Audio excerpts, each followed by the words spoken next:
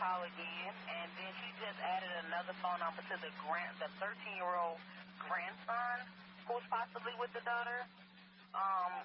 Step out with this. 2412. Veteran crisis hotline's calling in, so they have a female veteran off her medication. She's over at the safe haven. Detective 12, we'll check that one out. 6 Rumble, 2-1 started to show us. Office still stands for talk? No. Offender in custody?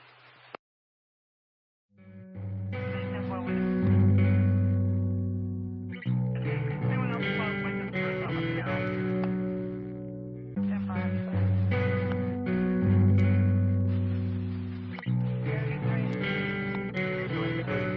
Supervisor calling it out.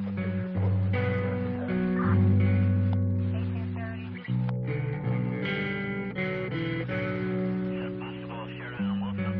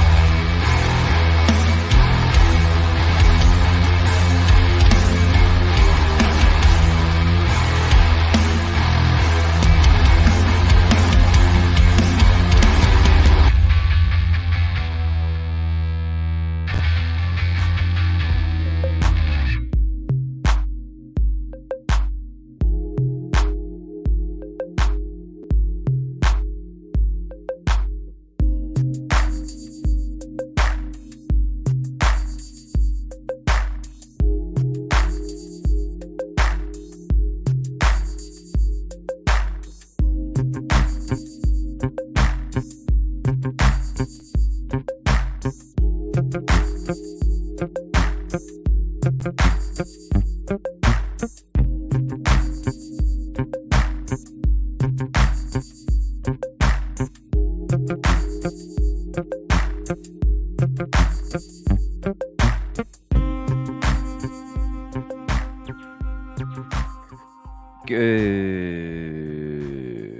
evening, everybody, and I'm sure I sound stuffy again. So I apologize about that. And thank you for hopping in. Appreciate you very much. Got a lot to get into again tonight. We got some one new document. Let me double check because you never know. Sometimes they drop a little extra. So let's check. Got a lot for you tonight, though. We're gonna read the document that dropped earlier. Go figure. Last night I bring up remember that guy that we will watch from time to time, the realtor in Idaho, and how he always makes all the videos, how not to move to Idaho. Well, guess what? Another one dropped. So we're going to be checking that out. Yep, just one document. That dropped. We're going to give you a little tour to some of the Sigma Chi awards with a little video. We're going to read a couple articles. One, President Green gets another award, and guess who announces it and writes the article? Yours truly, Demon Lady Jody. Yes, she does. She's the one that writes the article about President Green getting this award. We're going to be reading an article more about the University of Idaho Phoenix deal and how it seems like the Senate and the lawmakers are really just trying to delay the shit out of it so that way it goes. So let's hope for that. Not for us, for their community, because it affects their community and all these other students as well. And then we're going to be reading the article where the prior dean resigned over policy concerns that were being pushed on him and that he wasn't being allowed to do his job. So when it comes to if you didn't see those videos I dropped last night, shout out to the community, Caddy, Joanne, Yoli. And even today, shout out to the community as well for all these things. Last night, we dropped a couple videos. WSU broke the news again. We broke it about Maryland. We broke it about Virginia. We broke it about WSU. It seems like it's going to be a trend now. WSU suspends all alcohol-related events at their campus. And then there was another update, breaking news. Theta Chi of WSU is no longer being recognized because of practices of hazing. And when you hear from the parents, because there's a little bit of a parent interview in there as well, when you hear from the parents of the gentleman that passed, they straight up, right up, do you feel this was hazing? No. Rituals. Why are all these fraternities and sororities getting suspended now because of alcohol related events? Not because of hazing. Hazing's been going on for years and years and years and years and years and years and years. It's these alcohol related events, rituals. And when I'm going to mention a phrase, you're going to understand what I'm talking about. You're going to be like, oh yeah, I can imagine the types of rituals that are being practiced right now, right? All I have to say is TikTok challenge and you can go, yeah, some of those. Why in the hell would anybody even do it? You know what I mean? So think about it. It's sad. I think there's going to be a lot more coming too. Unfortunately. After that, we're going to be watching a interview / Q&A with yours truly, Nick O'Neill. We've been discussing Nick O'Neill on Uncovering the Cover. So we're going to be watching interview / Q&A with Mr. Nick O'Neill himself. And then check this out. As I was ending the show last night, I came across this episode from STS where they had a University of Idaho crime professor on the show talking about the crime at 1122, and that was on December 10th of 2022, and it's just him and the host. So I think it's going to be a very interesting a crime professor from the University of Idaho. It's going to be a crazy night tonight. Thank you all for hanging out tonight. I appreciate you. We'll go ahead and get to the hellos, and then we'll start the show with the document read. And we're going to have a special document read. It's going to be the first time ever, and I can't wait. Yoli's going to call in the show and read the document and discuss it after she reads it. It's going to be the first ever. I can't wait. And if you, I need to put a little collection together of the times that Yoli called into the shows too, because she used to call into the shows in the very beginning. She used to just call in the very beginning. That'll be cool. Yoli, we'll need to put those on your YouTube. All the times you called in the show. Katrina, ticket uno, thank you. Kib Kitty, ticket number 2, thank you. Detective Golden, ticket number 3, 49er Girl and Detective Golden are connected at the soul tonight with ticket number 3. Katrina, thank you for hopping in. Diana, ticket 9. Caddy, ticket 10. Oh, here's another soul connection. Collateral damage, ticket 10. From Oklahoma with soul connection. Ontario, Canada, manhunt. What? DS, ticket number. What is that on the scanner, detective? You're always on that scanner, detective. I love it. You always got the ears on the streets with that scanner, don't you, detective? What's up, Bonnie? Thank you. Appreciate that. Yoli, ticket number 13 or 14. Or 14, Bonnie says. Maybe. Who knows? Thank you, though. I appreciate you hitting the like. What's up, Crystal? Thank you for reaching back out, and I will have that design. Crystal was our newest winner of the coffee cup giveaway. So I'll be sending her a design either tonight or tomorrow morning, and then we'll see if it matches the approval. I can't wait. I love making them too, just designing them. It's fun. So congratulations, Crystal, for being the latest coffee cup giveaway winner. Christina, ticket 17, thank you. Always coming in with the roses. Appreciate that.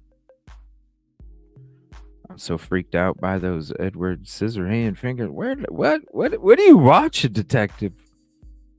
What are you watching? What are you watching? Yes, I am not feeling good today. I am not. My headache is slamming. It's slamming. I don't feel good, but we're here. What's up, Pam AB? Ticket 22. We got a lot of stuff to get into.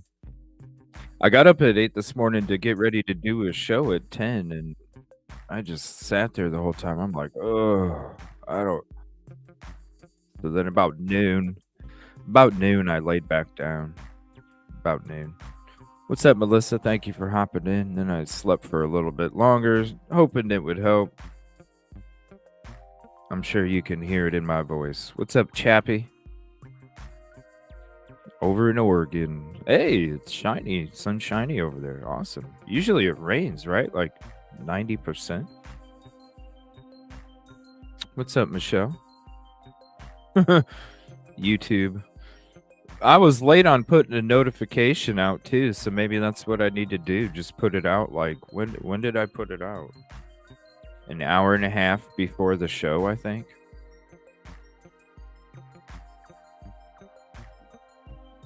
Maybe I just need to do that. Put it an hour and a half out. I think I'm going to try and do some of that reading stuff over at the lounge too. SM, what's up? Appreciate you.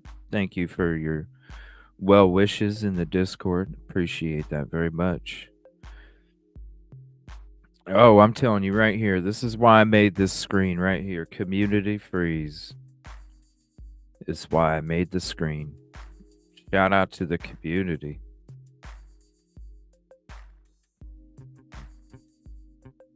Shout out.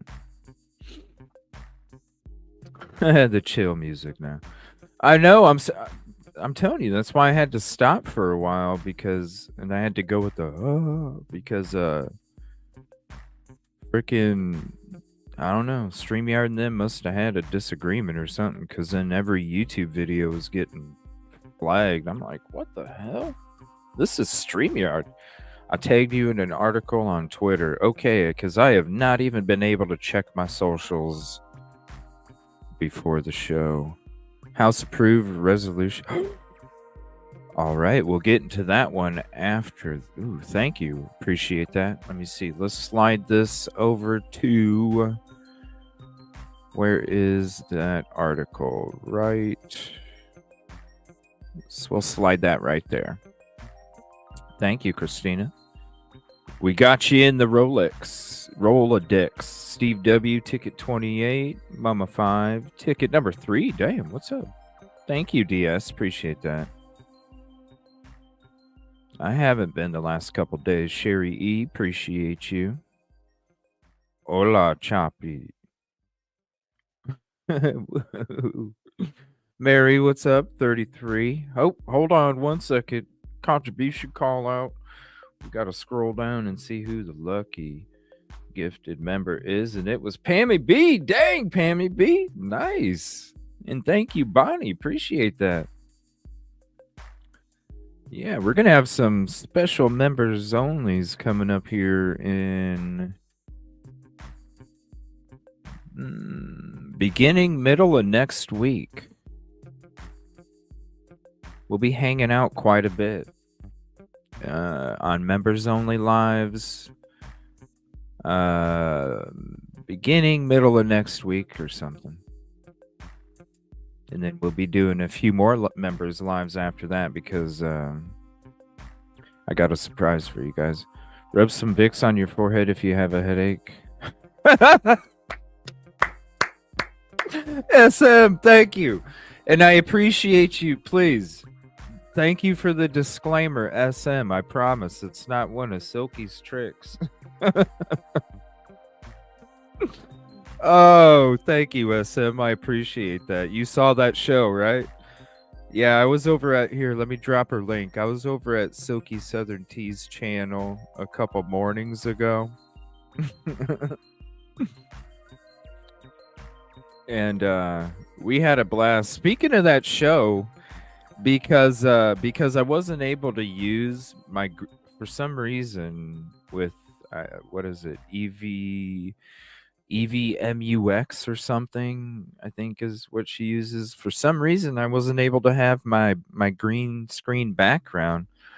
So I was like, well, so you saw like partial green and then some of the other part of the wall. And I was like, well, shoot, I might as well go sideways the whole time then, because at least it's half and half, you know? So, but people were like saying, you should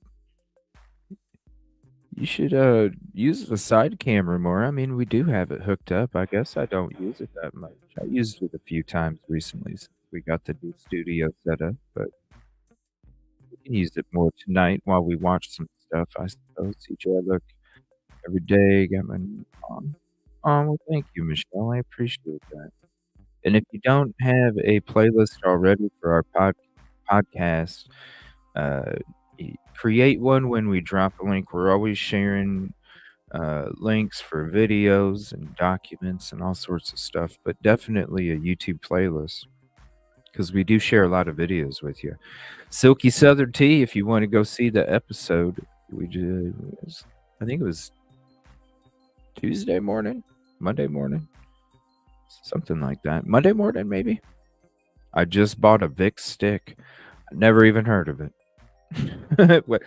I mean, it does sound good though, actually, to have Oh man, that would be amazing. Oh, a Vicks machine. I love the smell of Vicks. I really do. Even if I'm not feeling good, even if it's normal, I just love that smell. Ticket 38. She's wild. She is wild. Yeah, we're actually talking about doing like a weekly show together, one day a week, where we do a weekly show. So we're trying to. I think it's going to be Monday mornings. I think, but we are talking about trying to get something set up where we hang out at least one day a week, same time, same day, once a week. Yeah, I love that smell too. All right, give me 1 second here. I'm gonna do the switcheroo. Actually, I'm gonna share something real quick before I do that, though.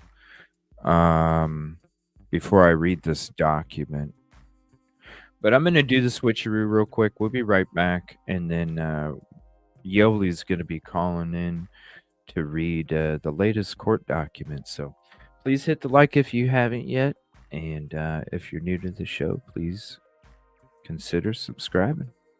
Be right back.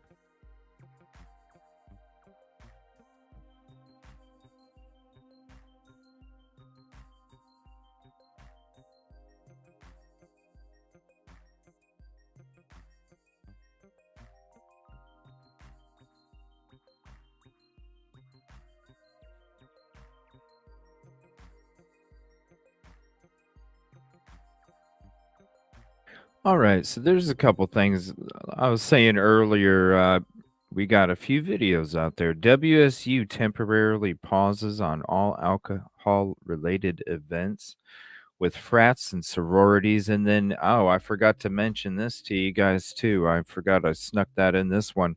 Not only Theta Chi fraternity is no longer recognized by WSU, but the University of Idaho was ranked number 2 in the safest colleges.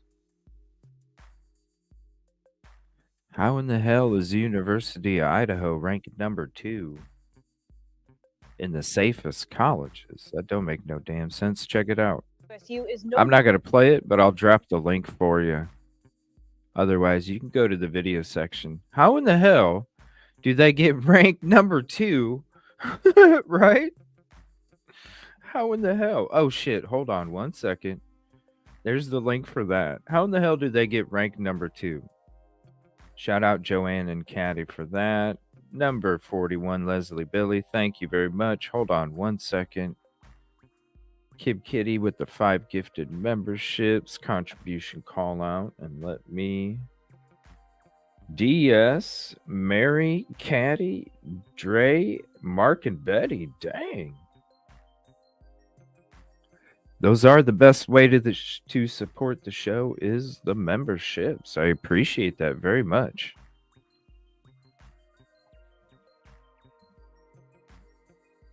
Because YouTube likes to take that humongous chunk out of it, you know? And that's what I don't understand, why they don't fix these issues for the community. You know what I mean? I don't understand that. Why is there errors? Why is there chats freezing? Why is there no notifications? Why is there people getting unsubbed because of some kind of cleansing thing from YouTube to try and get rid of inactive accounts after a period of time? You know what I mean? You fuck with the community when you do that shit, and the community is the reason that you're able to do what the hell you're able to do. So wouldn't you make sure, you know what I'm saying? Just like with the show, wouldn't I make sure that I try and do the best that I can do for the community, because the community is the reason why I'm here in the first place? Hello, YouTube. It's not that damn hard. You just treat people how you would like to be treated yourself. It ain't that damn hard.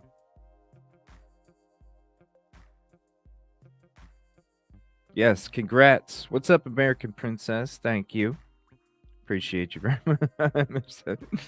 YouTubers. I do. I don't know if the link works or not.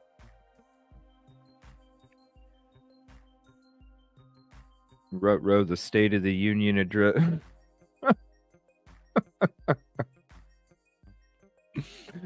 What are you gonna do? Watch somebody like pretend to handshake air? No, he's that way.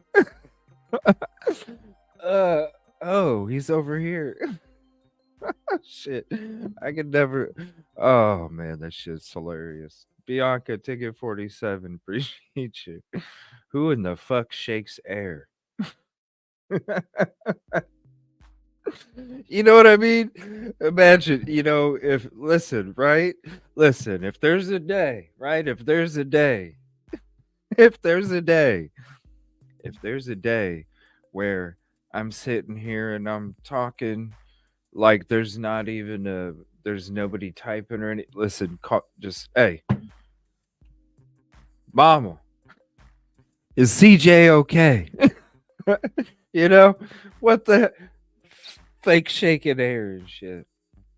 Oh man, it's crazy. It's crazy. But yeah, definitely check that out. How in the hell does the University of Idaho get ranked number 2? Number 2 safest college. Don't understand it. All right, hold on. Motion requesting additional deadlines.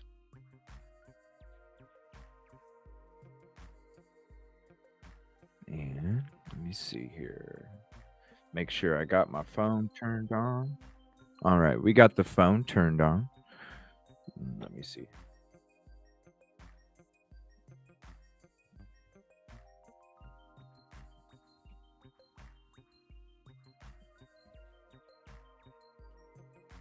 Bullish. How do you get the ranking? No. It goes into the uncovering the cover, everything that we've been talking about. And the best way to sum it up, bad ones down and the up. We got, hold on 1 second.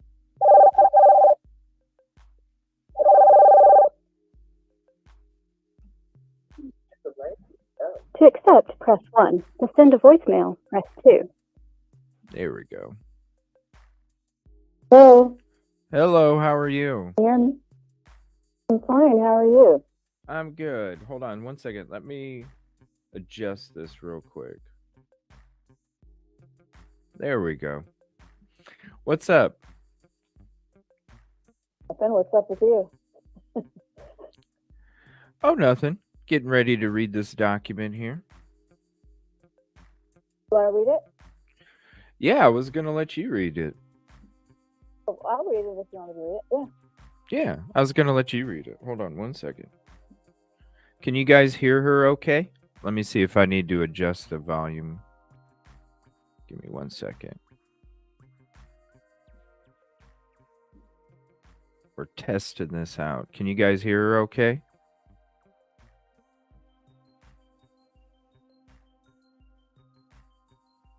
Oh, can you hear me? Hold on, let me turn you up a little bit. Can you guys hear her? Loud and clear. Hello, everybody. Loud and clear. Low? Should I speak louder? It's low? Hold on. Let me turn it up. How about now? Go ahead and say. About now. Yeah. Is it still too low?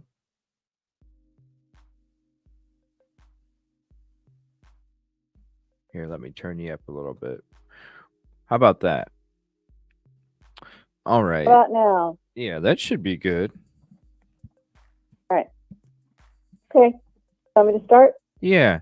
Go ahead. Okay. Comes now Brian C. Koberger by and through his attorneys and hereby request this court for additional deadlines.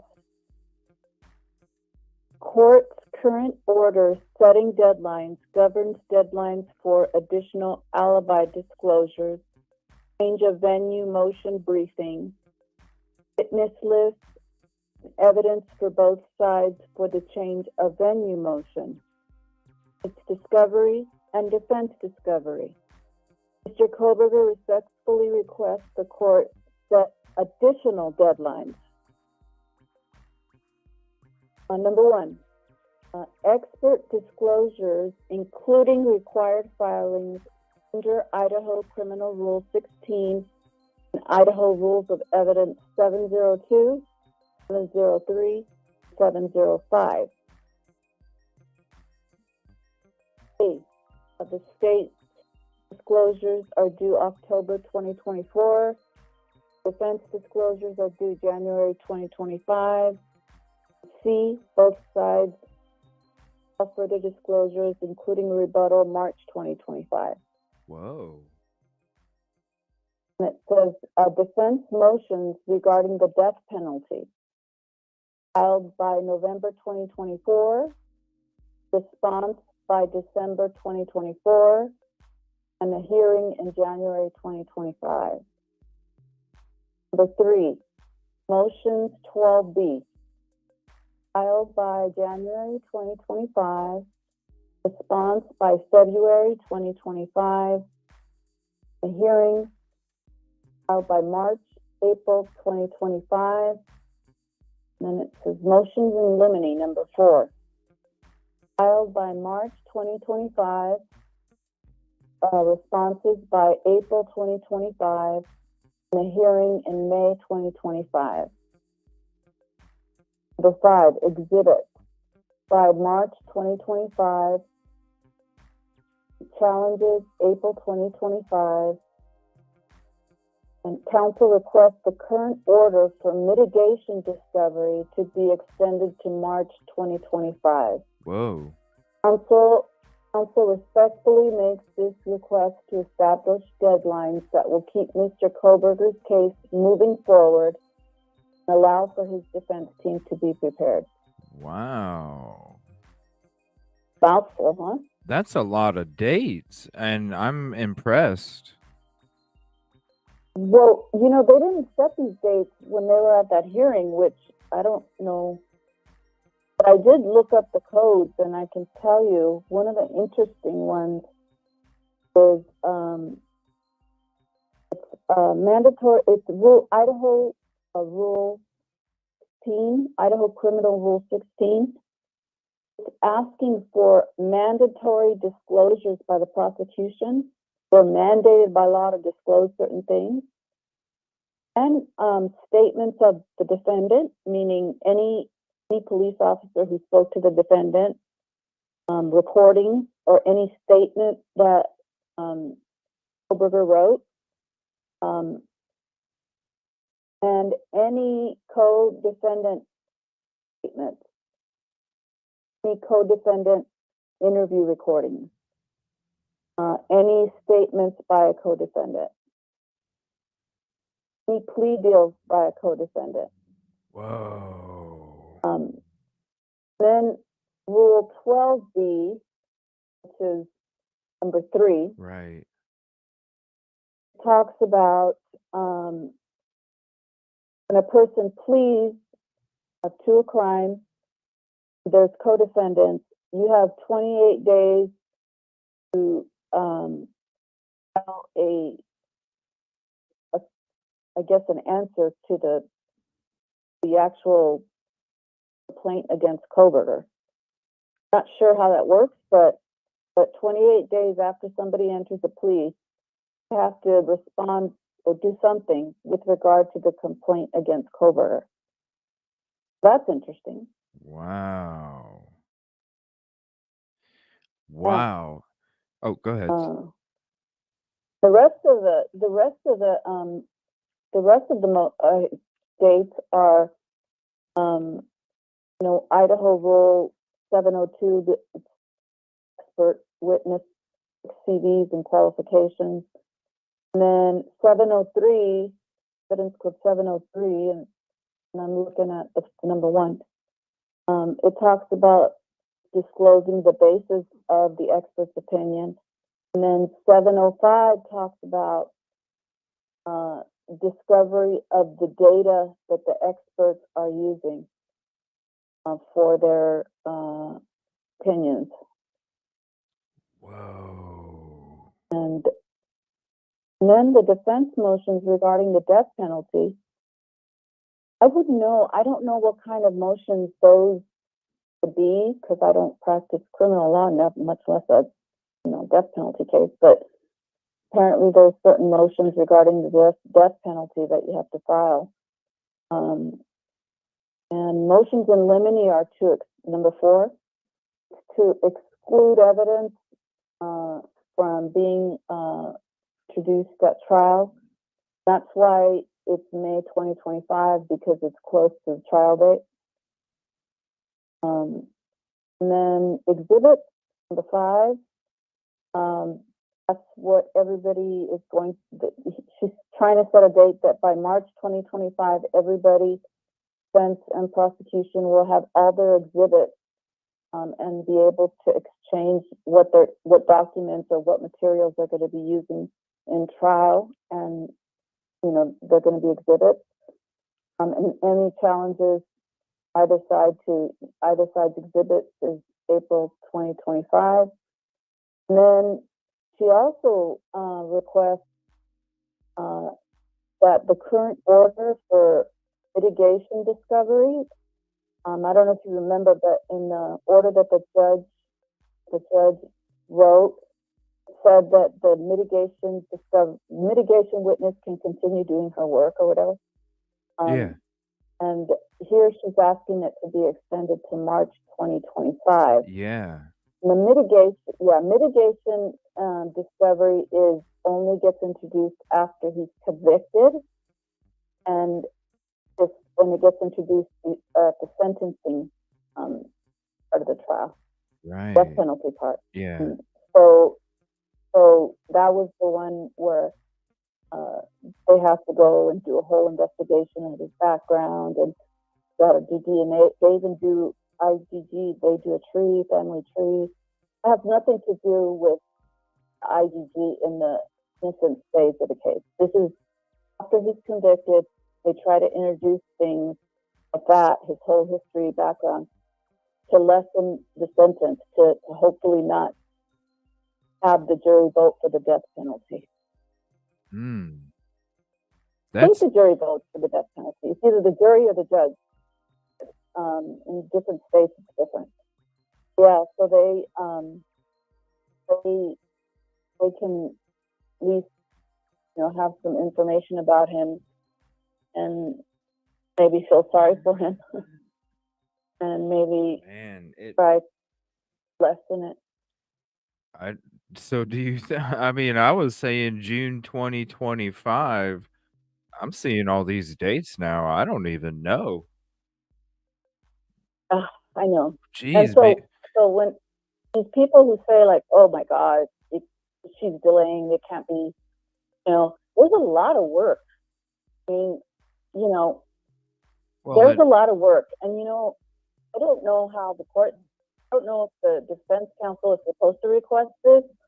The court is supposed to set dates by now, like the court sets them. Because in civil, the court sets all the dates. And we also have code civil procedure that sets certain dates related to the trial date. I don't know if she's requesting this, and I guess at the time they didn't get to go through all this. I mean, they requested some dates, but it's a lot. Man, I'm not seeing June 25 anymore. I'm not. Oh, it seems one 2026 of the things now. is co-defendants. Perhaps there are co-defendants out there haven't pled yet. They haven't given a plea, haven't reached a plea agreement. But this co-defendant stuff keeps coming up. Yeah, that's what somebody put in chat. What's up, KP? KP put, I've always felt someone made a deal.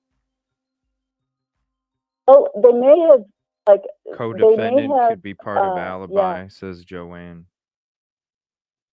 Yeah, they may have agreed to make a deal. It's just that the deal hasn't been made yet, but they may have an agreement already, and it's just a matter of formalizing that agreement.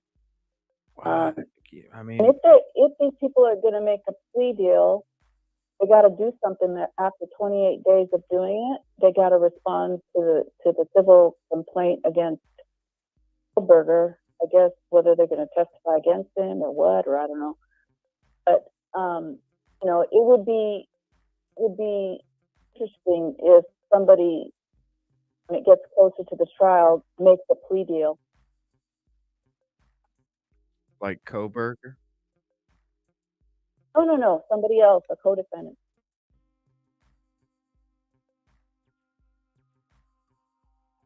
Yeah, so that's the scope of it. Man, but what the hell? This is so crazy. I mean, the dates already. The judge was so pushy about having it done right away, and then you see these dates, and you're like, okay, you're like waking the fuck up, dude. Like it's not gonna be that quick. But Well, this I heard co-defendant that stuff, he's never done a death penalty case, no. but I don't know. That's what we've That's heard. it. We've heard she has, but he hasn't. But co-defendant, Yeah, it's weird. co-defendant. It is. It's very odd.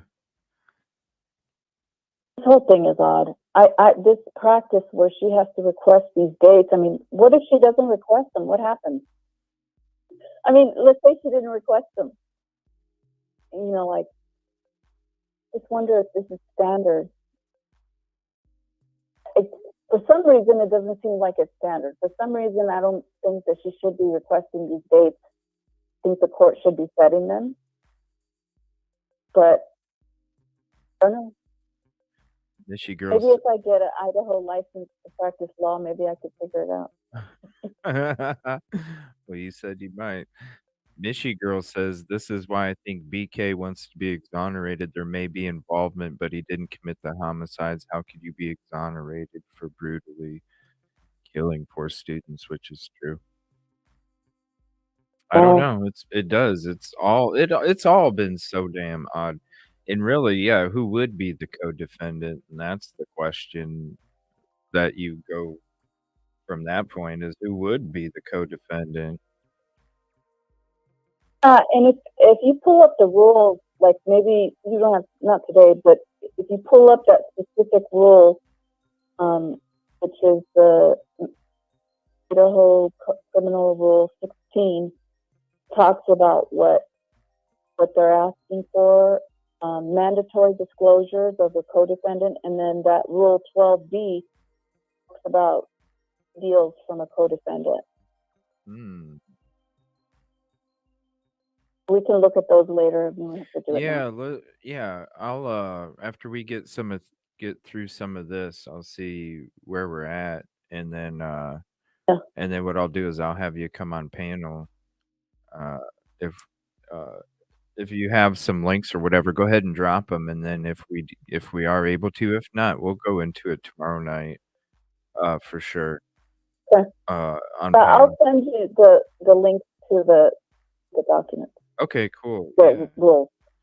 Yeah. Okay. Well, we should have enough time because I think I don't think these articles are too crazy long, so we should be good for times. Okay. Yeah, towards the end of the show. I'll hang up now, and hopefully that was informative.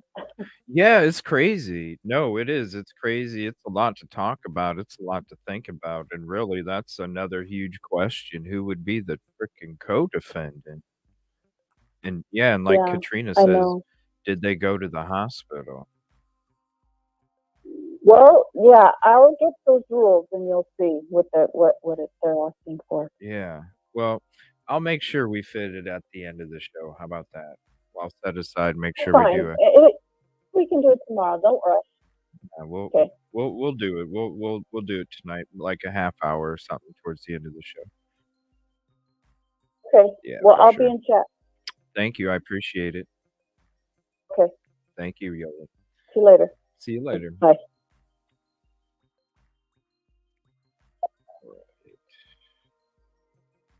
That's very interesting.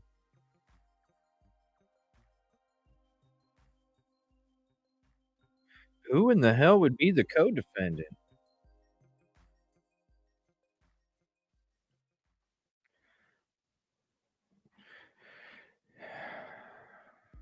Hmm. And then that speculative talk about how he asked if there was anybody else that had been arrested already.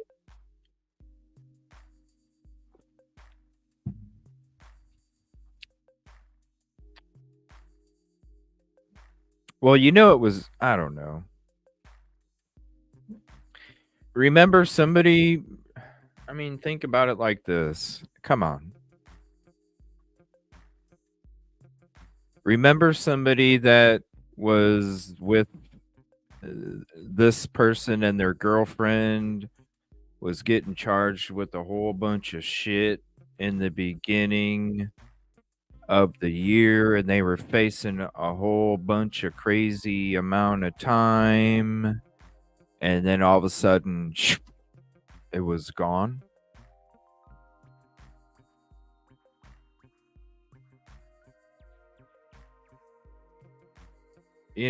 His girlfriend was on the body cam where she got no, not that person, Chappie. No,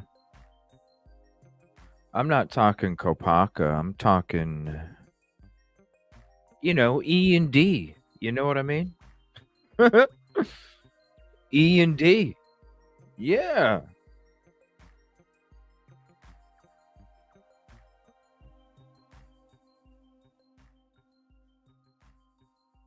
Yeah. Because remember, that was a big topic almost a year ago, actually. Maybe a couple, what was it? May? Was it May or something when everything was like gone? Wait a minute, this article used to exist. It don't exist anymore. What happened to it? This talked about all the time they were facing. I mean, decades. Decades. Interesting, interesting, interesting. And you ain't heard shit about any of them, have you? Hmm. It is, Michi girl.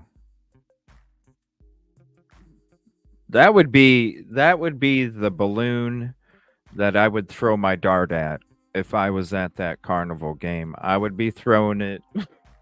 I would be throwing it at that balloon. That would be me. Like after we heard all this crazy shit just a minute ago, and I'm gonna make sure we have time towards the end of the show, regardless if I feel like shit.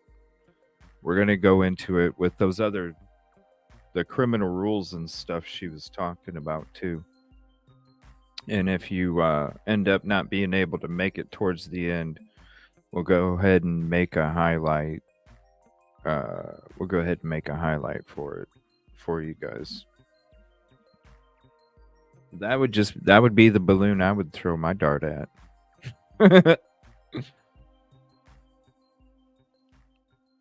Oh, we're gonna go into it, Shonda. Yoli was going through the documents and was going into the rules and what the rules are asking for and requiring, and yeah, it's gonna be very.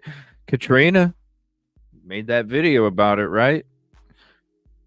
If you guys missed it, we had the read through last night. BK's neighbor contacted the LE about the DNA test that him and Koberger discussed, and then he bounced and left the USA.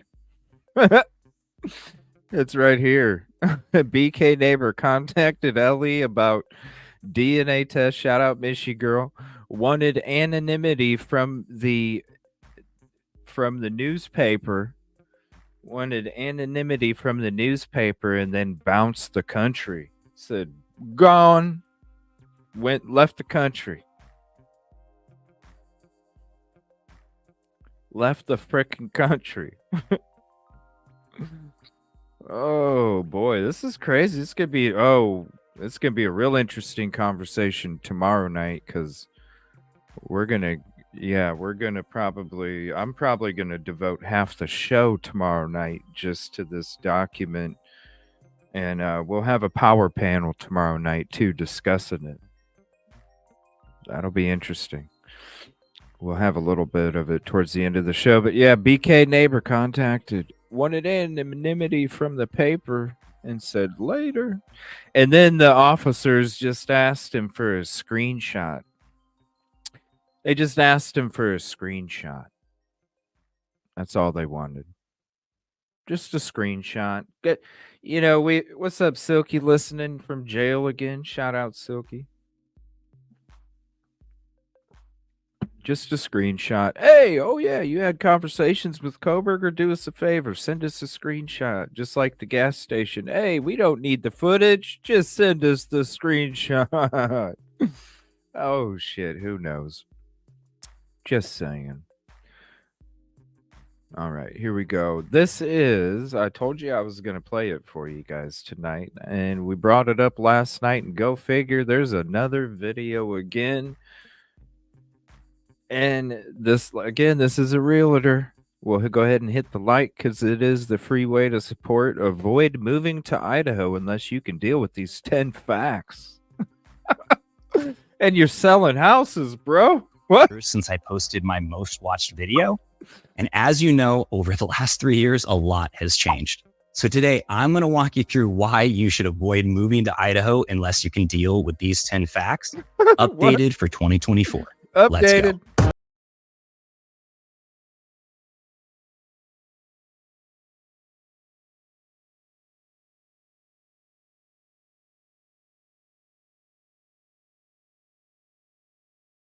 Episode of Living Life in North Idaho. My name is Trent, and on this channel, we talk about what it's like living, eating, working, playing, and buying real estate here in Idaho. So if this is of interest to you, go ahead and tap the subscribe button, hit the notification bell, so every time I come out with a new video, you get notified. So the only right way to make this video is to reset everything back to the way it was almost 3 years ago. All right. Still have the shirt, but I do have a little bit more hair, so it's not exactly the same. Anyway, so today we're going to go through why you should avoid moving to Idaho unless you can deal with these 10 facts. Yeah. I'll go through each fact from the previous video, letting you know what's changed, how much it's changed, and what has not changed. And like I said in the previous video, I'm not saying these are negative, and I'm not saying these are positive. I've been here for 32 years, and I've had my own experiences, and I have my own opinions, but I'm not here to share those with you. Just here to share what it's like living here in Idaho so you can decide if these things are positive or negatives for you and if Idaho is. Well, trust me, we'll get into it towards the end of the show, and if you miss it, I'll be making a highlight out of it. I can already see if you're not part of the Discord group, Yoli's dropping them in the info drop if you want to see all the documents, but we'll be going through those towards the end of the show here. Is the right place for you to live. So the first one is Idaho is a very red state. Yes, this is still very true, probably more true than it was 3 years ago. Idahoans are very into their country, they're very into their churches, and they're very into their guns. But I have noticed a significant difference in the conversations that I'm having with people and people that I'm meeting, where it used to be, yes, Trump, Trump, Trump all the way. I think people are starting to cool down from that, starting to understand you really need to step back and decide, is it really the two-party system? Is that really the best way to go forward? If you remember, both parties voted for us to go into wars that we should have never been in. They both have raised the debt ceiling over and over, and they both have been eroding constitutional rights and creating a lot of inflation. This is not good for anybody. It's not good for our country. So I am hopeful that people start looking at the problem and trying to think outside of the box for a better solution. Again, not saying this is negative, not saying this is positive. This is just something I'm starting to notice. The second fact that people should look at before moving to Idaho is our weather. And yes, our weather is still crazier than ever. Last winter, we had a really long winter. It snowed Halloween, and that snow stuck around into March, April. We've not seen that in a long time. But then this year, we've not gotten a lot of snow. We've only had 2 or 3 snowstorms. It's been raining a lot. It's been very gray. the weather has been mostly warmer, except for a really bad cold snap that we had that got down to -16 in some areas. So yeah, the slogan here though is if you don't like the weather, just wait 15 minutes. The weather is still a major factor. And if you want to hear more about the weather, you can check out some of my other videos up here that goes into more detail about that. But it's definitely something that you want to know before you get moved here because not everybody can handle. The third fact, we have a lot of wildlife up here. Yeah. Yes, thank God that's still. What is wrong? Like what? The weather? Okay, you're moving to the north of the fucking United States. You know what I mean? You know the weather is going to be fucking cold. Okay, Trump. I think he's leading the polls, right? Oh, whoa, that's a shock. The wildlife. Okay, it's beautiful. I don't understand. Avoid moving to Idaho unless you can. I think if you're already thinking about moving to Idaho, then you would already know this shit already, right? And if you, okay, I know you guys are freaking out. I know you guys are freaking out. Give it about a half an hour.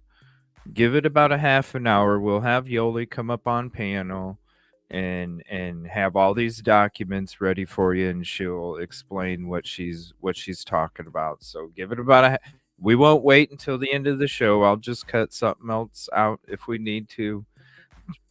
I see you guys going crazy in chat. About a half an hour. We'll go ahead and we'll go through that stuff for you. Okay, that way you don't have to wait. All right. Very, very true, because Idaho would not be Idaho without our deer, without our moose, without our elk. We know our this, predators, man. the bears, the mountain lions, all of it. They're still here. Still a lot of them. In fact, there might even be more here and now because of COVID, because there wasn't as much hunting going on. There weren't people coming from out of town to hunt here. So for me personally, I've been seeing a lot more elk herds and deer, which is really awesome. But something that I didn't mention in the previous video, Idaho has a really wild predator that is not super common. I've never seen one, but there are 400 that live in Idaho, and it's the wolverine. The wolverines have been known to kill deer and elk. They can climb up in trees, jump down on people. They are absolutely ravenous. They go crazy, and apparently they're very tough and very hard to kill. So yes, Idaho has a lot of wildlife, and it's something that if you're not used to and you are kind of scared to run into a wild animal, maybe Idaho isn't the right place for you. Yeah, I would be. Number 4 was tourism is definitely a thing here in Idaho.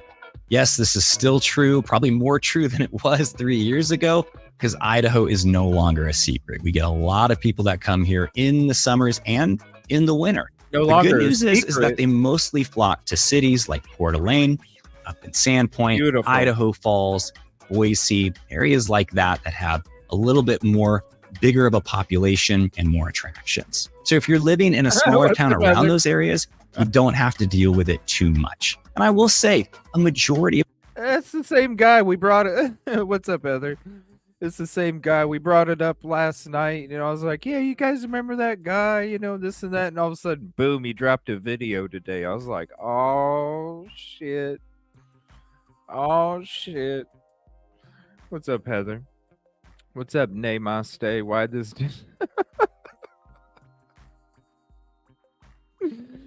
I'm going to sell you a car, but you ain't going to like how it drives. It rides rough.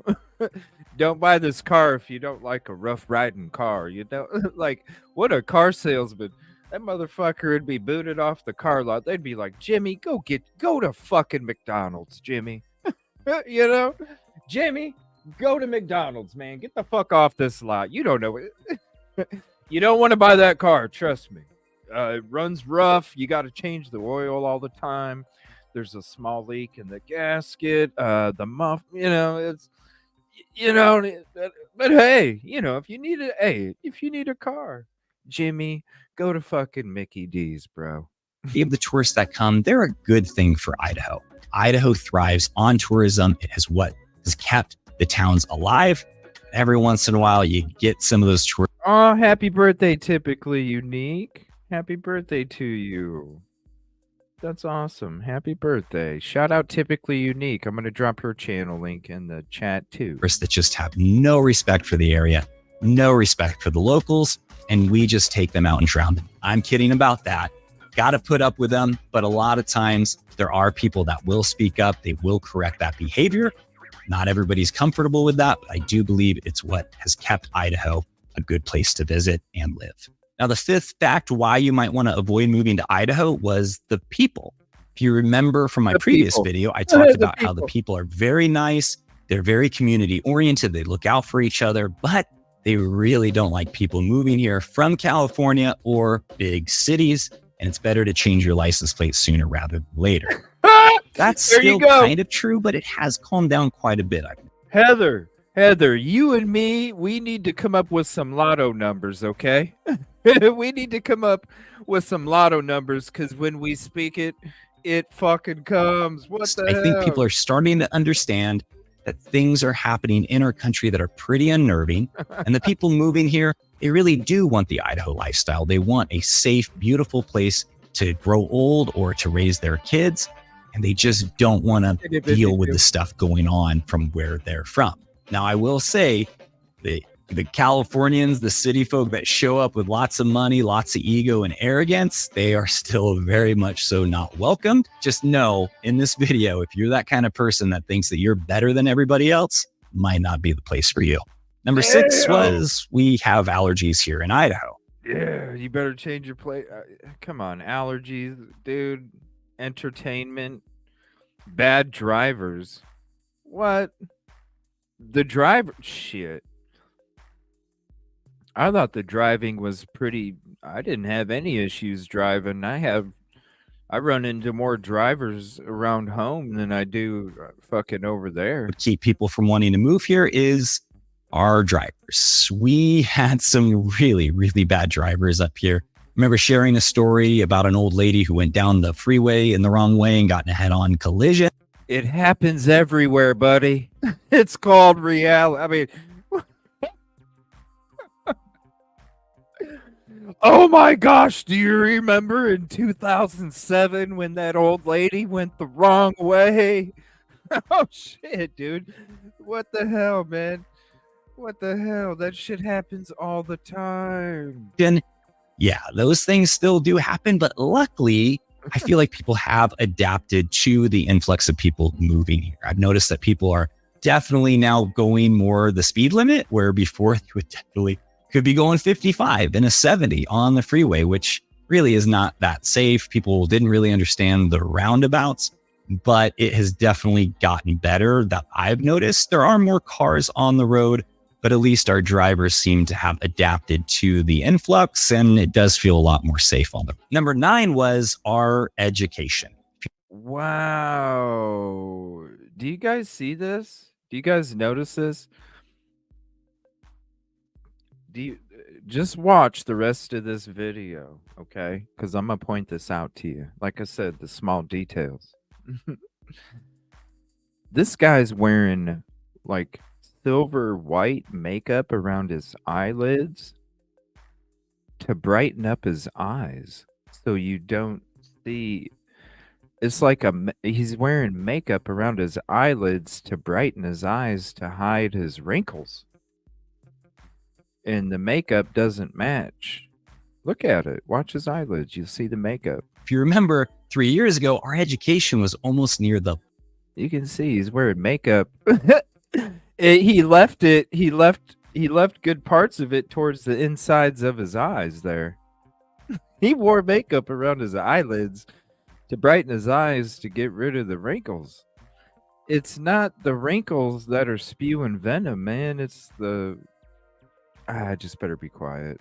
Bottom in the country, we have made some pretty big strides. We're actually only, I think, 5 or 4 Idaho is less beautiful than Seattle now for our school system, and we still have the least amount invested into the school system. So to make those kind of leaps without making massive investments is pretty awesome.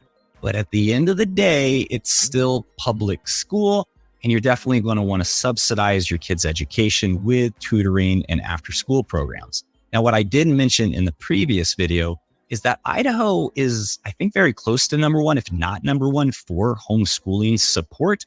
as well as our laws being very supportive of people homeschooling their kids. I myself was homeschooled up until high school, and I know that my mom probably had higher aspirations for me, but creating a YouTube channel and a real estate team, I'm not doing too shabby. So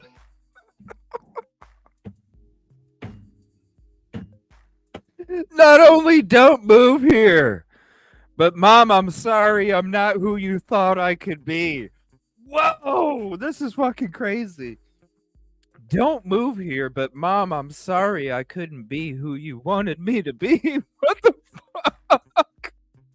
Oh my gosh, dude, what the fuck?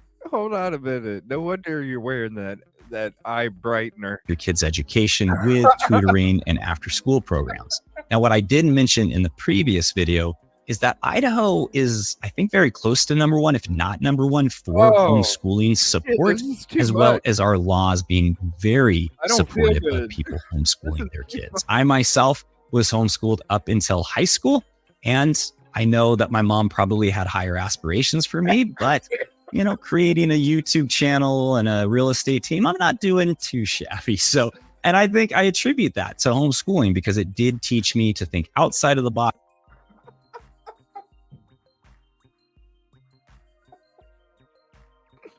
Oh my God, I'm sorry. I don't feel good. And I'm laughing so much. Oh, man. Oh, shit. Just give me a moment here. Oh, man.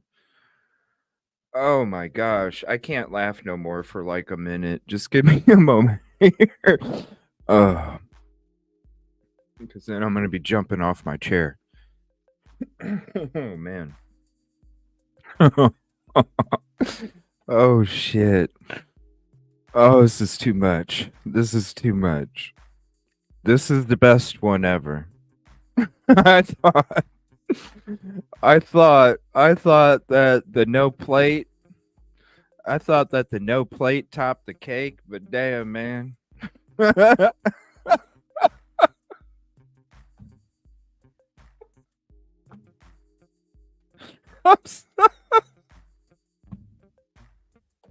Was homeschooled up until high school. Oh shit, I'm sorry, Mom.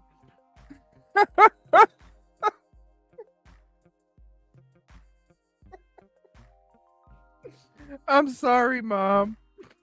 But at least I have a YouTube channel and a real estate company. I have a YouTube channel where I make videos about telling people why not to move here. And my real estate company is a bunch of bullshit because ain't nobody buying properties, Mama. I'm sorry. Bro, let it all out, man. Let it all out. Cool.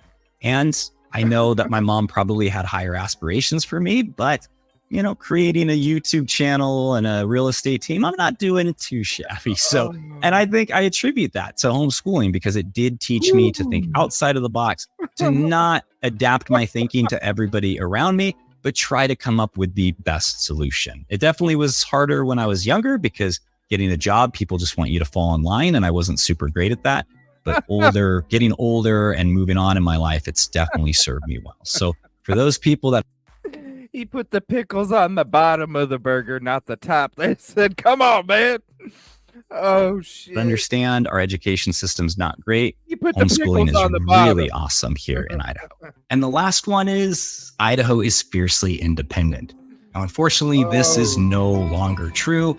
Idahoans have really subscribed to trusting the government and doing whatever they tell us. Oh, shit. Obviously, that's not true. Idaho is even more fiercely independent than it was back in 2021 because we see that the government has been tested and right now it's failing. Again, I'm not saying this is my opinion. This is the opinion of Idahoans. Keep my opinions to myself. But yes, Idaho has become even more fiercely independent where they enacted legislation. He's going to keep his opinions to himself. Mama, I'm sorry. That has put constitutional carry in place, meaning that If you are an adult, you can carry a firearm and you do not need permission from the government or anybody else to do that to protect yourself. So I'm sorry, Mama. big step in the opposite direction of what a lot of these cities are doing. And that's exactly the way Idahoans like it. So if you love that fiercely independent spirit, you're going to love Idaho. You need... See the eye brightener, people. I ain't lying. I ain't lying. Take a screenshot. Go ahead. I ain't lying. I ain't lying.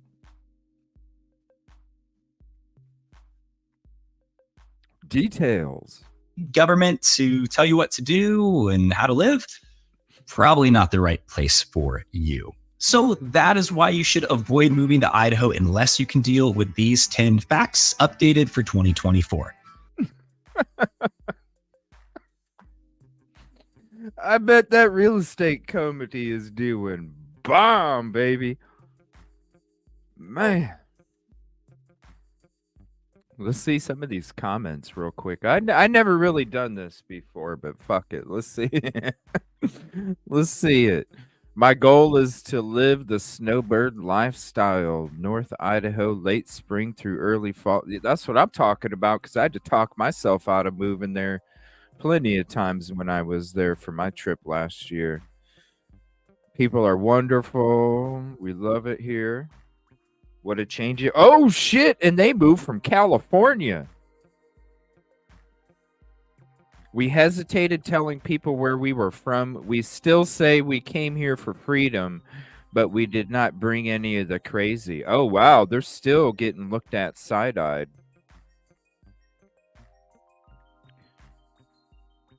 I'm glad not too much has changed, said Maddie Oaks. I love... Let's see.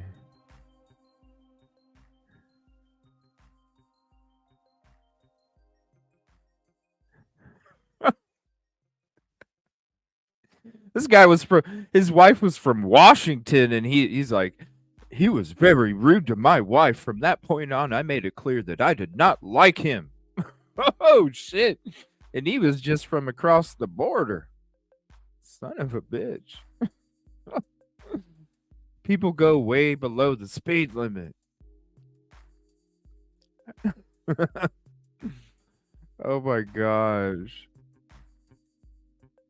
Reasons Idaho is exactly as a senior. I did not appreciate your political opinion and ended your video as soon as I heard number 1.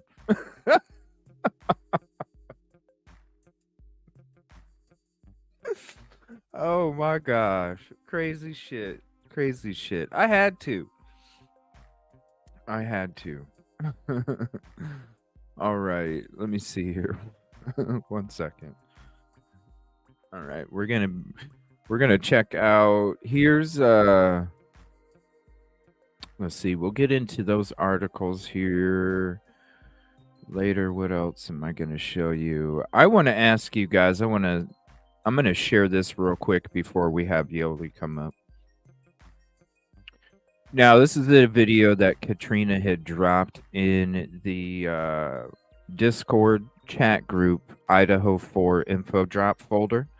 If you're on Discord, or if you're not on Discord and you want to become part of the Discord community here for the podcast, click on this link and you can go ahead and join. And we have info drop folders, that is information from the community for specific cases, breaking news in case there's any new cases, where we'll have other folders opening up.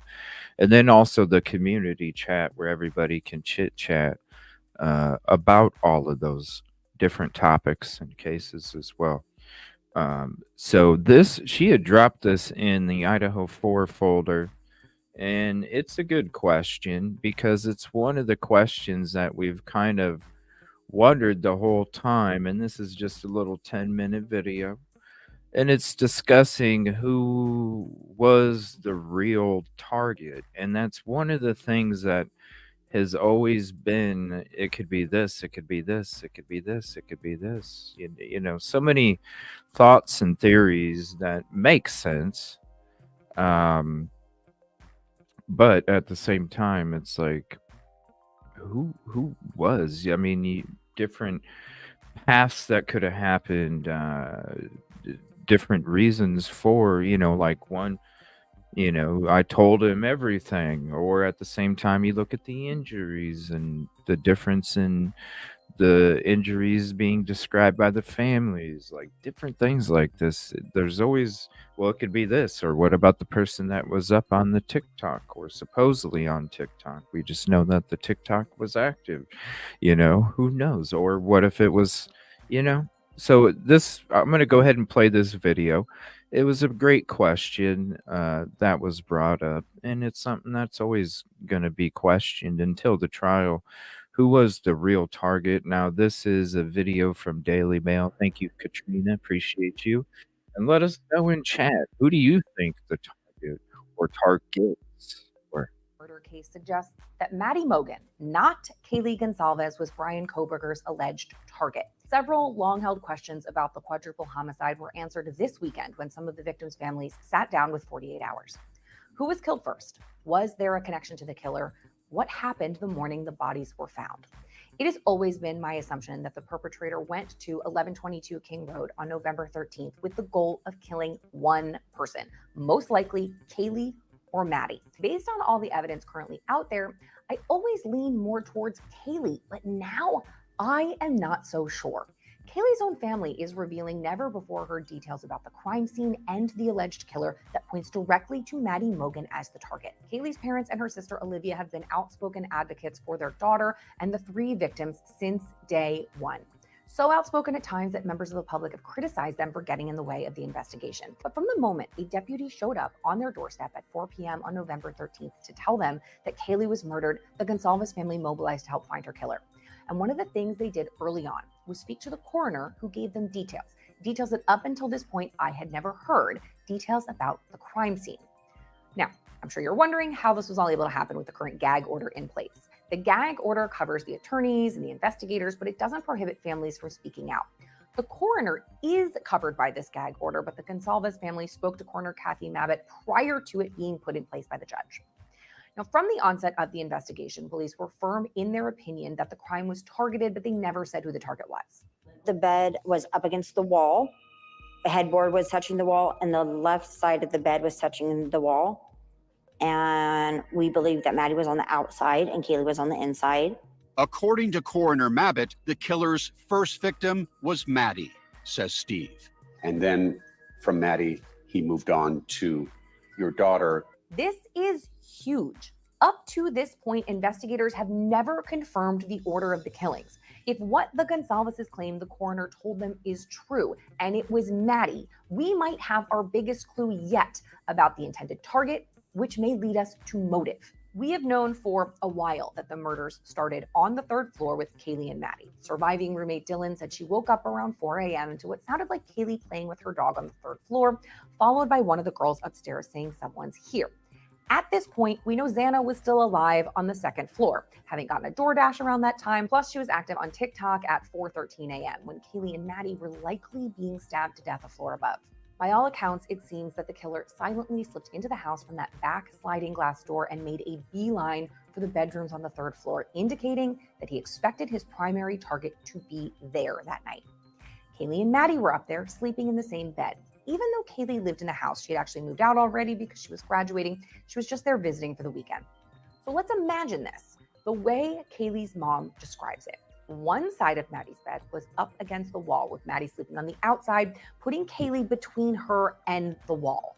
Now, in this configuration, Maddie would have been the first person that the killer had access to upon entering the room, and he would have needed to lean or climb over her in order to get to Kaylee. Now, the Gonsalves has said that they uncovered evidence that Kaylee had tried to get out of the situation but was trapped.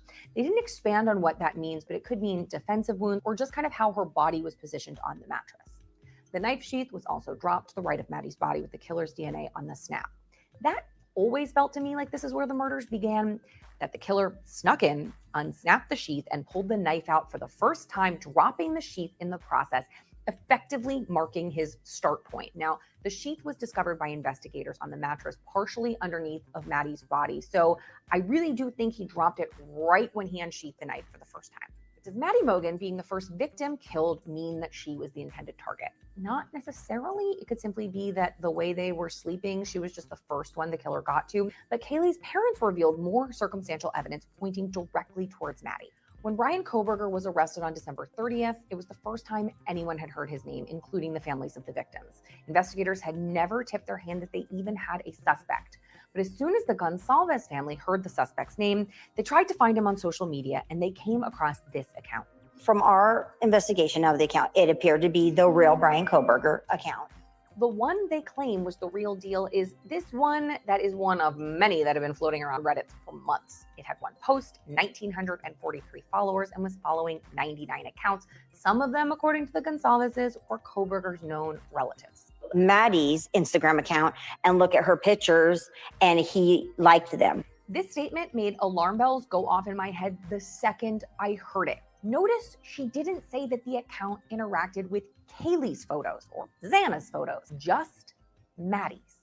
Sources had previously told People magazine that Kohberger followed all three of the female victims on social media, but had repeatedly messaged only one of them. And now I'm wondering if that person was the same one who had photos that he liked. A source also told the outlet that Kohberger's phone contained multiple images of one of the victims. And again, I am wondering if the evidence will show that those photos were of Maddie. Olivia Gonsalves also had access to her sister Kaylee's phone and call logs, which she turned over to the police. So I have to imagine if she went through her sister's phone and found a bunch of unanswered messages from some guy, she would have mentioned it to the police and probably again in this interview. Now, according to authorities, Kohberger showed up repeatedly outside of the victim's home prior to the murders, starting as far back as August 21st, when his phone pinged a tower covering the area near 1122 King Road. Logically, if Kohberger was allegedly stalking the house, which is down that random back road, he would have had to have come in contact with the girls before that in order to figure out where they lived. There has been an unsubstantiated rumor flying around for months that the suspect would frequent the Mad Greek restaurant where two of the victims worked, Xana and Maddie. Now, the restaurant has denied this, but I've actually eaten there and I'm positive that the owners wouldn't remember me, so I think it's plausible maybe they just didn't remember him. This is likely the place where he first came across these two victims. He's a vegan, they serve vegan food, and there's a limited amount of that in the area. Now, Kohberger was enrolled in nearby Washington State University, not the University of Idaho where the victims went. But one of the victims did have a connection to WSU, and this time it's not Maddie. Xana Kernodle's older sister, Jasmine, was a senior at WSU. Now, like Xana, Jasmine majored in marketing, so it seems unlikely that her undergrad classes would have overlapped with Kohberger's graduate ones, but it's just worth mentioning that they went to the same school. Jasmine and her father also spoke to 48 Hours and divulged new information about the hours after the murders. 911 wasn't called until noon the next day, but along with the police, Jasmine was contacted by Xana's friends. There were multiple people already at the house when 911 was finally called. In addition to the surviving roommates, Bethany and Dylan, police said that several other people were there and that neither of the survivors made the 911 call, though it was made from one of their phones. It's never been explained whether they were there because other roommates had guests in their rooms the night before, which is one possibility. The other, which is a theory that has been floated in Reddit threads, is that Ethan's two siblings were called before the police. Now, he was a triplet and both his brother and sister were students at the University of Idaho. Now, along with the Chapins, it would make sense to me for some of Ethan's Sigma Chi brothers to have been called because they were just close by. You can actually see the Sigma Chi frat house from 1122 King Road. Why all of these people were at the house before cops were called is a huge mystery, and it doesn't make a lot of sense. And by the time Xana's sister Jasmine got there from Pullman, police had already arrived and closed the crime scene. Now, as we have discussed many times before, the scene was one of the bloodiest ones that police had ever witnessed. With so many people in the house before cops got there, it's pretty shocking that there wasn't blood tracked all over the house or even out here on this cement patio. I don't know what to make of that other than just assuming that the group was either smart enough or unfortunately traumatized enough not to walk into the blood-soaked rooms before cops got there. But as to why the killer didn't leave a blood trail, the Gonsalveses think he had what's called a kill kit. I think he had a backpack. A change of clothes. We don't know if it was coveralls, pants, hoodie. We don't know. This means he would have had minutes maybe seconds to change out of the clothes he wore into clean ones between the time Dylan heard crying in Xana's room and then seeing the killer walking out of the house. Now, the murder weapon and those bloody clothes have never been found. Search Daily Mail videos on Facebook for more clips like this. For more true crime content like this, hit like and subscribe.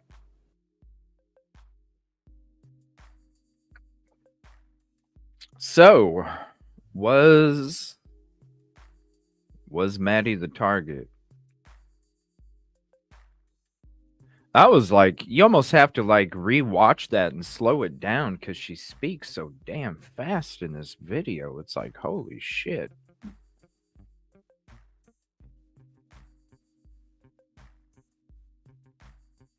And here's the link to it.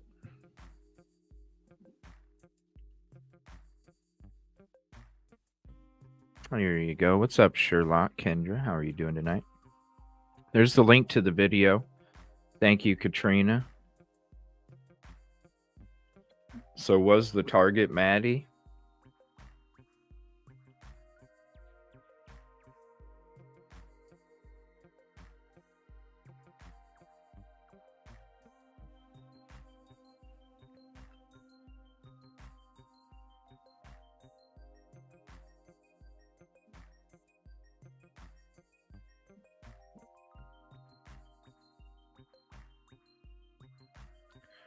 Who was first? Was there a connection? And what happened the morning they were found?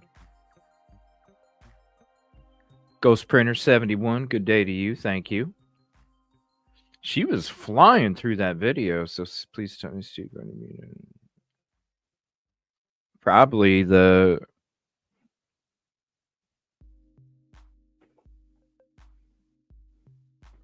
co-defendant. Remember, that's when they told him.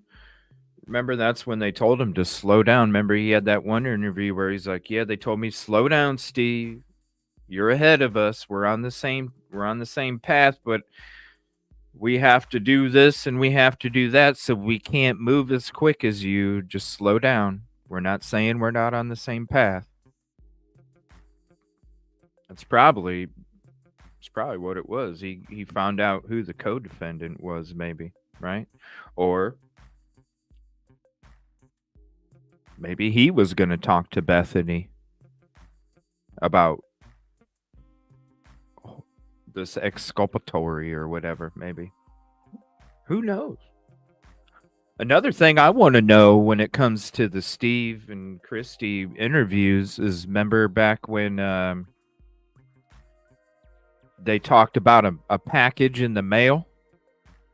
The package in the mail that they transferred custody to the MPD because they felt it had some significance to the crime. They got something in the mail. I want to know what that is. And I'm wondering if when they got that in the mail and they turned it in, I'm wondering if that's where the person they were contacting to see about that.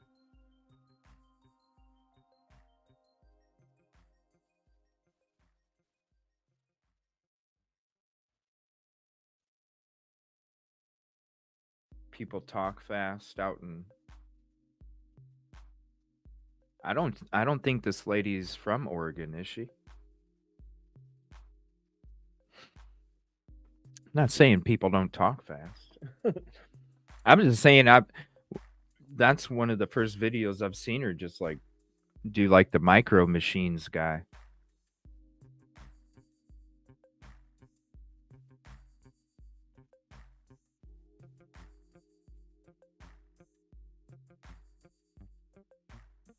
I don't know. Usually she don't talk that fast. Ooh, hold on one second. We got Yoli here. What's up, Yoli? Hello. Hi. What's up? Let's see here. Let's switch over to this. All right, there we go.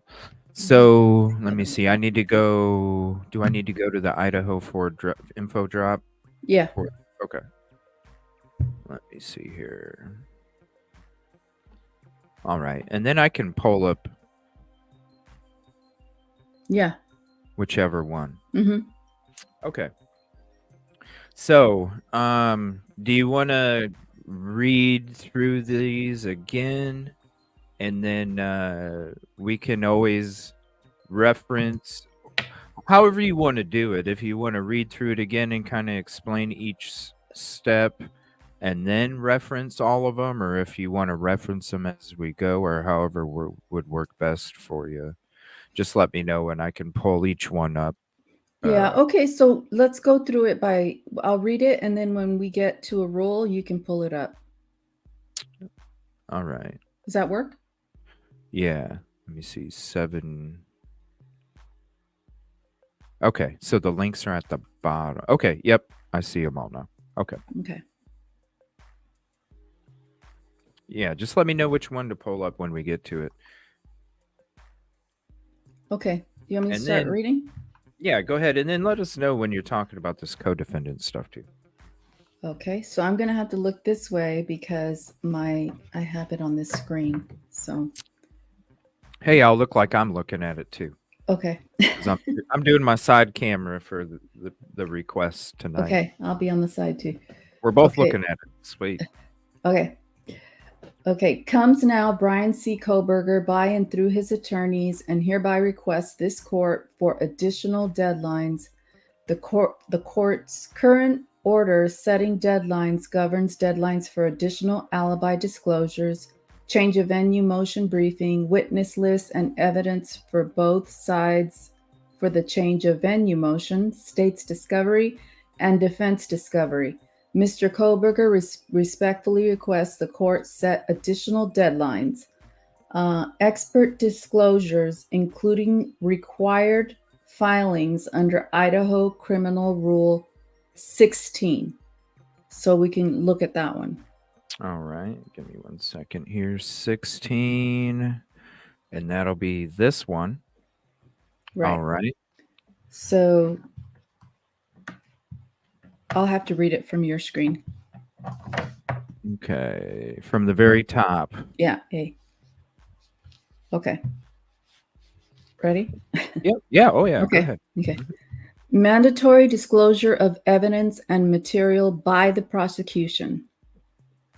As soon as practicable after the filing of charges against the accused, the prosecuting attorney must disclose to defendant or to defendant's counsel any material or information in the prosecuting attorney's possession or control, or that later comes into prosecuting attorney's possession or control, that tends to negate the guilt of the accused as to the offense charged, or that would tend to reduce the punishment for the offense.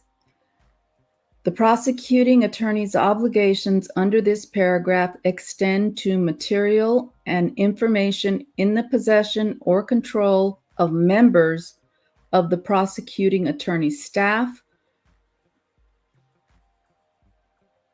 and any others who have participated in the investigation or evaluation of the case, who either regularly report or have reported in that case to the office of the prosecuting attorney. The prosecuting attorney must also disclose the general nature of evidence of other crimes, wrongs, or acts it intends to introduce at trial as required by Rule 404B of the Idaho Rules of Evidence. Okay, and this is B. Disclosure of evidence and materials by the prosecution on written request. Except as otherwise provided in this rule, the prosecuting attorney must, at any time following the filing of the charges or written request by the defendant, disclose the following information, evidence, and material to the defendant. Statement of defendant. On written request of a defendant, the prosecuting attorney must permit the defendant to inspect and copy or photograph A, any relevant written or recorded statements made by the defendant in possession, custody, or control of the state, the existence of which is known or is available to the prosecuting attorney by the exercise of due diligence. B, The substance of any relevant oral statement made by the defendant, whether before or after arrest, to a peace officer, prosecuting attorney, or agent of the prosecuting attorney. And C, the recorded testimony of the defendant before a grand jury that relates to the offense charged. Number 2, statement of a co-defendant. On written request of a defendant, the prosecuting attorney must permit the defendant to inspect and copy or photograph A, any written or recorded statements of a co-defendant, and B, the substance of any relevant oral statement made by a co-defendant, whether before or after arrest, in response to interrogation by a person known by the co-defendant to be a peace officer or agent of the prosecuting attorney. Number 3, defendant's prior record.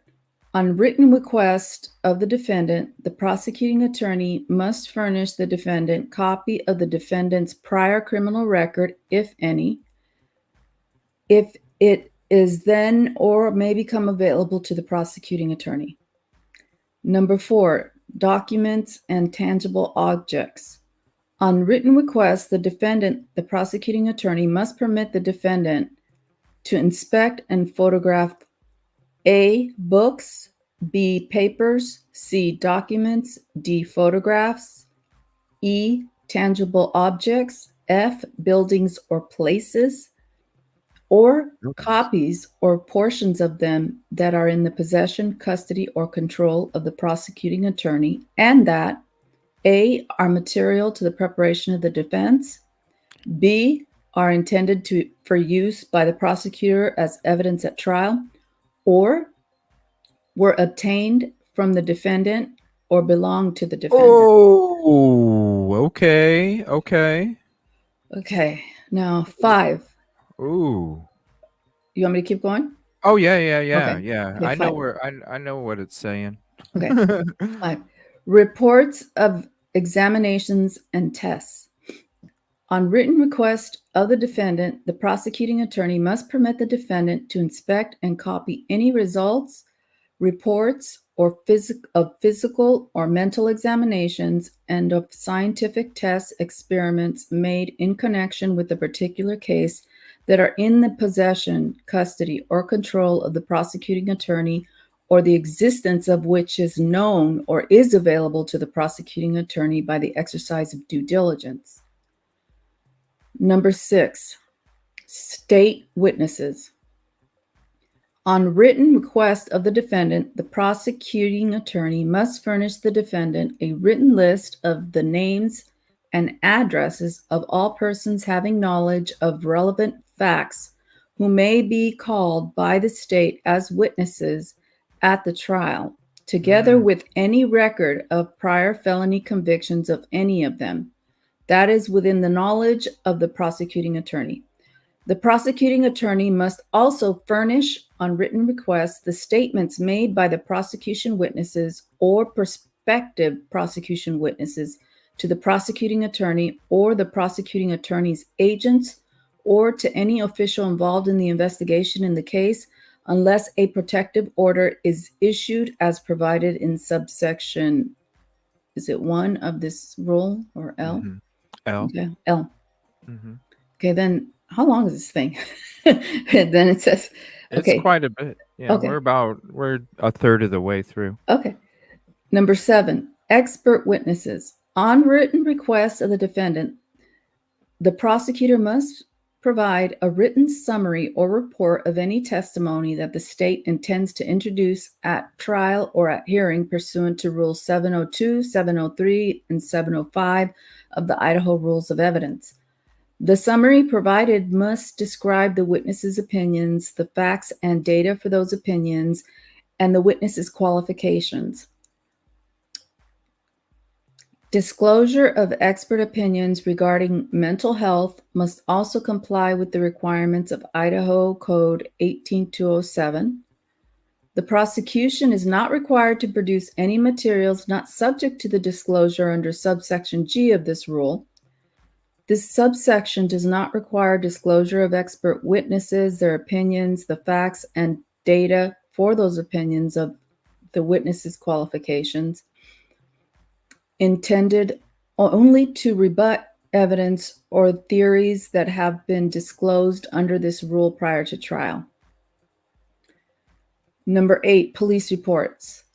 On written request of the defendant, the prosecuting attorney must furnish the defendant reports and memorandum in possession of the prosecuting attorney that were made by a police officer or investigator in connection with the investigation or prosecution of the case.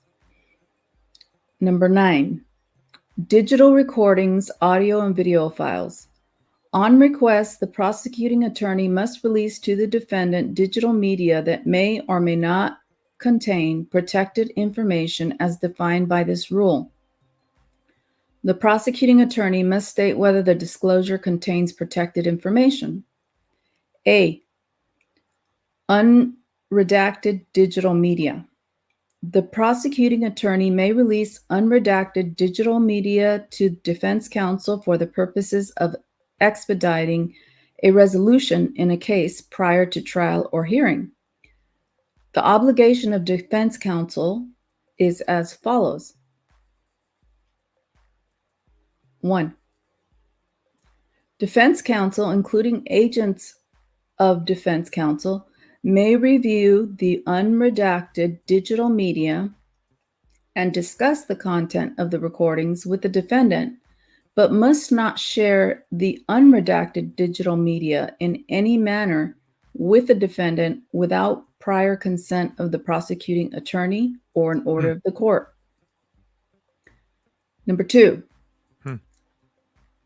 with prior consent of the prosecuting attorney or an order of the court, defense counsel may allow the defendant to view the unredacted digital media in the presence of defense counsel or defense counsel's agent, but defense counsel must not allow the defendant to retain a copy of the digital media in any version, to take photographs, or to otherwise duplicate the digital media in any form. And then, okay, number 4? Is that 4? 3. 3, sorry, I can't see. Oh, you're fine. Okay. Defense counsel must take reasonable steps to ensure that the unredacted digital media is safely stored and cannot be accessed by anyone other than defense counsel or defense counsel's agents. Number B, redacted digital media.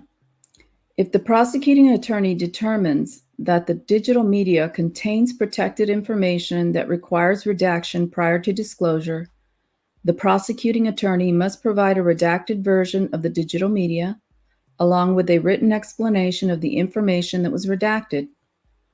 Defense counsel may allow the defendant to view and retain a copy of any media that is redacted by the prosecuting attorney. If defense counsel disagrees with any of the prosecuting attorney's redactions, before allowing the defendant to review any unredacted media, a motion to compel must be filed and argued in accordance with these rules. Number C, self-represented defendants. When a defendant chooses to proceed without counsel, the prosecuting attorney may release unredacted digital media to the defendant, but if the prosecuting attorney determines that the digital media should not be disclosed because it contains protected information, the prosecuting attorney must seek a protective order pursuant to subsection D2B of this rule. Number 10, disclosure by order of the court. On motion of the defendant showing substantial need in the preparation of the defendant's case for additional material or information not otherwise covered by this rule, and that the defendant is unable without undue hardship to obtain the substantial equivalent by other means, the court may order the additional material or information to be made available to the defendant. The court may, on request of any person affected by the order, vacate or modify the order if compliance would be unreasonable or oppressive. Okay. Number C. Disclosure of evidence by the defendant on written requests. Except as otherwise provided by this rule, the defendant must, at any time following the filing of charges against the defendant on written requests by the prosecuting attorney, disclose the following information, evidence, and material to the prosecuting attorney.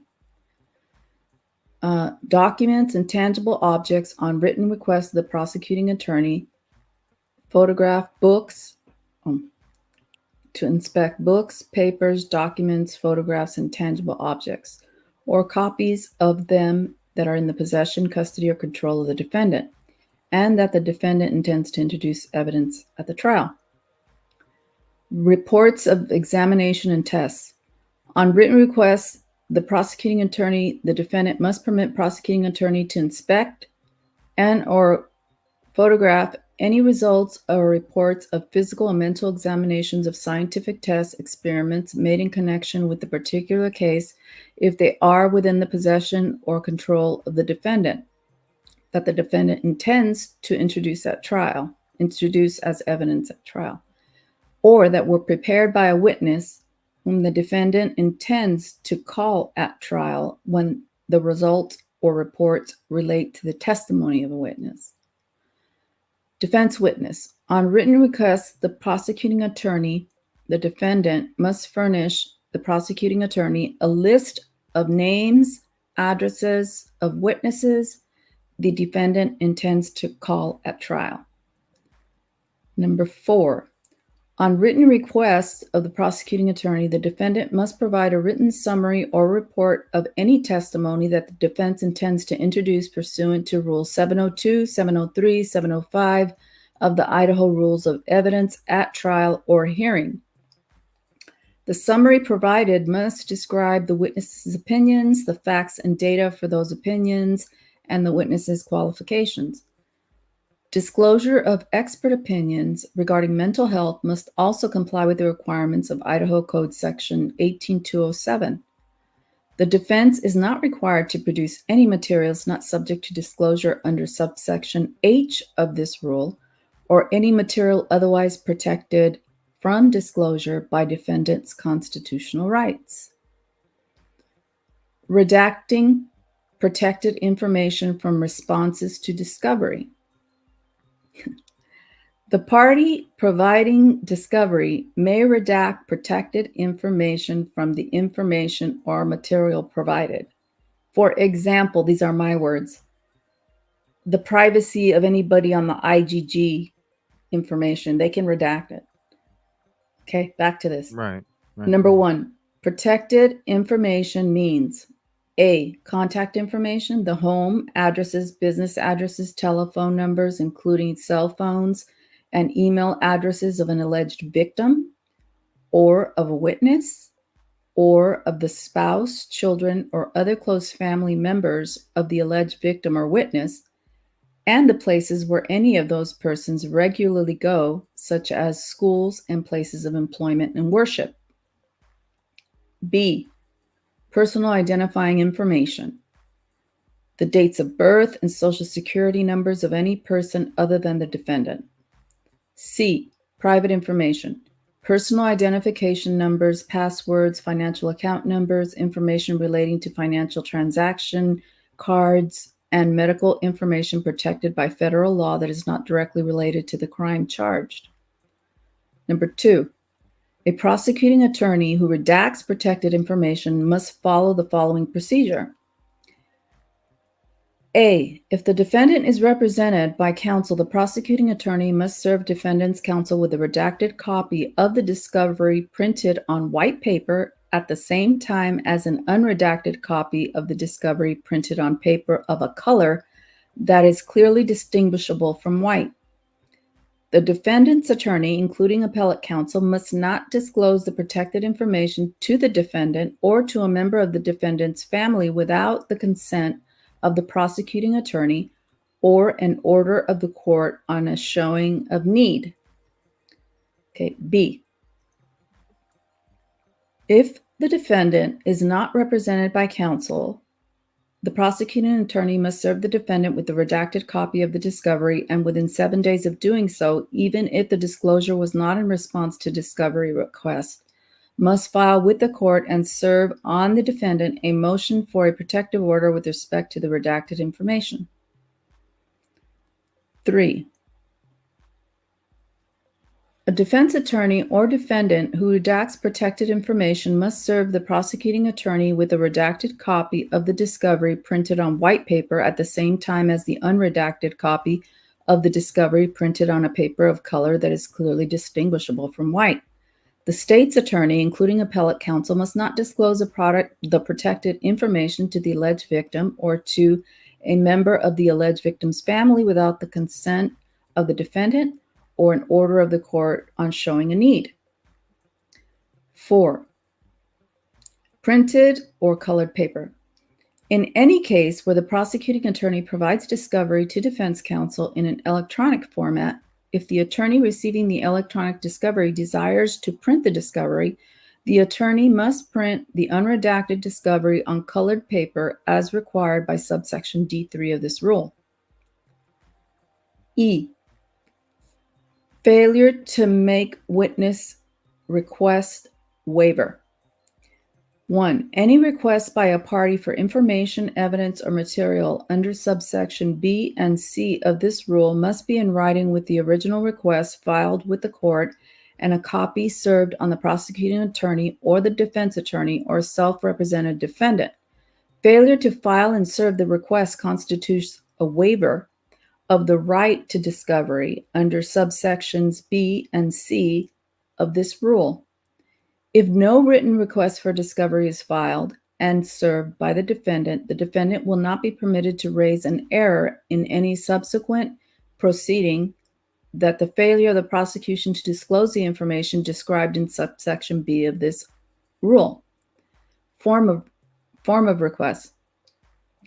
A request for the information, evidence, and material under subsection B of this rule must be in substantially the form found in Appendix A.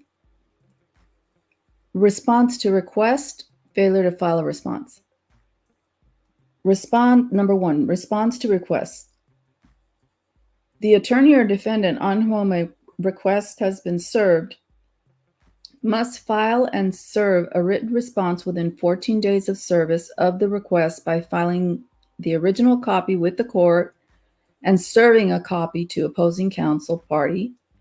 opposing party, which must state one or more of the following. Oh, did I go too high? Yeah. There we go. Okay. A, that the response has already been complied with and the inquiring party has already furnished the information, evidence, and material listed in the request. B, that there is no objection to the discovery of the information, existence, and materials sought by the request, and that the opposing party will be permitted discovery at a time and place certain. C, that the responding party objects to part or all of the information, evidence, and materials sought to be discovered, which objection must be specific and state all grounds for the objection. 2, failure to comply. Unless otherwise ordered by the court on a showing of good cause or excusable neglect, the failure to file and serve a response within the time required by this rule constitutes a waiver of any objection to the request and is grounds for the imposition of sanctions by the court. Number 3, a response to a request must be in the form found in Appendix A. G, prosecution information not subject to disclosure. Work product disclosure must not be required. Work product disclosure must not be required of A, legal research or of records, B, correspondence, or C, reports or memoranda to the extent that they contain opinions, theories, or conclusions of the prosecuting attorney or members of the prosecuting attorney's legal staff. 2, Informants.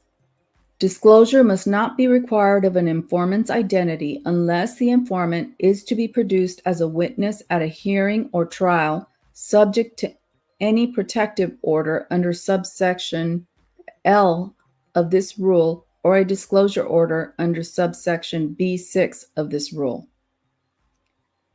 H. Defense information not subject to disclosure. Except as to scientific or medical reports, this rule does not authorize the discovery or inspection of reports, memoranda, or other internal defense documents made by the defendant or defendant's attorney or agents in connection with the investigation or defense of the case, or of statements made by the defendant or prosecuting attorney or defense witnesses or prospective state or defense witnesses to the defendant, defendant's agents, or attorneys. 1. Failure to call witnesses. The fact that a witness's name is on a list furnished under this rule and that witness is not called must not be commented upon at trial. And I think is that J? Yeah, J. J, okay. Mm-hmm. Continuing duty to disclose. If after compliance with a request issued pursuant to this rule and prior to or during trial, a party discovers additional evidence or the evidence of an additional witness or witnesses, or decides to use additional evidence, witness, or witnesses, the evidence is automatically subject to discovery and inspection under the prior request. The party must immediately notify the other party or that party's attorney and the court of the existence of the additional evidence or the names of the additional witnesses or witnesses in order to show the other party to make an appropriate request for additional discovery or inspection. Okay, go down. Sorry. Or up, sorry. Okay. Orders for discovery. If a party has failed to comply with the request for discovery under this rule, the court or motion of a party may order a party to permit the discovery or inspection. 2, prohibit the discovery of part or all of the information, evidence, or material sought to be discovered. Or 3, enter such order as it deems just in the circumstances.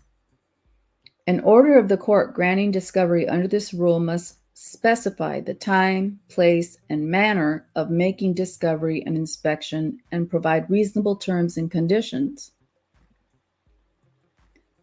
L. Protective orders. At any time, the court may, for good cause, deny, restrict, defer discovery or inspection, or grant other appropriate relief. The court may permit a party to show good cause by a written statement that the court will inspect ex parte.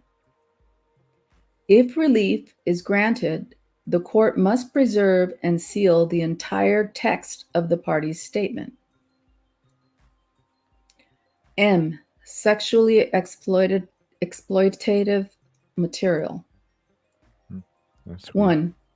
Any property or material that constitutes or is alleged to constitute sexually exploitative material as defined by Idaho Code Section 181505B or Idaho Code Section 181507 must remain in the care, custody, and control of either the court or law enforcement agency. Number 2, a court must deny any request by a defendant to copy, photograph, duplicate, otherwise reproduce any property or material that constitutes or is alleged to constitute sexually exploitative material as defined in Idaho Code Section 181505-8 or Idaho Code Section 181507, so long as the prosecuting attorney makes the property or material reasonable available to the defendant. 3, for purposes of this section, M2 of this rule, property or material is deemed to be reasonable available to the defendant if the prosecuting attorney provides ample opportunity for inspection, viewing, and examination of the property or material by defendant, defense counsel, and any individual the defendant may seek to qualify to furnish expert testimony at trial. That's it. Okay. And so we'll go back to this because it was about Rule 16, and that was Rule 16. That's pretty much, I mean, that's general when it comes to like what they're supposed to have and what they're supposed to be given. Yeah. I mean, that's pretty. So when it comes to the Rule 16 and reading that, I'm trying to think. I mean, that was such a long one. I'm trying to remember what stuck out to me because it was very early on. About the co-defendants. No, it was about shit. It was pretty early into the document read. You can go back to the document. Yeah, I'm already looking here to try and. Yeah, so written statements made by the defendant.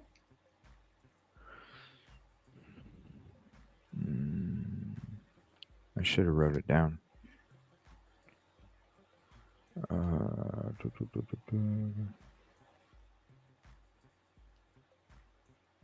I'm not going to drag the show trying to remember what it was. Okay. So anyway, back to this. So with the criminal rule 16, it's just basically everything that they should have already anyway, right? As the discovery. Yeah, they're mandatory disclosures. Yeah. Okay. Somebody had a question here. Is there another way of holding up the trial, or what? Are they just now trying to put a co-defendant in the mess? But at the same time, Joanne had a great question too. I find a co-defendant odd if Ann Taylor can prove his alibi, right? Unless you just dropped the person off to commit the crime and you knew they were. Yes. A co-defendant would mean a defendant along with BK. Meaning. Yeah, but if Ann Taylor can prove his alibi, well, his alibi was as he was driving around. So could his alibi be Joanne and Yoli? Could his alibi be that he dropped somebody off that he knew was going to have a rough conversation? Not necessarily it go to that extent. Yes. But that he dropped off somebody he knew was going to have a confrontational conversation at that property and was driving around until that was done taking place. Yes, that could very well be. That could very well be. What do you think, Joanne? Yeah? Like he didn't do it. He didn't do it. He knew that, his friend was pissed off and his friend was going to go confront somebody at the property. And maybe that's why his vehicle was seen going there, driving around in a high rate of speed, was because he was like, yo, dude, this shit just happened. What the fuck? But then again, how do you not get the victim's DNA in your vehicle? If he was picking somebody up who did the unaliving, yeah. Right. Yeah. Right. Yeah. But this is what doesn't make sense then, because if you are in that position, say you drop somebody off and they even called you and said, yo, dude, don't fucking pick me up. I just did something or whatever. Then you would go to the cops. Or even if they didn't say, yo, something happened, I could see you contacting Ellie saying, yo, I dropped this dude off at that property. He said he was going to have a confrontational conversation, because then at that point you would want to exclude yourself, because then you would probably assume that your shit's on camera and that you're going to be implicated for it. So I would see you going to Ellie ASAP. So I don't know. That's like, that's a weird. It is. It's weird. Yeah, it's a weird thing. I don't know. How does that even work? I don't know. Well, I mean, I Oh, guess she has to ask for everything. I know that she did ask for information on a co-defendant in the discovery. Whether she got that or not, I don't know. That probably nothing. Probably didn't get anything. yeah. So yeah. So when it comes to what out of that is supposed to stick out when it comes to the Rule 16? I mean, to me, it's basically it's everything she's supposed to get in the Yeah, mandatory disclosures. right, whether no matter what it is. Yeah, they're mandatory. If the prosecuting attorney has access to it, has control over it, or can get it with reasonable diligence, like getting it from the FBI, then that's what that's saying, is that they have an obligation to get it from the FBI. And if the FBI doesn't give it, what do? They say we don't have it. He's been saying it. Yeah. So what is she trying to do? Get Bill Thompson to say we can't wait until September anymore? Here, we don't have it. Well, yeah. I mean, I guess Bill just Thompson would have to get information from the FBI that either it doesn't exist or they're not going to produce it because it's classified. That's what I think. So she can go into court so she don't get something dropped on her lap at the last minute and she doesn't have time to go through it and prepare for it. Yeah. Is that to try and make sure that that isn't allowed to be? Yes. That's what it seems like to me. They keep referring to the TUI letter. Yeah, that TUI. They just keep referring to it as, evidence. I vaguely remember what that means in criminal law. I thought vaguely, but I wish I could see the TUI letter. Right. Because it has a date, November, right. Was it 28th or something, the TUI letter.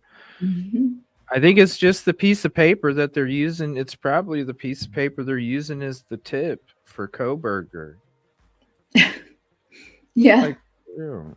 Or maybe what would be coming that early though? Because even in all their press conferences up until the middle of December, they talked about people. It was always plural. The people in the car. So what if they weren't on to him until the end of December, then it can't be the tip from the IGG. Because at that point, it was either I think it was still at ISP. You're only talking 15 days later. Oh, yeah. And I think it was at ISP or Orthram. I don't even think it was at Orthram until December. Right? Yeah. Beginning of December, I think, is when it went to Orthram. Yeah, and then it went to... Well, didn't it go to the Idaho State Lab first and then to Orthram? That's what I'm saying. Yeah, that's what I'm saying. ISP. Yeah. ISP had it, probably had it when they got the TUI letter, and they didn't have it. They couldn't get any kind of connection to BK from the IGG. So what was it the cell phone records? Like they got cell phone record, but then how were they even knowing or thinking it was BK? Because that's when November 28th is when they spotted his vehicle at Steptoe Apartments for the first time. That's when the neighbor gave the car as a tip also. Yeah, as well as the Whitman and Officer Whitman, the Washington State Security, he also gave the tip. But yeah, that guy, the neighbor too, gave the tip. And probably the guy that fucking went to the newspaper months before BK was arrested and told him, guess what? BK has submitted his DNA to such and such company. Whoa, dude. And then you said you want anonymity to the newspaper for that interview. And then he goes to his home nation. Yeah, you leave the country. Home nation. I bet you it has an extradition where he can't get brought back to the U.S. Just saying. It's probably one of those. Yeah. I don't know. That shit's sketchy. Yeah.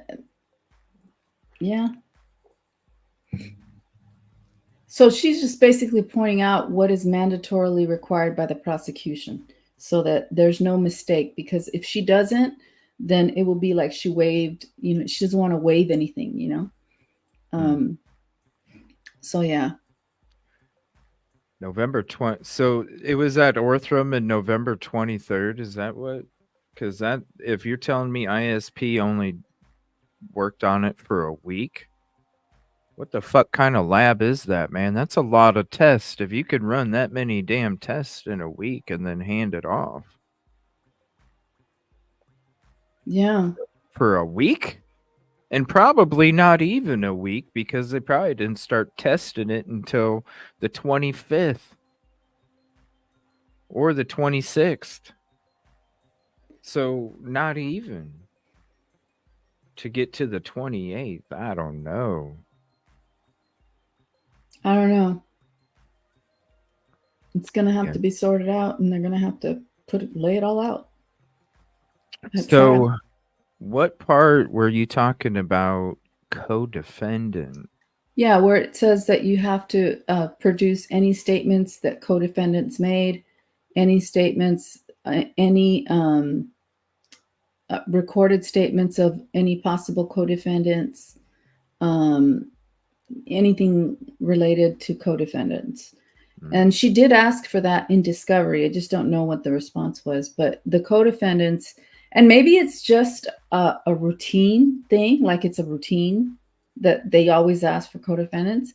Just in case. Just in case. Maybe it's just standard that's what they do. But it could also mean that there is a co-defendant that made a plea deal.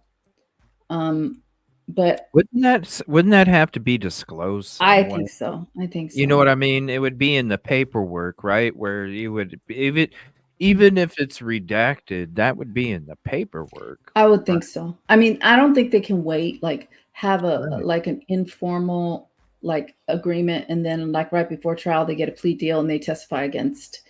Because I think BK has to know who is going to testify against him.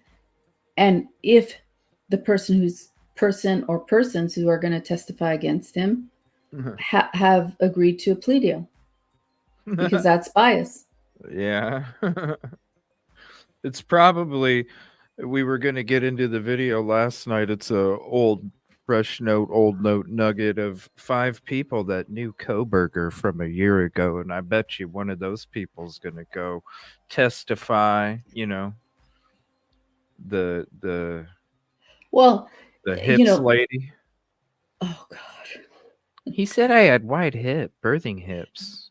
Okay. Yeah, I think, I don't think that people get to go in and testify like that. What I do think is that people who knew him in the death penalty phase, where they're presenting mitigating circumstances with mitigating evidence, that they might have some people go there and say, oh, he was a really good guy, and he saved somebody's life, and he did this, he did that.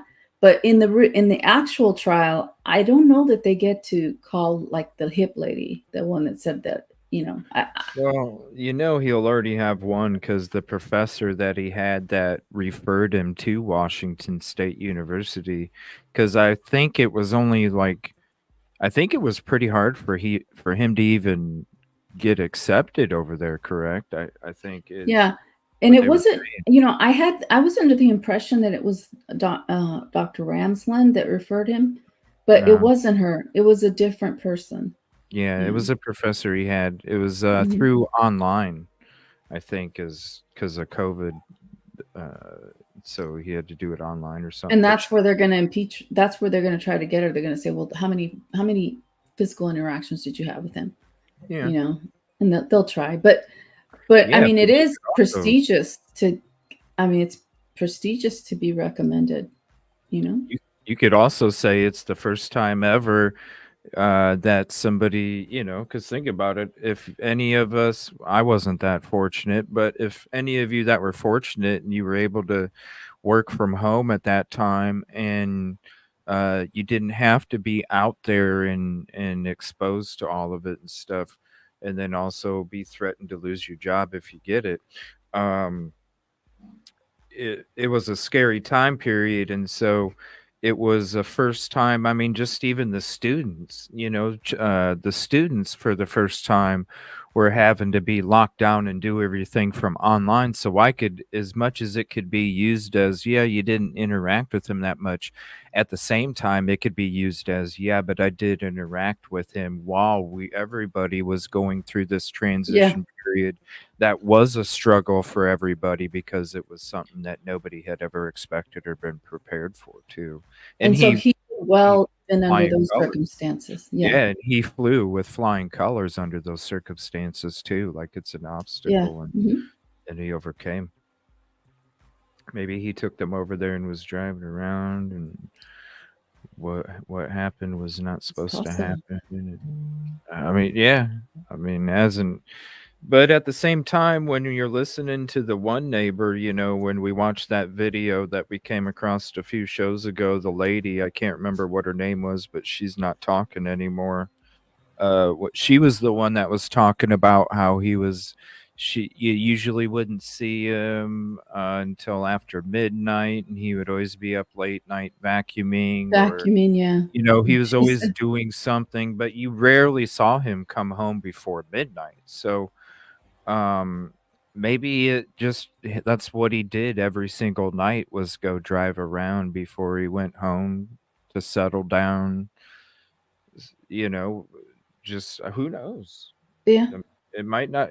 It's not. Maybe it's not even about him dropping somebody off. I mean, like I said, when I was trying to figure out how to manage my anxieties and stuff without pharmaceuticals, about it's been about 20 years or so, when I was decided to quit taking pharmaceuticals and tried to figure out how to do it naturally. And that's one of the things that I used to do in the very beginning when I didn't know how to manage it naturally, was uh, driving around a lot at night, in the middle of the night, because the traffic's not on the road. It's dark. You get that quiet, you drive out in the country like he would have been doing. You're driving out in the boonies. You put the windows down, it's dark, you don't see any traffic, you don't turn the music on, you just sit there and listen to the air blow by, and you get to dig into the inner depths of your mind and your soul at that point. So it's doesn't even have to be dropping nobody off. Yeah. Why? He could have just been driving around. And it's weird because people think like, oh my God, that's such a stupid alibi and this and that. But what if it's the truth? Like, Yeah. you want him to make up an alibi, or you want him to say, I don't remember where I was, or make up something? I mean, It's better than I was at home sleeping. At least if you're out driving around, you can have video footage, and obviously not cell phone, because I think the phone was probably about dead, and yeah. And she it was phrased it just as tragic. a habit, it's a Yeah. habit. And so I don't understand the alibi law in Idaho, because it seems that in a death penalty case, you shouldn't have a deadline to establish an alibi. I mean, or you're excluded, meaning if at the last minute a witness comes and says something, oh my God, I saw him here, and it's past the deadline. I could see him doing that. Yeah, because the witness went out of the country or something and came back and was unavailable. I mean, I've never heard of any deadline for an alibi on a death penalty case. I mean, it's like you're precluded from giving an alibi if you don't do it by this time. What if a witness comes eve of trial? I don't know. I could see him doing that shit too. Yeah. I see them being as sneaky as fuck, especially with like he even said they'd be ready by this summer, but then now well, hopefully by September we get the other 5%. It's like, dude, what? Yeah, I haven't read the Idaho statute. I mean, I may have read the Idaho statute regarding the alibi a long time ago, but I don't remember it right now. Defendant, in every other state, the defendant doesn't produce an alibi until 35 days from trial. And I'm wondering if that's in death penalty cases. Just in the area. Yeah, just in the area. But at the same time, it's like, in the very beginning when it came, Scott Reich, he said that he even was going against, the cell phone cast data shit with one of his. This was in the very beginning of the case, and this was after, I think it was like maybe a video in February or March, about a year ago, and he had a video and he discussed about his client. They were trying to frame his client, even though my client might have been there, just saying. Mm-hmm.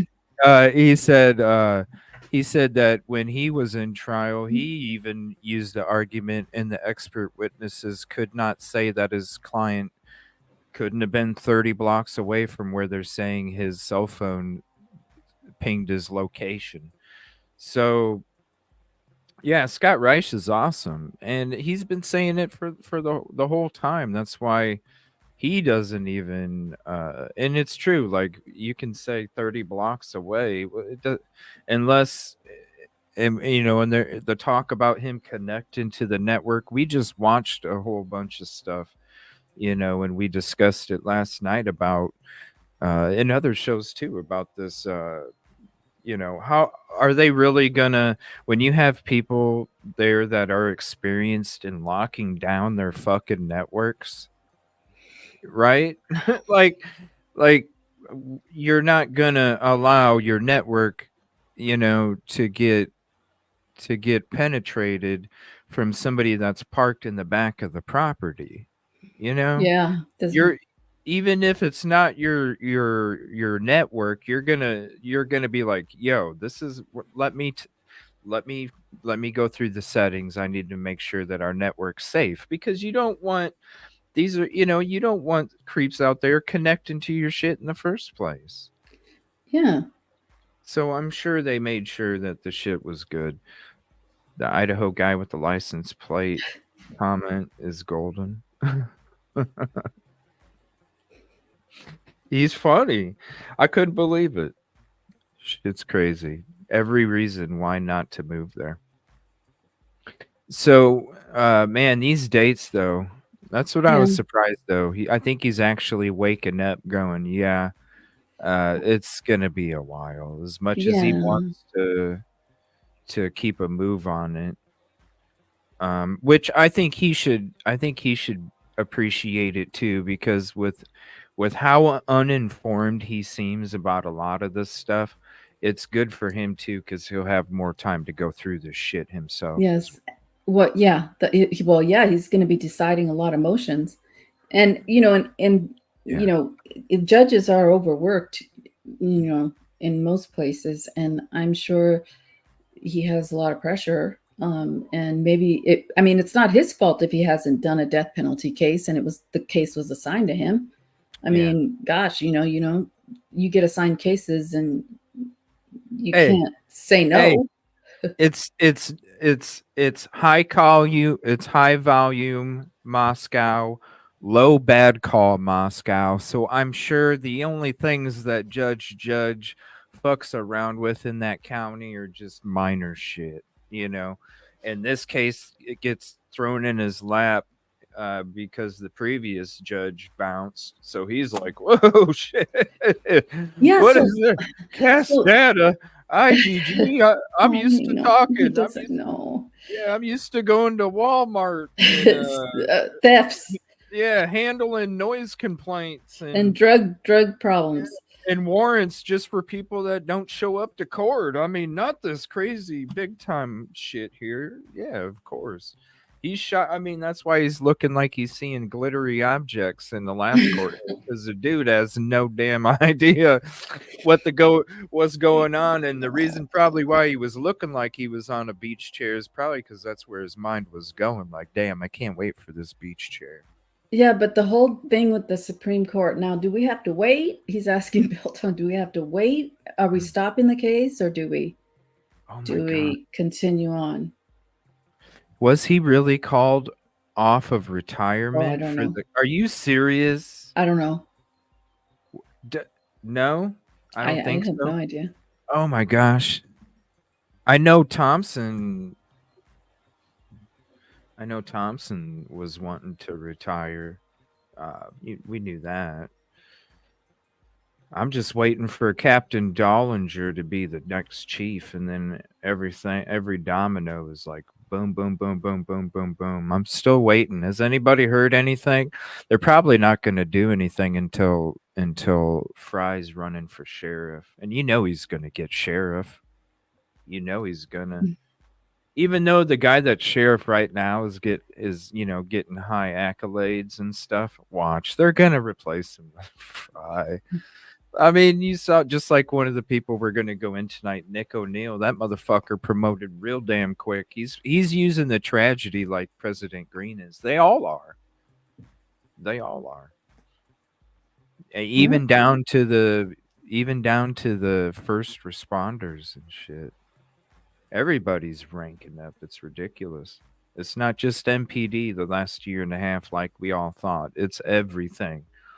It's volunteers, it's fucking school officials, it's fucking everybody. Everybody has profited off of this tragedy, and the best way that they can reward these victims is just have a bunch of fucking pegs with yarn and little flags out there right now. It's bullshit. And then say it's also for future tragedies too.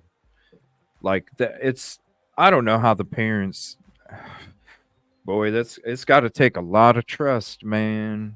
Because I don't know, if I was a parent and I was seeing all this shit, I might not. I don't know. I'd have a hard time keeping my mouth shut. Yeah. Because the way that I see things are going down, but I don't know. Maybe because they live there, they already know you speak out, you get attacked. Yeah. You get attacked. So maybe that's just like, well, all we can do is hope. Yeah, there was another rule, 12B, about the pleas and co-defendants. I don't know if you want to go over that, but let me see here. Rule 12. 12B. Yeah, hold on. 12. 702 12. All right, here's this. I now forgot what it said. All right. Okay, pre-trial motions. Let me see. Yeah, and it just says 12 on it. I don't have a. And then the B is the right pre-trial motions. Yeah, I think that's just. Let me see.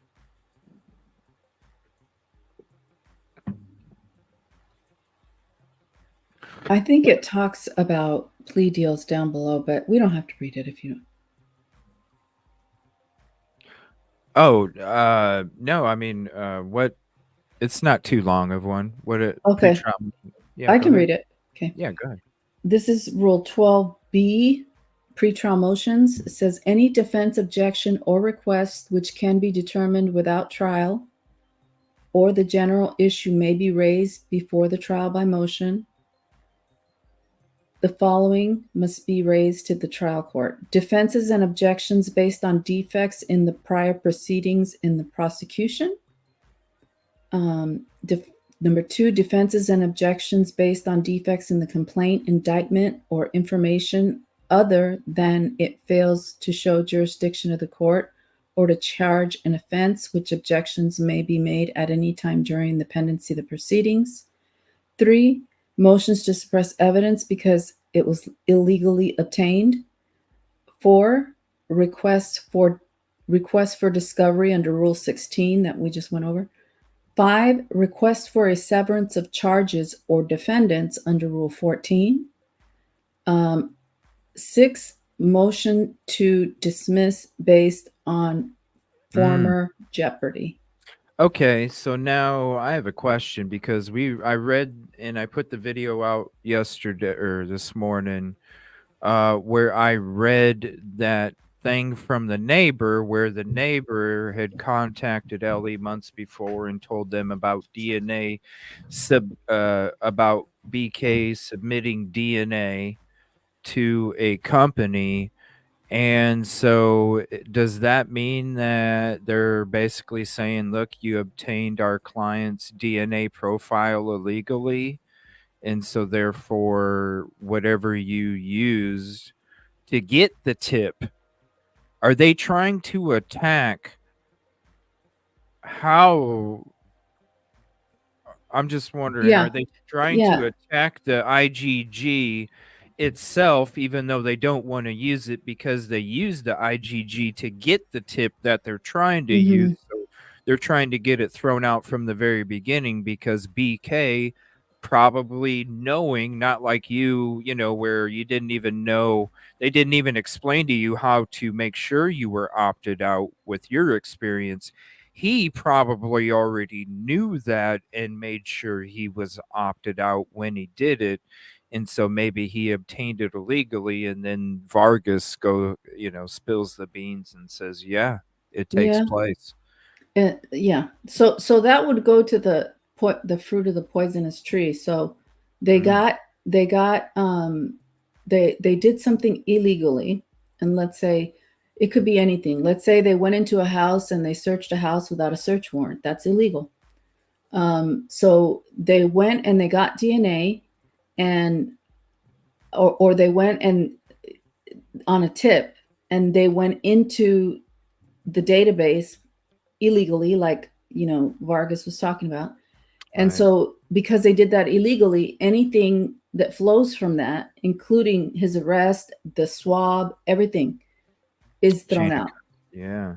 It's thrown out. And then there's also the chain of custody that you can attack it because you want to know the specimen, who had it when, and what was done to it, and what was it on? Like, was it on a slide? Was it on a wall? Or, I mean, like, they know that they got it from the sheath, but like, well, forget about the wall. They know they got it from the sheath.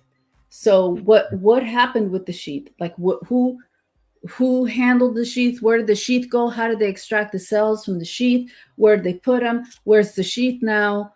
All the chain of custody that would go. That's a separate issue in and of itself, because if they did something wrong with the chain of custody, that's a whole issue in and of itself that it gets excluded, because you can't prove that it was secure, but entering the database illegally is also something that's illegal, and everything gets thrown out. So she's trying to go back, to the probable cause. And what I don't understand is the judge doesn't seem to see it that way. And I don't know, she's still stuck back there with probable cause, how do they get to the client? I mean, that's what I want to know. So she's trying, and that's why she's trying to get the grand jury indictment thrown out, because they falsely obtained the IgG, which was used to get the tip, which they used in the PCA, which then means that you're falsifying evidence, and you want the grand jury reset because the IgG was obtained unlawfully. Yeah, so she's going to be preparing motions, around everything that we're talking about. Now, the motion to dismiss and the grand jury indictment, well, if it was a preliminary hearing, it might have been a different story, because she gets to be there. Right. So this may happen at trial, where she's going to have to do it at trial, or pretrial motions, to say that, that this was the fruit of the poisonous tree. Anything that flows from this is inadmissible, and therefore you have nothing against my client. Which, this is why I made this video right here. When you see this video, oh gosh, BK could have spit at Jack in the Box, and then they went to go to the Jack in the Box by his house before they went to the crime scene.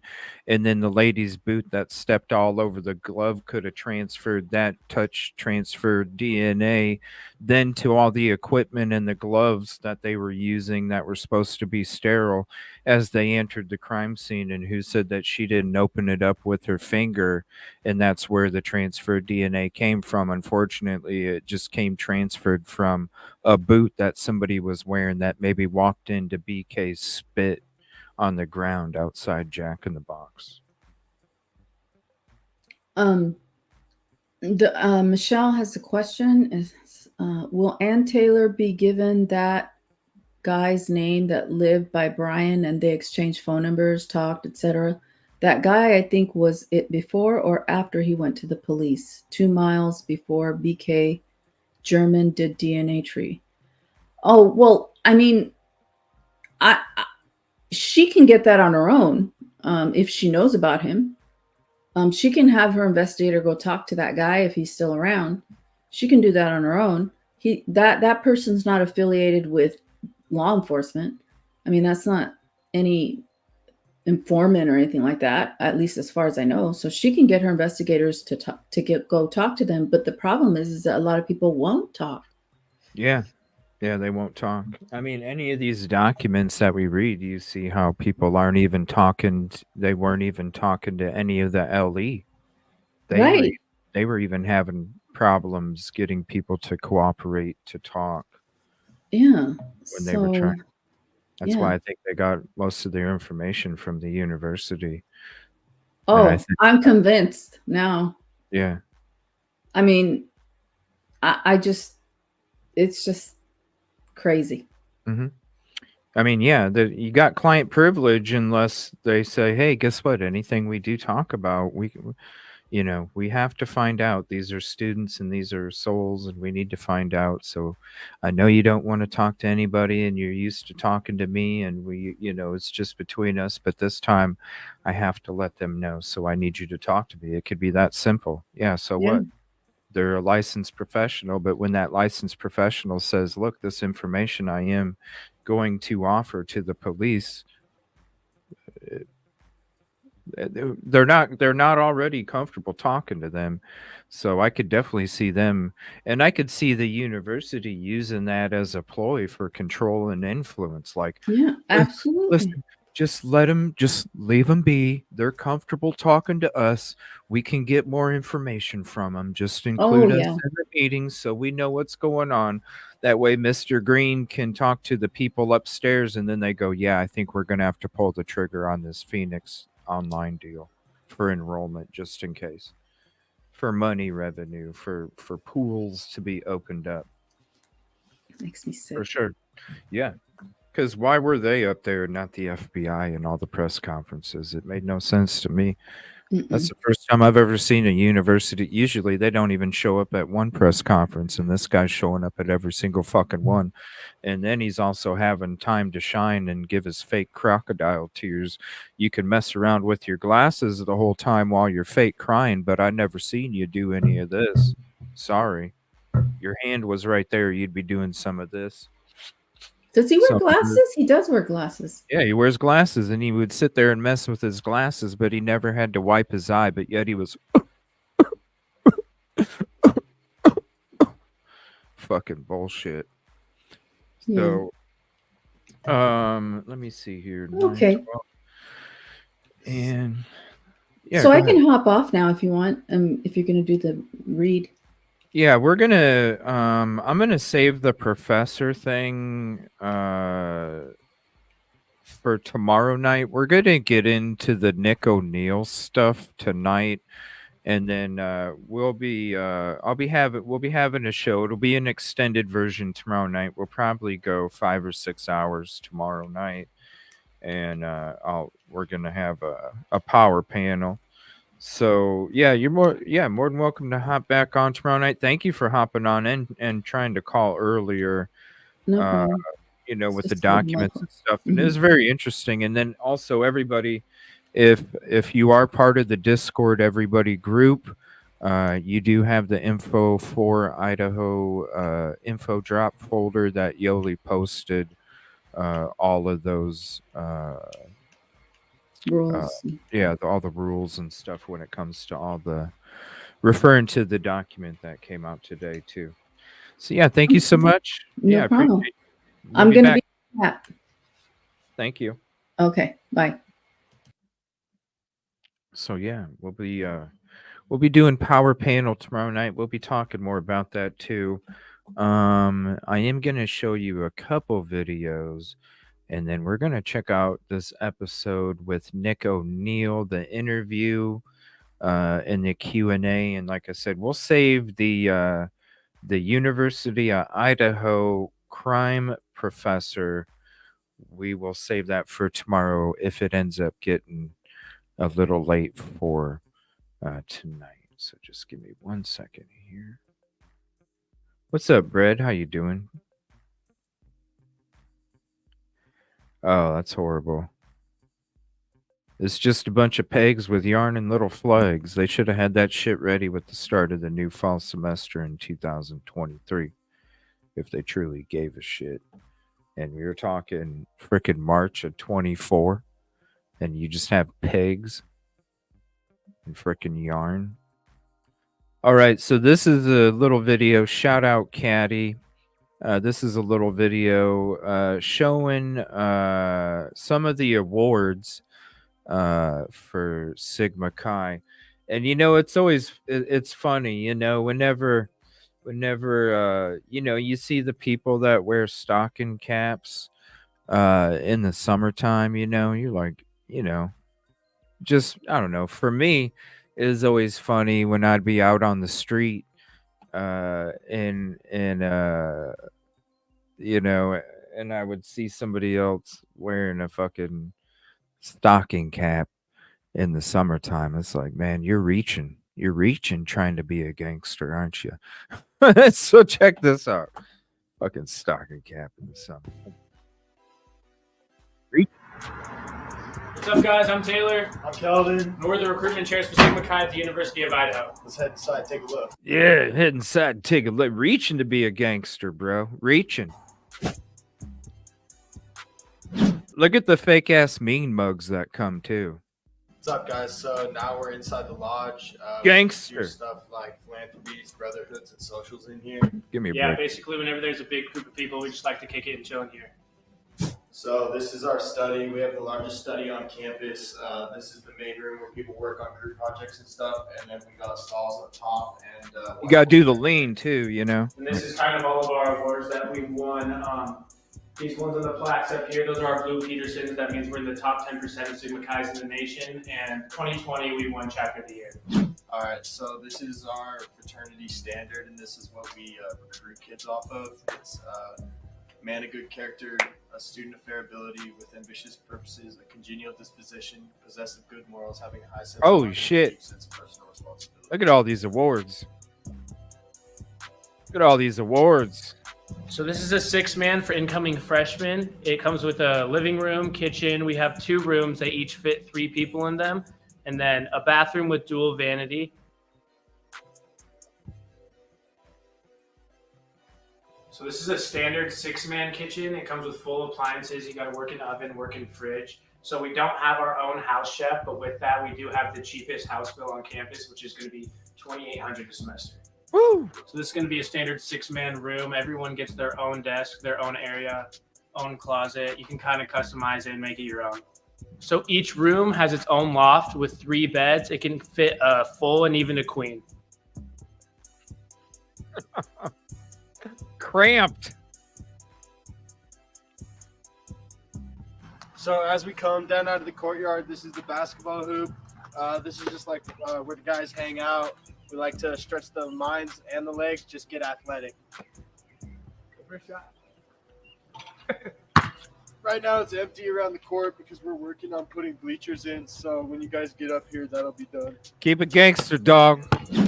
Hey guys, my name is Luke Kawano. I'm one of the Derby Days chairman up here for our chapter. We raise money for the Huntsman Cancer Foundation down in Salt Lake City. The past 3 years in a row, we've raised over $20,000, and this past year we just set a new record at over 30K. So something we take a lot of pride in. Throughout the week, we do a bunch of different events, and the sororities make their own banners to support our cause. Sweet. Well, that just about wraps it up. Thanks for stopping by the house, guys. Our phone numbers are going to be right here. So if you guys have any questions about Sigma Chi or Greek life in general, send us a text. Bullshit. You just want some free. Yeah, if you got any bullshit, man. Shit, put your phone number out there for some free shit, buddy. Right? Right? Fuck, man. He's probably like he's probably like, Charlie, these dating apps ain't working, bro. Charlie, these dating apps ain't working, man. Yeah, our phone numbers are going to be right here. Give us a text if you have any questions. Please. Please. Oh, shit. Oh, my gosh. Right, Yoli? These apps are horrible, man. There's not enough. There's not enough around. Oh, shit. Yeah, just boop, drop it right there, right? Oh, my gosh. I can't imagine. All right, hold on. Shout out, Caddy. Thank you for that.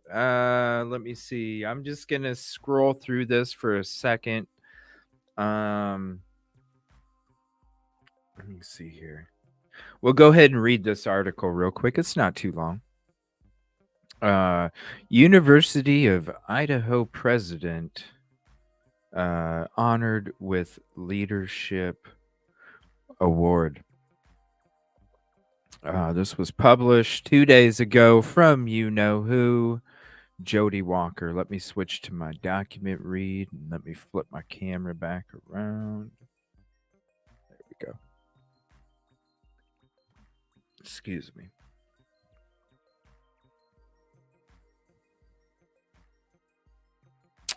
All right, it says Moscow University of Idaho President C. Scott Green was honored this week for his leadership and commitment to improving higher education by the Council for Advancement in Higher Education, CASE. He traveled to Anaheim, California to receive the CASE Executive Leadership Award, which celebrates institutional leaders for promoting and supporting the education. Doesn't he look like The Mask with Jim Carrey? Paint his face green. He looks like Jim Carrey from The Mask. Smoking. Green returned to his alma mater in 2019 to face a catastrophic budget shortage. His highly accomplished career in global finance, operations, and administration positioned him to successfully address the first three crises to hit the university in 4 years. In 2 years, the university bridged the gap on a $20 million budget shortfall. He skillfully guided the university through the COVID-19 pandemic, opening the university to in-person instruction in fall 2020 by implementing innovative strategies, including an on-site testing lab and deep student support. The university came out of the pandemic not only financially sound, but also with record enrollment. Yeah, and guess what? A lot of people and businesses got a whole bunch of kickback money. That's why I was forced to work 60 hours a fucking week during COVID. But anyway, he gracefully navigated. It was scary, man. And then if you got COVID, you might not even have a job. He gracefully navigated leading the university through a horrific capital crime that, while forever a part of the university's story, brought students together in an unmatched compassion and support. His innovative approach to public partnerships provided a profitable and beneficial move of shifting the operation of the university's power plant to a private company. Let's funnel the money. He followed this with complicated but exciting proposal to affiliate with University of Phoenix to diversify Idaho's higher education in the face of an enrollment cliff. Remember? Hello? That's why they were doing it. Look at that. How cool. They even have, what is that thing? An oboe? You even got an oboe, Mr. Green. That's awesome. I bet Jody's pissed because she didn't get balloons and confetti. His bold spirit and leadership led to the launch of the Brave, Bold, Unstoppable fundraising campaign, the largest and most ambitious in the university's history. I forgot Jody wrote this.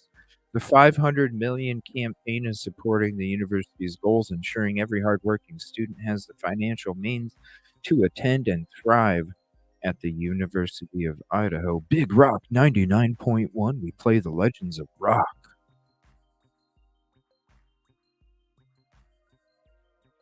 So here's the link to that article by yours truly, Jody Walker.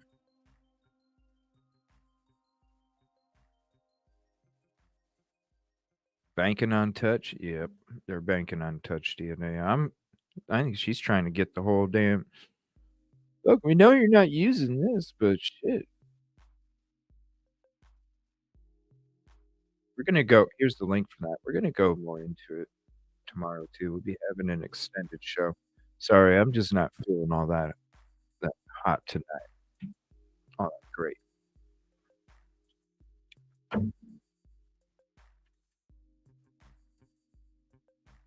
All right, here's another document article. We'll get into this one tomorrow night, but here's the link for this. The lawmakers are trying to slow down the process. And I know, let me know what you think, Caddy. Let me know what you think, Caddy. Because I know that you read these documents too. It sounds like they're trying to delay this and draw it out, so eventually the deal falls apart. What's up, Mitt? How you doing? The guy telling, right? I'm sorry, Mom. I'm sorry, Mom.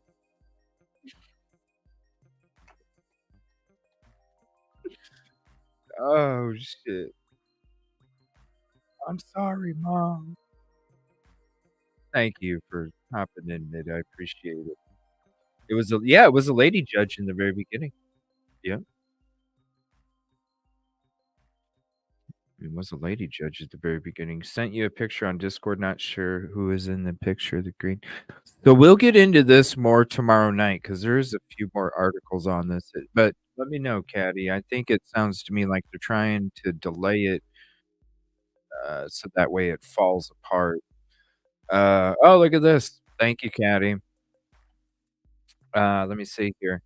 Idaho Sigma. Almost Friday. Another almost Friday. We need to save this. Almost Friday. Doesn't he look like Jim Carrey from The Mask? Smoking.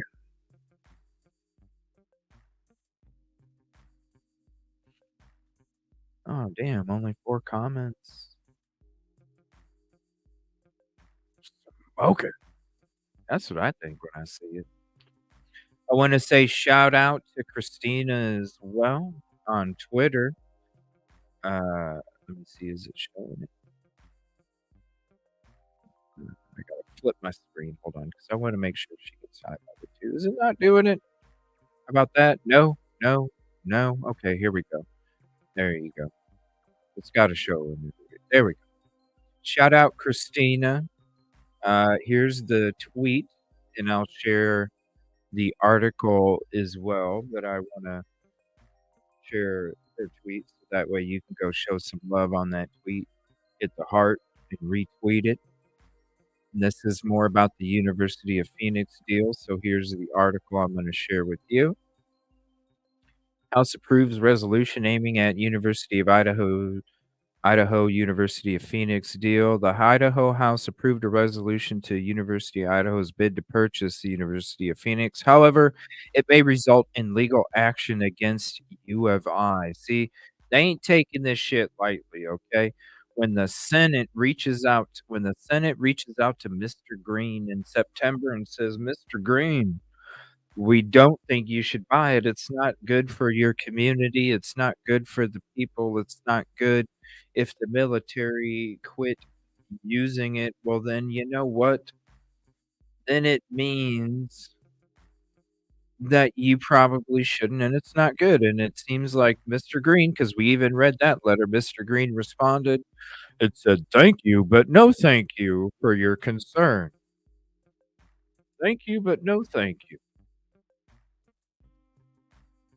So that probably pissed them off. They're like, "All right, we warned you." All these other colleges that were, the deal was coming up and they said, "Nope, we're not doing it." When the books got open, everybody else listened to the Senate, right? Everybody else listened to the Senate. They didn't. Now the Senate's like, "Okay, you think that you can tell us what you're gonna do, motherfucker. We're watch how we drag this shit out." Because they're perfect at it, right? They are perfect at dragging shit out to get what they want. I'm gardening and have the speaker up with my vape. Aw. Oh, that's cool. Perfect night. I know. It sucks. I was hoping to get. I don't think it's gonna happen now. I was hoping to get some drone footage coming up on my trip, and unfortunately, the damn thing. I know I told you guys last night. The damn thing fucking took off on its own when I was hitting home when it was acting weird, and that thing crash landed into a frickin' hill. There goes 500. I don't know. I didn't feel good today, so I didn't contact customer service, and I have to do it tomorrow. All right, so we're going to switch to another quick document real quick, and it's going to be kind of going into what we're going to be discussing about this Nick O'Neill character that we started getting into in yesterday's show. So if you don't have the link to this is the playlist for Uncovering the Cover. And this will have highlights and live streams in it that goes in order so you can see everything that we go through in each episode. Excuse me. You can see everything that we go through in each episode as we continue to uncover different things. So last night we were going into Nick O'Neill, and we're going to go into that tonight. Like I said, we will do the University of Idaho crime professor in tomorrow night's show. We'll have an extended show, same time, 7:30 Eastern. But the extended show will probably go all the way till 12:30, 1:30 Eastern. Tomorrow night we'll be having a long show. We'll have a power panel as well. So this article I'm going to get into real quick to lead into the topic is this is where I was discussing yesterday about this gentleman. Shout out Rosie, True Crime Overtime with Rosie. Fighting frats and losing a dispute over how to punish a fraternity ends with the resignation of the dean of students. Is this a pattern? Now, when we dropped these videos last night, this also goes hand in hand with those highlight videos that we dropped in the video section last night. So when it comes to, we broke the news about Maryland, Halton fraternity and sorority events. Nobody's saying nothing. Local news is continuing to investigate to find out what's going on because the college isn't even saying anything as to what sparked it. Then you heard Virginia. Then you heard last night we dropped the news about WSU putting a hold on alcohol-related events. Then there was another bomb dropped last night again about not only Theta Chi not being formally recognized from WSU anymore as a fraternity, but also that Idaho ranked number 2 in safest colleges while the shit's going on right across the street.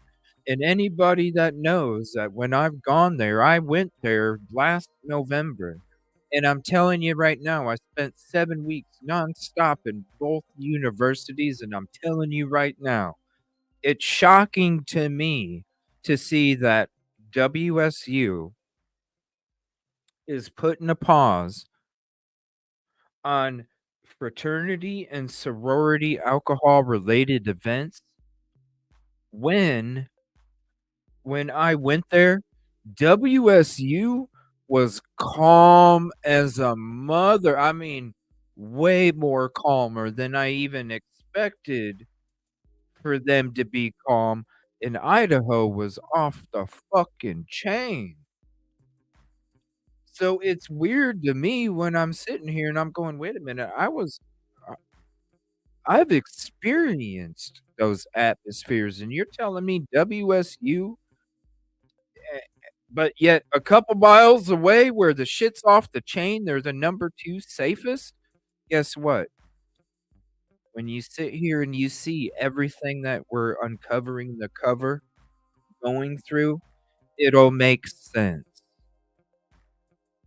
You keep the call volume up, you make the bad calls be low, and you get the funding, the awards, the prestige, the hero status, the rank ups, and the promotions. Plentiful all over. You're swimming, you're like Scrooge McDuck swimming in gold fucking coins. What's up, Moonvale? Ticket 90. Yeah, check out the video section. I'll drop a link. Dropped a bunch of videos here the last few days about different things. Here's the link for that. Definitely go check them out. I mean, there's so many to post. It's like shit, but man, these last 3, you sit here and you hear what the neighbor was saying, and then he bounced the fucking country. What? WSU no longer recognizes Theta Chi, but University of Idaho's number 2. Who in the fuck you trying to fool? I was there. I know the damn difference. I experienced the difference. It's just like when these mainstream media people come out and sit there and say, "Everybody, he's guilty and they want it done." Yeah, motherfucker, I would. Yeah, okay. 60% are fucking afraid that they don't have everybody, or they have the wrong fucking person. You're out of your damn mind. All right, fighting frats. So it's gonna go to this again. This is from the gentleman here. Okay?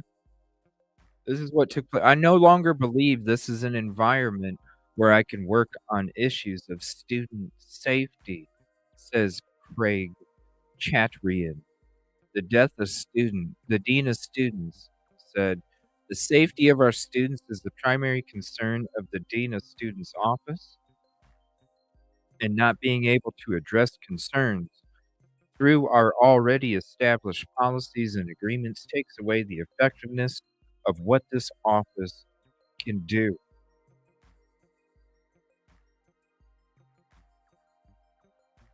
Discusses more about it. Greek alumni at Idaho have made similar threats over recent proposals to require first-year students to live in resident halls rather than Greek houses, because they don't want the suspension to jeopardize the donations. And when you see how much donations they made, 463 last year. 463,000, not $463. 463,000. Who benefits the most when it comes to the frats making the donations, just like the university?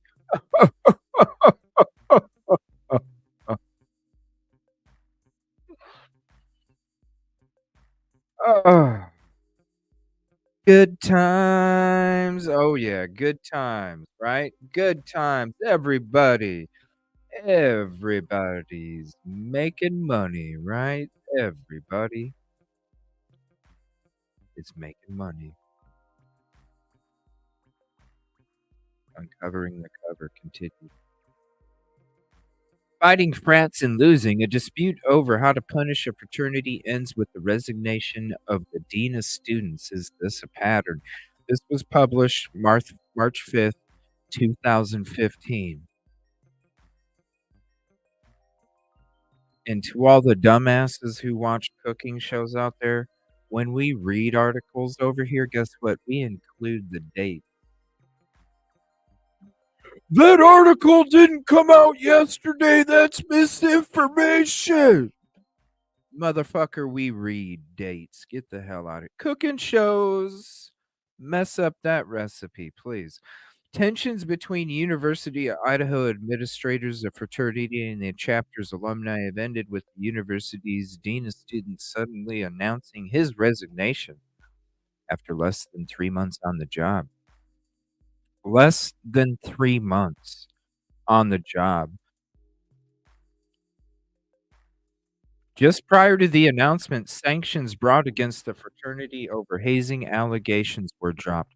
I no longer believe this is an environment where I can work on issues of student safety, Craig Chatwind, the dean of students, said. The state, and this was University of Idaho, the safety of our students is the primary concern of the dean of students office, and not being able to address concerns through our already established policies and agreements takes away the effectiveness of what this office can do. In the last year, several colleges and universities have made serious attempts to rein in negative fraternity behavior. Guess what? It's happening all over again. Punishing fraternities can be a messy process. However, placing student affairs employees in the crosshairs of Greek organizations and their powerful alumni in some cases to lose such a battle also means, and hold on, let me switch it here, also means it's also time to find a new job. In September, Clemson University suspended all fraternity activity after sophomore fell from a bridge to his death during what his parents believed to be a hazing ritual. Just before winter break, the official who pushed for that decision, Gail DiSabatino, the university's well-respected vice president of student affairs, was suddenly replaced without explanation. In response to her departure, fraternity members on campus sang, "Ding dong, the witch is dead." Whoa. When Clemson previously discussed a ban of fraternity and sorority social activities in 2010, Greek alumni emailed the university saying such a suspension would jeopardize donations to the university. Some faculty and students had speculated that similar threats had been made to leading to DiSabatino's departure, but Robin Denny, Clemson's director of media relations, said those comments were unfortunate and uninformed. Greek alumni at Idaho have made similar threats over recent proposals to require first-year students to live in resident halls rather than Greek houses. Keep the bad calls down. Look, rookie, you ain't learned this shit yet. You need to learn it while you live there before you fucking come here, because when you come here and learn, then you affect our donations, and Papa Green don't like you affecting our donations, so you just stay put over there. Kevin Kruger, president of NASPA, Student Affairs Administrators in Higher Education, said making these kinds of unpopular decisions put student affairs employees right in the fire line. No one's out to get fraternities, but administrators are doing what they think is best for students, Kruger said. There continues to increasingly be very low tolerance for chapters that aren't able to conform to policy. At the same time, you're probably going to get phone calls from alumni. It's a very politicized environment. Yes, it is. My hope is that the campuses are doing the right thing for students and not bending to the interest of a single group of alumni who may be over. Look, motherfucker, we're a booster. We're a booster. You better fucking do what we want. And we're also going to hang out on that Twitch stream and pay for cute girls as dinners and get mad when they got boyfriends. Catherine Aiken, the University of Idaho's provost and vice president, said the university does not place alumni interest ahead of the safety of students. Our biggest concern is the welfare of the students, Aiken said. That's uppermost in our mind. I think the Greek community shares that commitment to that welfare and development. I think we are all in agreement that this place is where the safety of students is of paramount importance. With houses that are privately owned and located off campus, Idaho fraternities, like many across the country, are notoriously difficult to police. One university official described them as holding tremendous power as they have experienced a number of tragedies, controversies, and lawsuits in recent years. Within weeks of each other in 2009, two students were seriously injured in falls from upper story fraternity windows. It happened again at another Idaho fraternity in 2011 and again in 2012. A student celebrating his 21st birthday in 2010 took at least 15 shots in less than 3 hours and died of alcohol poisoning in his fraternity house. In 2013, a freshman wandered away from a fraternity party and froze to death under a bridge. Later that year, a University of Idaho student who was sentenced to 15 years in prison for R-ing another student in the bushes behind a fraternity house as a party continued inside. That's so sad. In February, the Dean of Students' office found the fraternity Phi Gamma Delta to be in violation of the university's hazing policies. The fraternity quickly agreed to accept the sanctions proposed by the office as part of the agreement. Freshman members were no longer allowed to live in the house, and the chapter was put on probation for 3 years. At Idaho, Greek organizations accused of violating university rules have the choice of having their case be heard by the Greek Community Standards Board or simply having the Dean of Students decide the sanctions. The Dean, Jimmy Neutron, decides the punishment now. Give me a fucking break. Don't do it again, guys. Don't make me come in the back seat. 80s kids. Phi Gamma Delta originally agreed to the latter, but the fraternity later changed its mind and asking instead of the case for it to be heard by the Greek Community Standards Board, a panel that is comprised nearly entirely of Greek students and alumni. The Standard Board rarely decides cases as serious as hazing, university officials said, but after the fraternity members said they thought the original process was unfair, Phi Gamma Delta was a lot. Somebody got art in your fucking bushes, dude. Phi Gamma Delta was allowed to withdraw its acceptance of the sanctions. There are no rules saying hazing allegations cannot be handled by the board. The decision came after the provost's office received several phone calls and emails from the chapter's alumni. Aiken said the original investigation into an allegation still stands, but the Greek Community Standards Board will use that investigation to make recommendations about what they think transpired and what the appropriate sanctions are. She said she disagreed with the suggestion that the fraternity alumni directly influenced the decision. I'm sure they did. The University of Idaho has a long history of vibrant Greek community, right? They all rank up and they all get awards together. Aiken said, "We're always interested in what our alumni are thinking and are open to providing them any input on the topic, but ultimately the university is responsible for student welfare, not the alumni." Yeah, the alumni will tell you, this is what we want fucking done. Make sure it gets done. Otherwise, my money goes somewhere else, right? The University of Idaho would not allow any alumni. Bullshit. The University of Idaho would not allow any alumni to unduly influence any decision it makes. My ass. John Bradbury, a lawyer for the fraternity, also denied that the state's fraternity alumni had any outsized influence on how the university will sanction the chapter. Instead, Bradbury said the alumni just conveyed that they thought the case should have been handled by the Greek Community Standards Board from the start. The alumni don't run the university, the rules run the university. Bullshit. And Bradbury didn't say that, I did, but he did say what I read, but bullshit. Chat Rand explained that he didn't think he was able to fulfill his job. We didn't think he fulfilled his job as it should have been fulfilled either. Yeah, because he didn't listen to. Yeah, we get it. We know what you're saying, Bradbury. He didn't go along with what the fuck we wanted, and so we got his ass out of here. On social media this week, other students and alumni reacted to the news with surprise and disappointment. While Chat Ryan had only been dealing with students since January, he had worked at the University of Idaho for 5 years. I suspect his decision to leave wasn't easy and was one he felt was morally right. Yeah. Come on, man. Come on, man.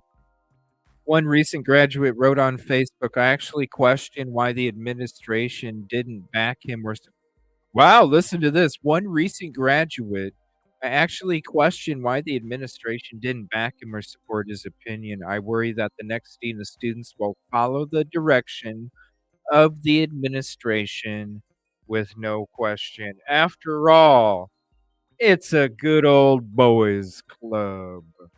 Oh, look at that. Look at that quote. After all, it's a good old boys club. What is uncovering the cover doing? It's uncovering the good old boys club by Jake New. What a way to end the article. After all, it's a good old boys club, and that's why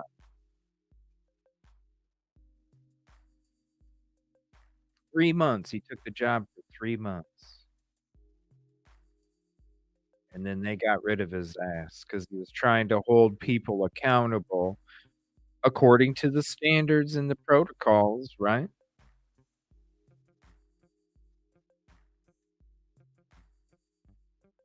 According to the standards. But they didn't wanna let him do it.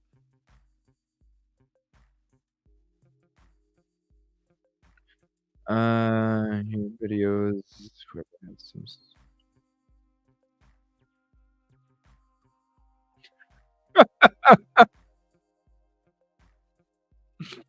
Oh, fuck. I went from laughing and picturing 400 rabid wolverines running wild to this. Okay.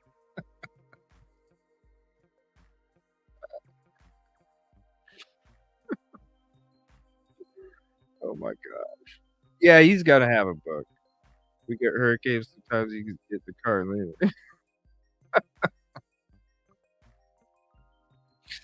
Oh my gosh. Oh, you guys. All right, so we're gonna get to that video with the dean of students, right, Nick O'Neill. And if you missed what we went into last night, you definitely want to check it out again. If you don't have the link for the playlist of uncovering the cover, it's all in order. What the fuck did StreamYard just do? Okay, here we go. It's all in order. We got into Nick O'Neill last night. So we're going to actually sit down. We're going to watch this interview Q&A with Nick O'Neill. Now, this was from 3 years ago, okay? So this was before the crime even took place. But this is him discussing University of Idaho fraternity and sorority life. And this is why I think this is, and shout out Caddy. This is why I think this is going to be interesting because, see, this is 3 years before the crime took place, right? So that to me says this is going to be a lot more truthful.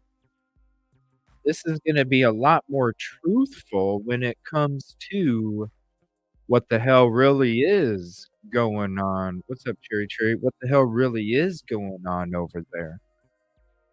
So, yes, it's 3 years before the crime, but at the same time, I think he would say more in this than he would if this interview and Q&A was taken after the crime.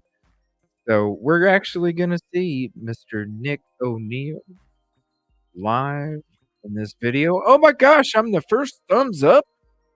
Son of a bitch. Hell yeah. All right, so there is here, let me see. Let me make sure I drop the link for the channel. Here's the channel. University of Idaho Fraternity 5795. But the channel looks like this. There's the channel. 11 subscribers. Oh, come on, people. They're going to wake up tomorrow and be like, holy shit, guys, there's a whole. And here we go. Make sure you, hey, check out CJ's show. Yeah. Come on over here, Fraternity and Sorority Life people. Let's talk. Let's talk.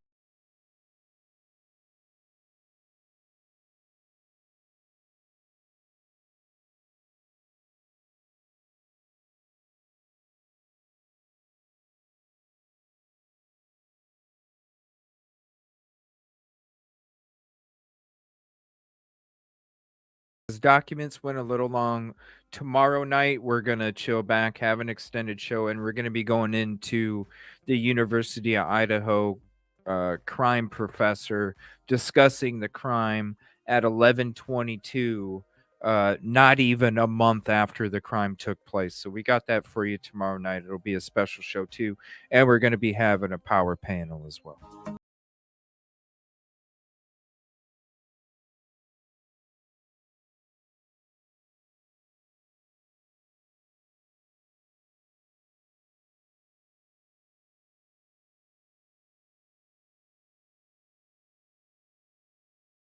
Let's hop on. I just wanted to give a few housekeeping items before we begin this evening.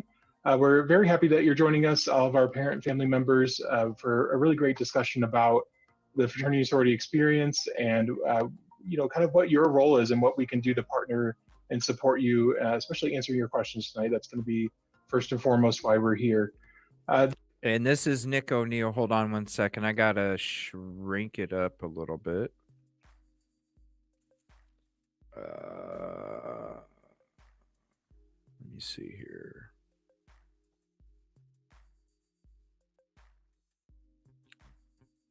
You still can't see his name. All right, hold on.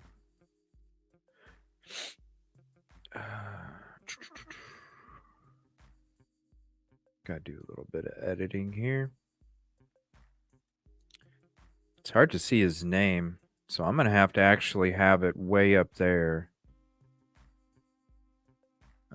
Let me see here. So let's just bring it over this way. We'll have to play it like this.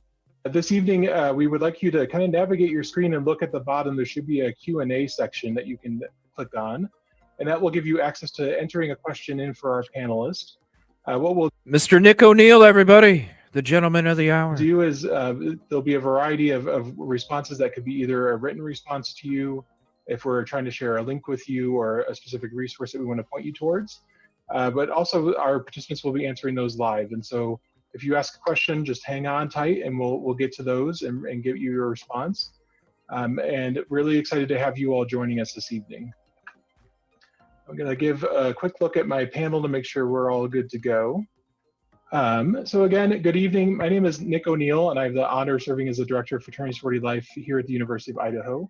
Really happy that you all can join us for an evening of questions and answers and really hopefully fruitful discussion around supporting fraternity and sorority students or future fraternity and sorority students that are coming to U of I this fall.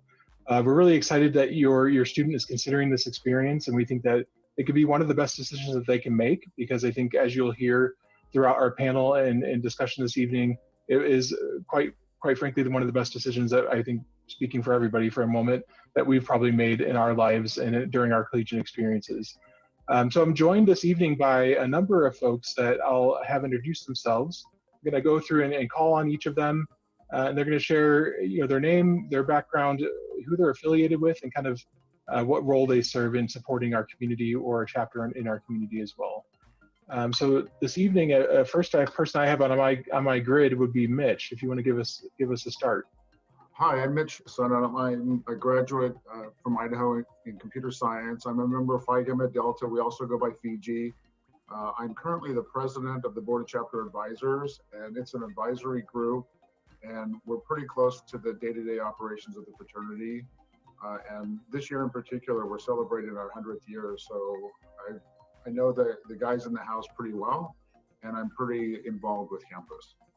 That's great. Thank you, Mitch, and congrats on the 100-year anniversary again. Next on my screen, I have Katie. Katie, would you mind introducing yourself? Just takes a minute there. Thank you so much, everyone. Thanks for joining us. My name is Katie Reichart. I also was a attendee. Whoa, is it? Hold on a minute. Whoa. Is this Kev? Is this Caddy? Is this relation to Kevin? Look at her name. Katie Reichart. Is Kevin her dad? Well, and I'm pretty involved her uncle? With campus. That's great. Thank you, Mitch, and congrats on the 100-year anniversary again. Whoa, next on my screen, I have Katie. Katie, would you mind introducing yourself? Just takes a minute there. Thank you so much, everyone. Thanks for joining us. My name is Katie Reichart. I think it's spelled different. Hold on. Katie Reich. Hold on. Let me just double check. I want to make sure. I think they spell it different.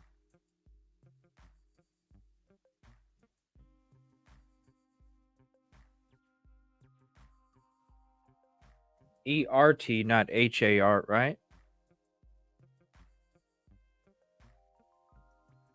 I think they spell it different. Was a attendee of the University of Idaho. I pledged at that time Alpha Gamma Delta. I am currently on the Executive Council and Advisor Board for Alpha Gamma Delta now that I am out of college. My son actually is an active member in fraternity life at the University of Idaho right now. Thank you, Katie, and thanks for joining us tonight. Hello, everyone. I welcome the previous sentiments that we are so glad to have you on this question and answer session this evening. In my professional life, I'm a staff member in the financial aid office here at University of Idaho. And in my personal life, I was a student here a little over 10 years ago. I graduated, and I'm also a member of Gamma Phi Beta sorority.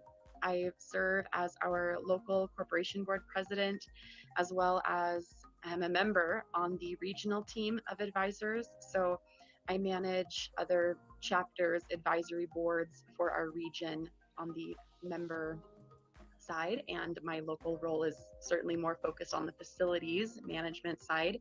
So I get a little bit of both. So hopefully we can answer some questions for you tonight. Thank you. Thank you, Maggie. Appreciate it. Next on my list, I show Richard. Richard, would you mind introducing yourself? Might be able to come back just in case there's a connection issue, or he might have needed to step out for a second. And then one of the participants that will be joining us this evening and kind of helping along with your question and answers that you put into that server is going to be our assistant director. Shani, if you would mind introducing yourself here. Hello, everyone. My name is Shani Sullivan. I currently serve as the Assistant Director of Fraternity and Sorority Life here at the University of Idaho. You won't be seeing me throughout the evening, but I will be kind of facilitating some of the questions that you asked. So just as Nick said, remember you can use the Q&A section or the chat function, and we're happy to have the panelists answer any questions that you have. Thank you, Shani. I appreciate all the support putting this together for the community as well. So I think we're ready to get started. What I thought what we would do this evening is really what through those introductions you've heard is that there's a network here that is supporting our community, supporting each individual chapter, and what. Oh, I'm sorry. How do I Nicola, right? Moody? What? How do I pronounce?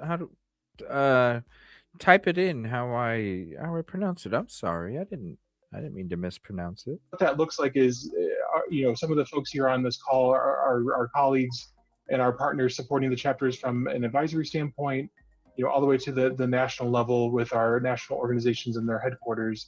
And what we hope in that the brief introduction, what you've been able to learn a little bit about these panelists is that, fraternity sorority life is a lifetime commitment. It's a lifetime oath that your son or daughter, or maybe even yourself have taken, or that your son or daughter hopefully will be taking this fall, that speaks to a lifetime of support, of commitment, of friendship and belonging in an organization and a professional network that will allow them to thrive and hopefully, achieve great heights in their collegiate career and beyond.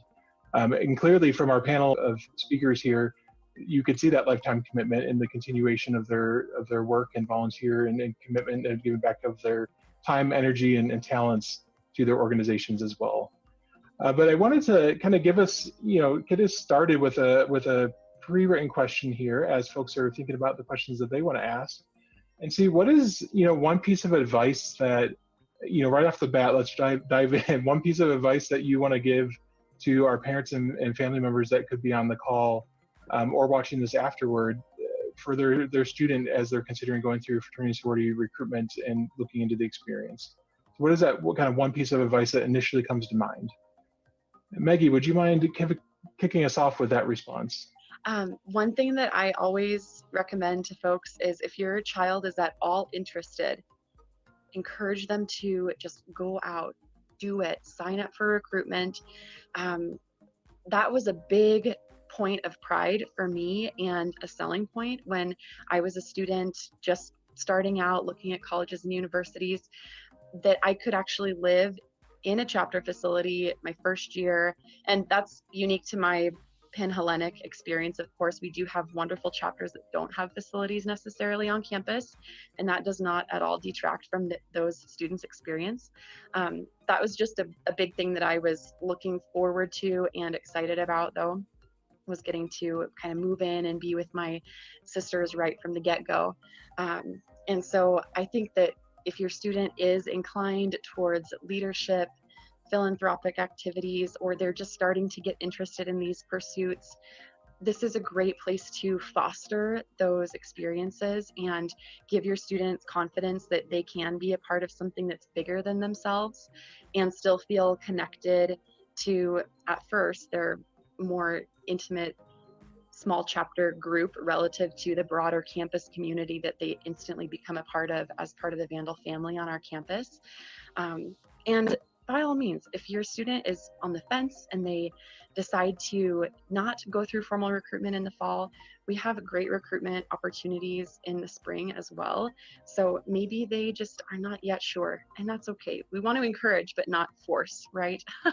So just think about what their hopes are. Yeah, get you sucked in and then they start forcing shit. What their dreams are for college. If they're Come curious, on, if they're it's a beautiful place. Oh, now that you're here. Residential Greek community, this is a fabulous place to financial aid.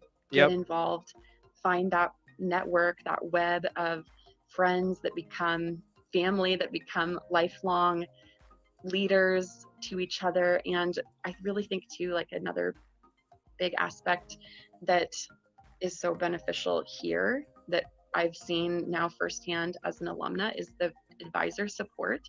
So don't think that your student is just going to, land in Moscow and that's it. Now they're going to be led by a bunch of other 18 to 22-year-olds, although they will be with great care. But there's so many other people here to help them and watch them succeed and to cheer them on.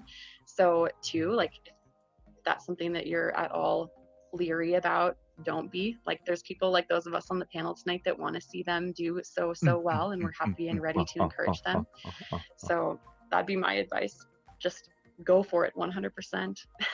Just go for it. No, that's great. Thank you so much for sharing that. I think you just spoke a lot of gold, as we would say, in that response. That there's moments and there's opportunities, especially going through recruitment, that going through the recruitment experience and getting a chance to learn what the experience is all about, but also getting to meet others is not in of itself a commitment. So you're not signing your life away to fraternity sorority membership just by going through the recruitment process. In fact, that's your trial run. That's why it's set up that way, and that's why all of our effort is to expose you to behind the scenes a little bit, so you know what you're joining and can make the best decision.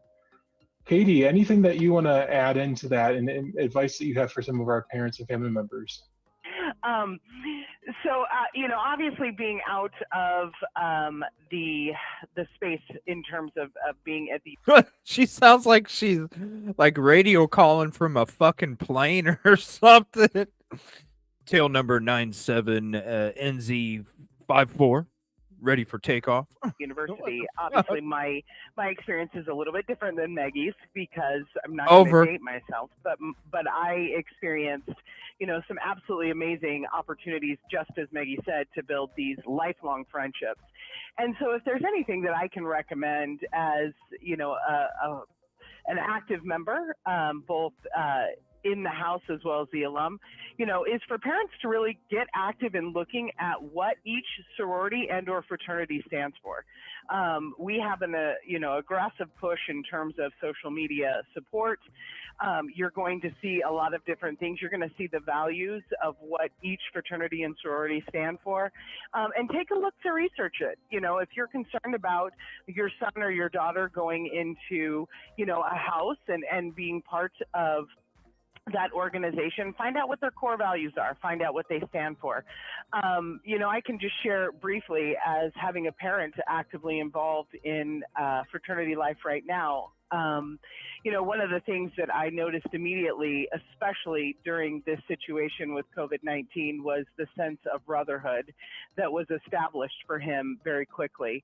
And in a time when a lot of our children are feeling very isolated, for those that have, their children back home, some, just coming into the university area for the first time as freshmen, or even maybe transferring as sophomores, you don't really know a lot of individuals. You don't really know a lot of people. And then to be pulled from that atmosphere in what we're dealing with quarantines, it was very hard to stay connected. And what I thought was absolutely outstanding was the quick shift that every fraternity and sorority did on the campus, to really make sure that camaraderie and that brotherhood and sisterhood was happening even in the digital space.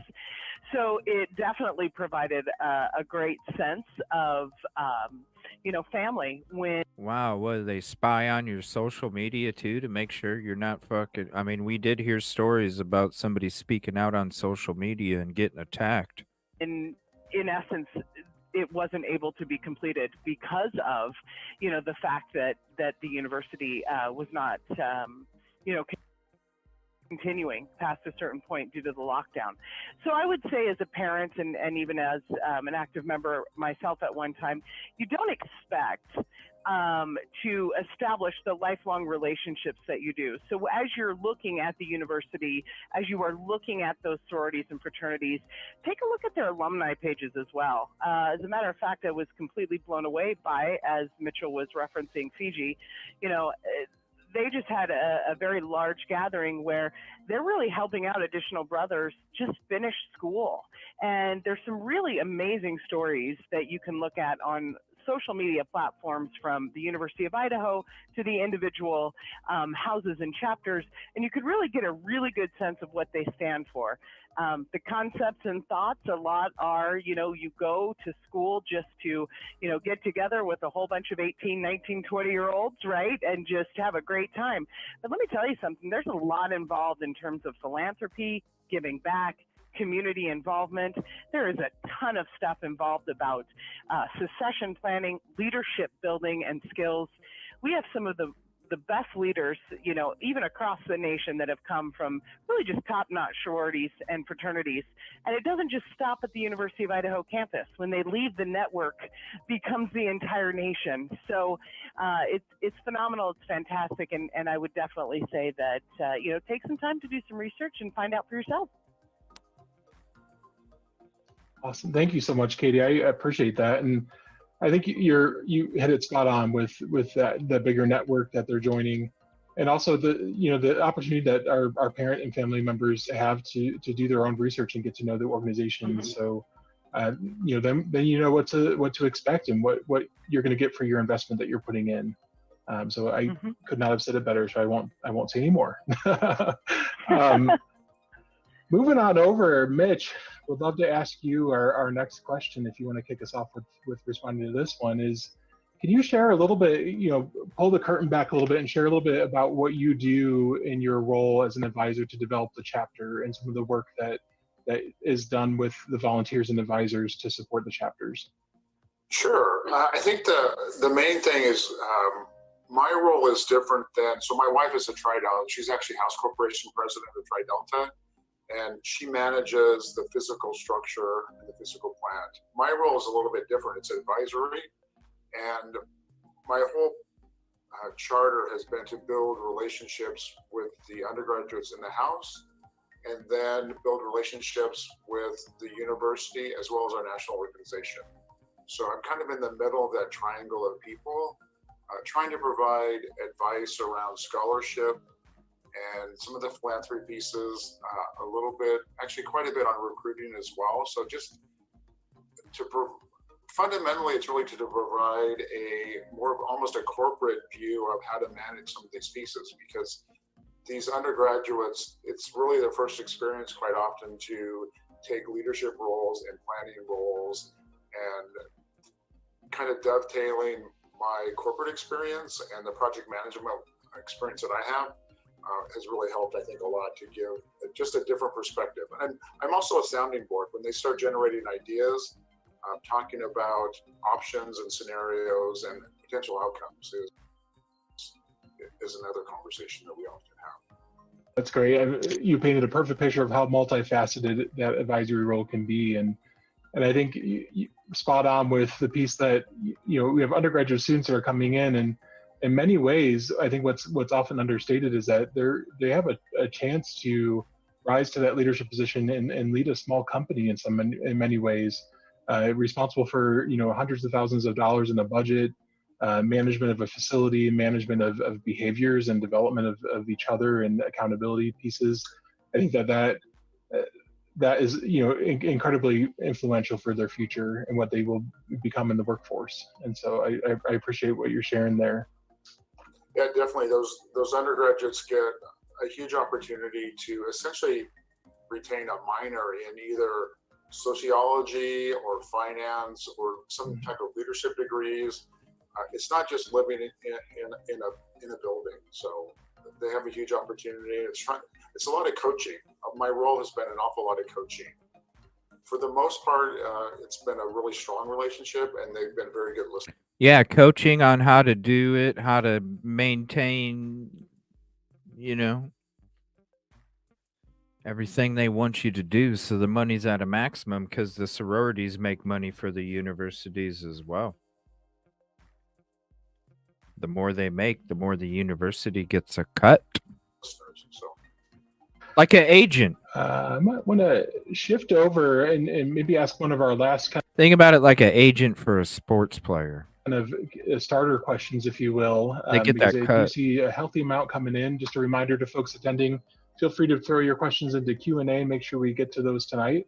But one of our last kind of scripted questions is really to ask, what are some of the common concerns that you hear from parents or family members of our current members that you think would be good insight for the next generation coming in here? And so what are some of those concerns that they bring forward to you, and what can they do to learn more and support their student through it? Rick, are you potentially with us? I don't know if you want to kind of kick us off with that one. A lot of the concerns we often get is how the houses are organized and how are they doing things and how active the alumni are. And to echo Mitch's point, most of the houses have kind of an advisory group as well as a house corporation group. I happen to sit on both. And so in the advisory role, you're coaching, but in the housing corporation board, the houses are typically owned by a nonprofit corporation that is made up of the alumni, and they literally rent the house to the active collegiate members. But it's up to the active collegiate members to set their budgets, hire their cook, decide what their meal plan is going to be, et cetera. And a lot of parents are really surprised that we give that much responsibility to the collegiate members. And sometimes, we'll get inquiries as to, our son is saying that the food may not be good enough, et cetera. And our advice to them is, well, tell them, they need to speak up and step up in a leadership role and take charge of their situation. And they often do that. And so a lot of fraternity life is basically taking responsibility for yourself and for your peers as a whole. Yeah. Make sure them bad calls remain at a minimum, motherfucker. And kind of moving into that type of a leadership role. I guess to summarize it, my experience is I got very comfortable over time being in uncomfortable situations. And because of that experience, it changed the trajectory of my life. And I ended up going out and doing far more than I ever expected I could. But a lot of it was because of that fraternity experience I had as a collegiate member. Bullshit. Thank you so much. That was fantastic. Bullshit. I think, that again, that opportunity to have the coaching, to have that support, and really grow into that leadership experience cannot be understated. And really, hoping that's something for all University of Idaho students. We hope they find their area where they can develop into that. But we definitely nail it in a holistic sense in our community for sure. Looking at my panelists, I don't know if anyone wanted to add something else in there too. Feel free to hop in. Looking at, what are some of the concerns that come forward from parents that you tend to get quite often, and what can they do about those things? I would just add, I think, to what Rick said. I have two daughters that are, one's in an undergraduate, one's in medical school, and our concerns were more just fundamental. Good night, Sherry. Going to school and leaving home. It wasn't necessarily concerns about their living group or their Greek environment. Thank you, Sherry. Good night. I think the biggest thing in the Greek situation is to actually meet as many people as possible in the house and meet as many graduates as possible. Most of the graduates are involved enough that they're available to answer questions outside of a forum like this. And ask any question you have, because I think for the most part, people are going to be fairly transparent and give you a very honest answer. I know I certainly will. I can tell you an awful lot about what's going on inside of Fiji and what's going on across campus. So, but the concerns were for us with our two daughters leaving were just around general safety. And we just got more educated on both of their environments. So, and we got pretty involved. We're on their campuses. Neither are at Idaho, but we're on their campuses fairly regularly, either going to sporting events or parent weekend type events. So that's great. Thank you so much, Mitch. Maggie, I saw you started. So they're not on campuses regularly, but they attend to double check to make sure everything's kosher. Very interesting. Mute yourself. Not sure if you wanted to add something in there as well.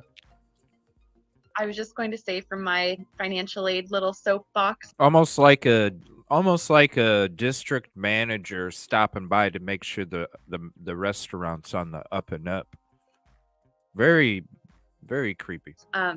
Students can use their scholarships, grants, federal student loans to pay for the costs of living in the facilities, and even to pay dues and fees if they did not have a facility that they learn how to scam the system. Oh, yes. Scamming the system, Maggie. were living in. So sometimes parents and families are concerned about how that all shakes out. Yeah, let's use the taxpayers' money that's supposed to be spent on books and classes, and I'll show you how you can divert that money into living expenses. So any type of financial aid that your student may have would first be applied to their tuition and fees, including, if need be, health insurance for the school. And then any residual disbursement would be given to the student, or depending on the type of... So make sure you pay the school first, and whatever's left over after the scam you get, there's your benefit. Assistance. If it was like a parent plus loan, then funds may be sent back to the parent in the form of a check. And so you, as a parent or student, family unit, can certainly use any of that. There you go, Mom. There's a key sale for you too. We talked about this yesterday. There's got to be some kind of financial benefit Aid to pay for their costs for these parents to look the other way. Even though the residence halls are automatically billed with tuition and fees onto their University of Idaho student bill, the fraternities and sororities fees are not. So we act as our own corporations in that sense, and your student would receive a billing statement shortly after joining their chapter. And then if need be, some chapters do payment plans. Some would give a slight discount if everything was paid in full, and everything in between. So definitely, if you're concerned about the financial aspect of things, contact the financial aid office. Your student has a counselor based on the student's last name, and we can get connected with you that way if you have any questions there. So sorry. Thanks, Nick. No, that's fantastic. It was almost as if you got to see into our general Greek email inbox, because that tends to be one of the most common questions that we receive. So I appreciate you sharing it and so eloquently. All right. I think, I don't know about you all, but I'm really interested to start chipping away at the questions that our participants are asking and see if we can shift over to Shani to kick us off with asking one of these of the panel. We have quite a few questions about housing, so I'm going to put those in a bunch. And of course, you're more than welcome to ask other questions as they come up. And this one might just be for Nick because it's a pretty quick question. It says, should my student be registered prior to recruitment for residential housing in the event they do not find a place in a fraternity or sorority as a personal fit?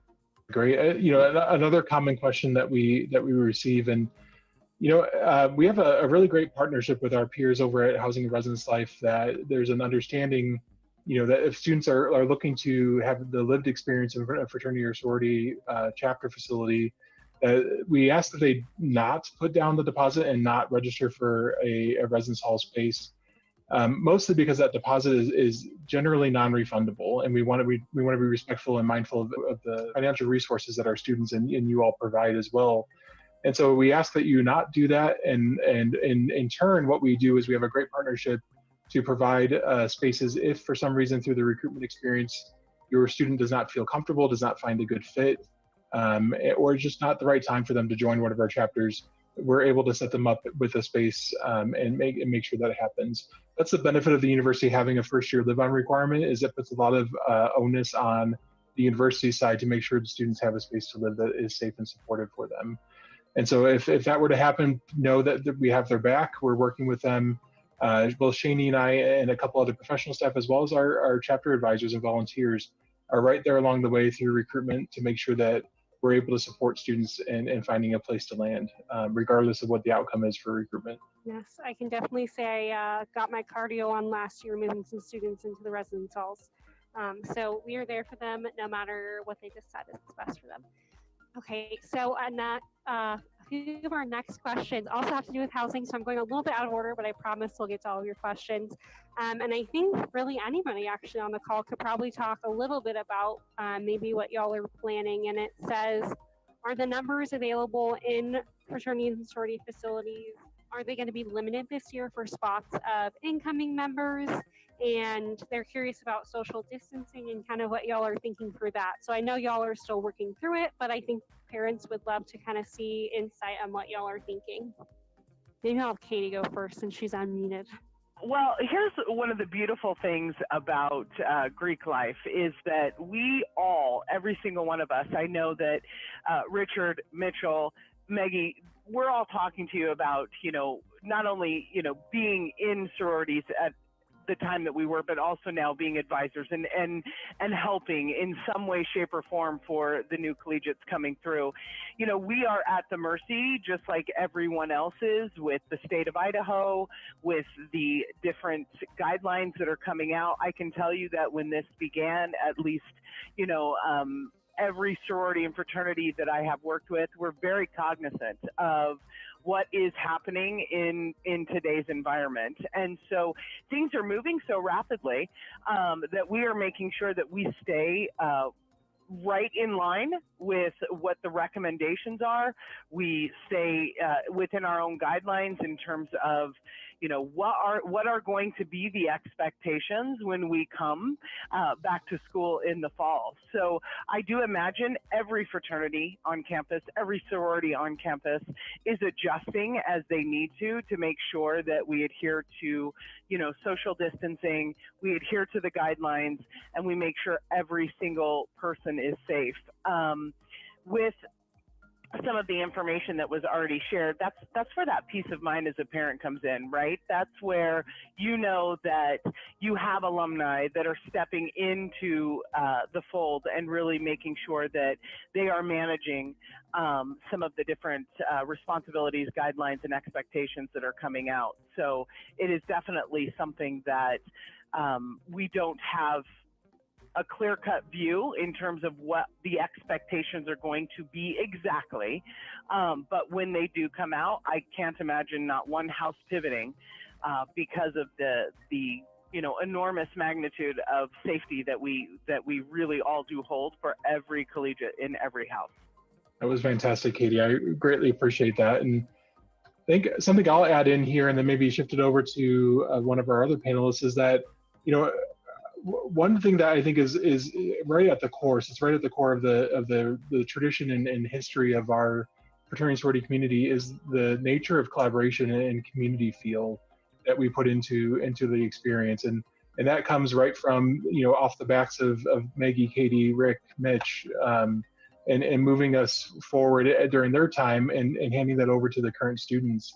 And I think that what that has produced is, we put together a hefty document as a community to provide guidance and resources of what social distancing and what safety protocols could look like in a chapter facility, to the point where every single chapter on our campus, and we have 34 of them, is going to provide an action plan that will prepare them for the fall. And that action plan is going to be a guide that the office understands, that parent and family members are going to be provided a summary of as well, or an opportunity to look at those. Because we want you to feel comfortable and confident in our community that we have your students back, we have your back in that partnership, and we're going to be there through the end of this. And I think that from my perspective, having a student join, the peace of mind I have is having a student join and live in a chapter facility. I know that there's accountability in that system. I know that we have lots of partners on all ends to make sure that stuff happens and that our students are as safe as possible. And by setup and by design, moving from a little bit of a comparison to a residence hall setup, you have hundreds of students in that residence hall versus a smaller, tight-knit community usually lives in a chapter facility, somewhere in the ballpark of 40 to 70 people, still not hundreds, right? And so I think that as far as the community spread, the opportunity to social distance, the opportunity to have that accountability piece, is much greater and supported in our chapters than most people can think of. Mitch, Maggie, Rick, anything that you want to add to that? This is Richard. Just to kind of echo the collaboration, back in spring break, as soon as President Green kind of announced the way forward for the university given COVID-19, there was immediate outreach from the Greek Life office and Nick, and very quickly we had aligned all of the House Corporation boards. Were able to get on and share information and action plans, and we were able to align very, very quickly. And I was just very impressed with the collaboration that occurred, and much thanks to Nick and his leadership and what the university was able to put out, because we had a pretty good idea of the direction we wanted to go, and based on input from the other houses in the Greek Life office, we were able to make some good tweaks to that plan, and I think we all responded very proactively and very quickly, and it seemed to work very, very well. Thank you, Richard. I appreciate that. Maggie, it looks like you wanted to, Maggie and Mitch, I think this is definitely a quality question and we want to spend time on it. So Maggie, if you want to go, and then Mitch, if you want to follow up on that. I'll just make a quick comment, Mitch. So from a planning standpoint, Gamma Phi Beta, our chapter here, Z chapter, is doing quite a bit of collaborative work right now. In fact, I was on a phone call with Nick earlier today about some idea sharing that we are trying to just brainstorm through and then implement come August. So we're trying to think about creative ways to use our larger spaces in the facility to still make the experience feel somewhat normal for the women when they return, so that there is that sense of home feel while we maintain social distancing, and adhere to any new policies, procedures that either the university comes out with or what our Gamma Phi Beta International Facilities Management Company recommends. So we're looking at different things. Normally, our members would all be sleeping in the same room, the same sleeping porch setup.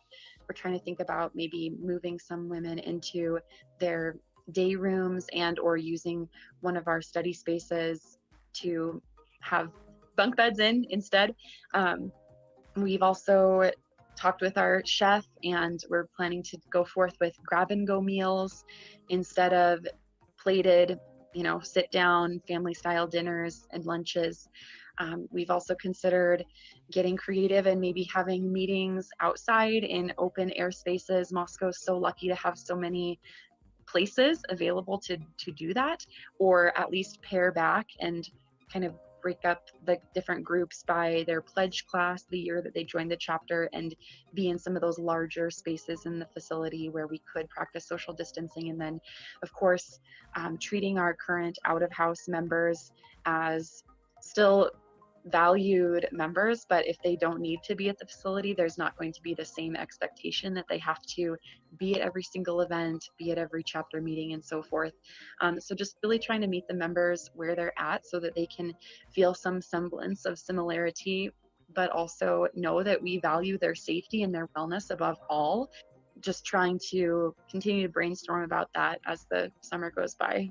Thank you, I think just to add to that, I think a lot of the chapters have been planning for the last 4 to 6 weeks. And we met again yesterday on our side and just started talking about more of the details of the different scenarios, getting additional cleaning that's going to happen, maybe twice a day cleaning for the restrooms and handles and light switches and things like that.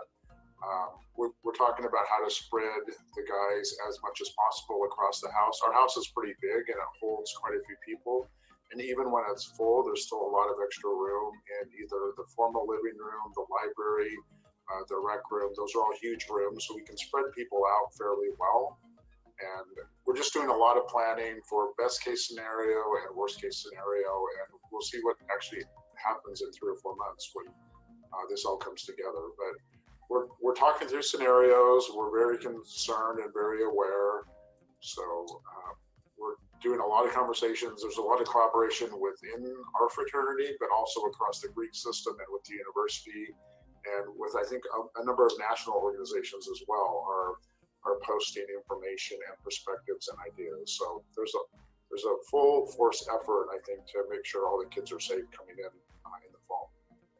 I agree. Couldn't agree more, Mitch. I think the understated fact is typically that these are private organizations that could pivot probably much quicker than a larger system could, and so being able to really be more active and right there on the cutting edge of whatever the recommendation is and be ready to go, I think is all the confidence I have for our community to uphold this summer as well as this fall, because in many ways we've already done it for the spring, and I think that we were able to just looking right at the data with 5 to 6 only 5 to 6 confirmed cases of coronavirus in Latah County really was because of the quick action of our community, the broad Moscow community, as well as the living group communities on the campus as well.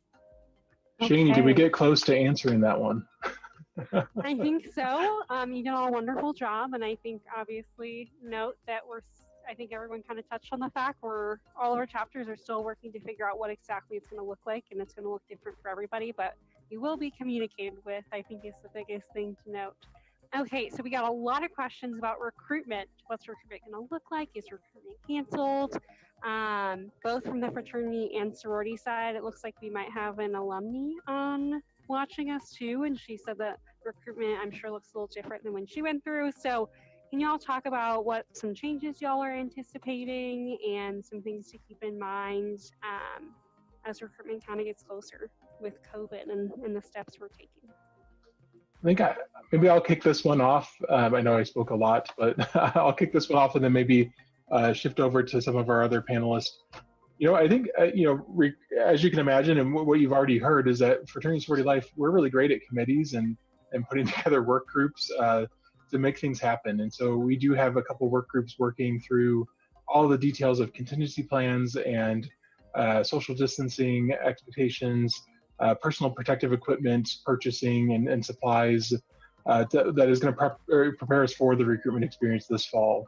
We're also receiving quite a bit of national guidance from our partners up at the national headquarters for every chapter on our campus. Really talking about students coming from all different areas of the country and maybe outside of the country to come through the recruitment experience, and we want fraternity and sorority to be offered to everybody and accessible to everybody as much as possible. And so what that will look like is really looking through how do we maximize the education your student and you all can receive prior to them coming to campus, so that event sizes, if we're making those smaller, if we're adjusting the length of those events, that we're able to pivot and provide that education and chance to communicate and expose themselves to the different chapters ahead of time, as well as in person. And so we're moving pretty quickly towards a hybrid model where there'll be some virtual interaction, some interaction prior to your student coming to campus by different folks from all the chapters reaching out to get to know them, building a relationship, building some communication with them, and then looking to bring everyone to campus during our typical recruitment time, the August 15th to 18th, both for our IFC and our panel in the community, and really putting together a quality event that is as safe as possible. Again, you and your students will be invited to a debrief of what that plan will look like. Here over, I would guesstimate in the next couple of weeks is when we'll have those plans finalized. And we'll walk through that with you and answer any additional questions that you may have at that time.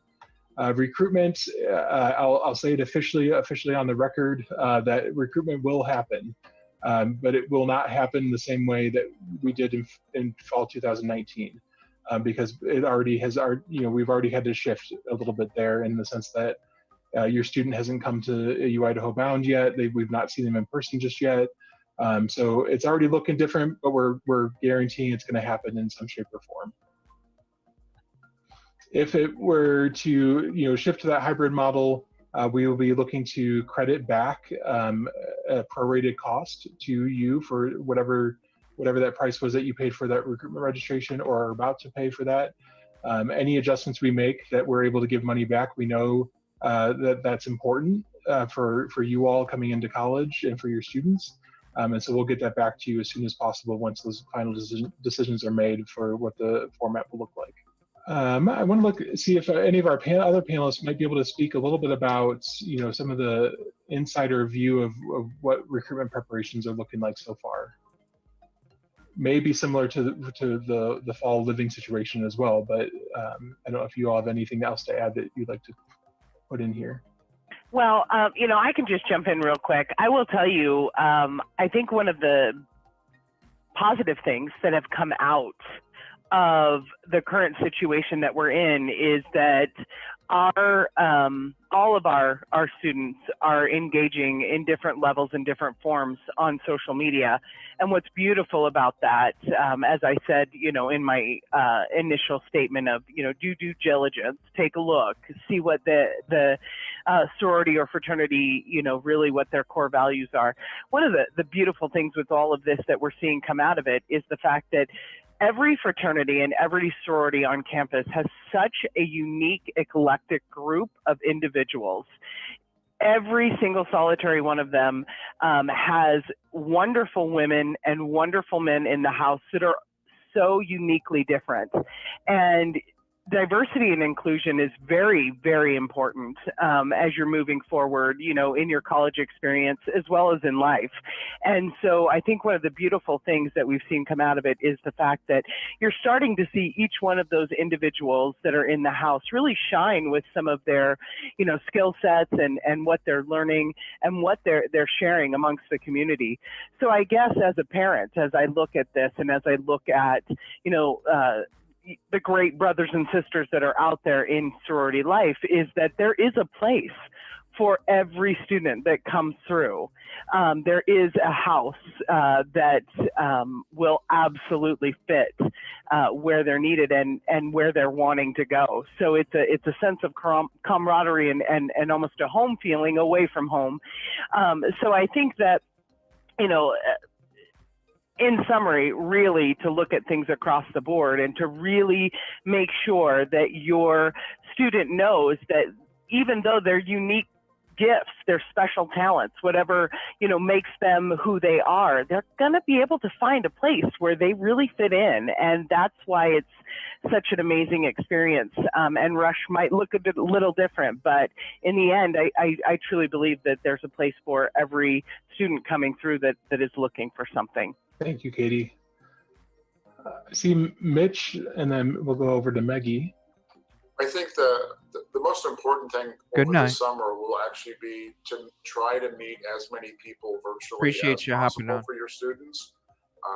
We don't have any social events planned yet. We're kind of waiting to see how all that dust settles, but we're still contacting people.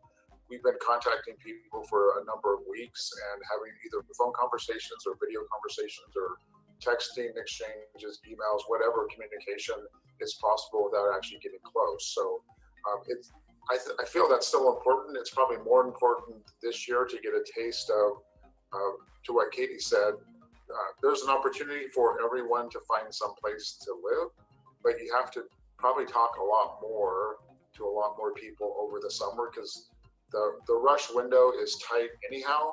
And when you can't interact socially, it's going to be even tighter. So I would emphasize just talking to more of the recruitment chairs and the members across the state or the Northwest as much as possible. I think that would be most important. That's fantastic. This is Richard. Advice. I can Thank you jump much. in.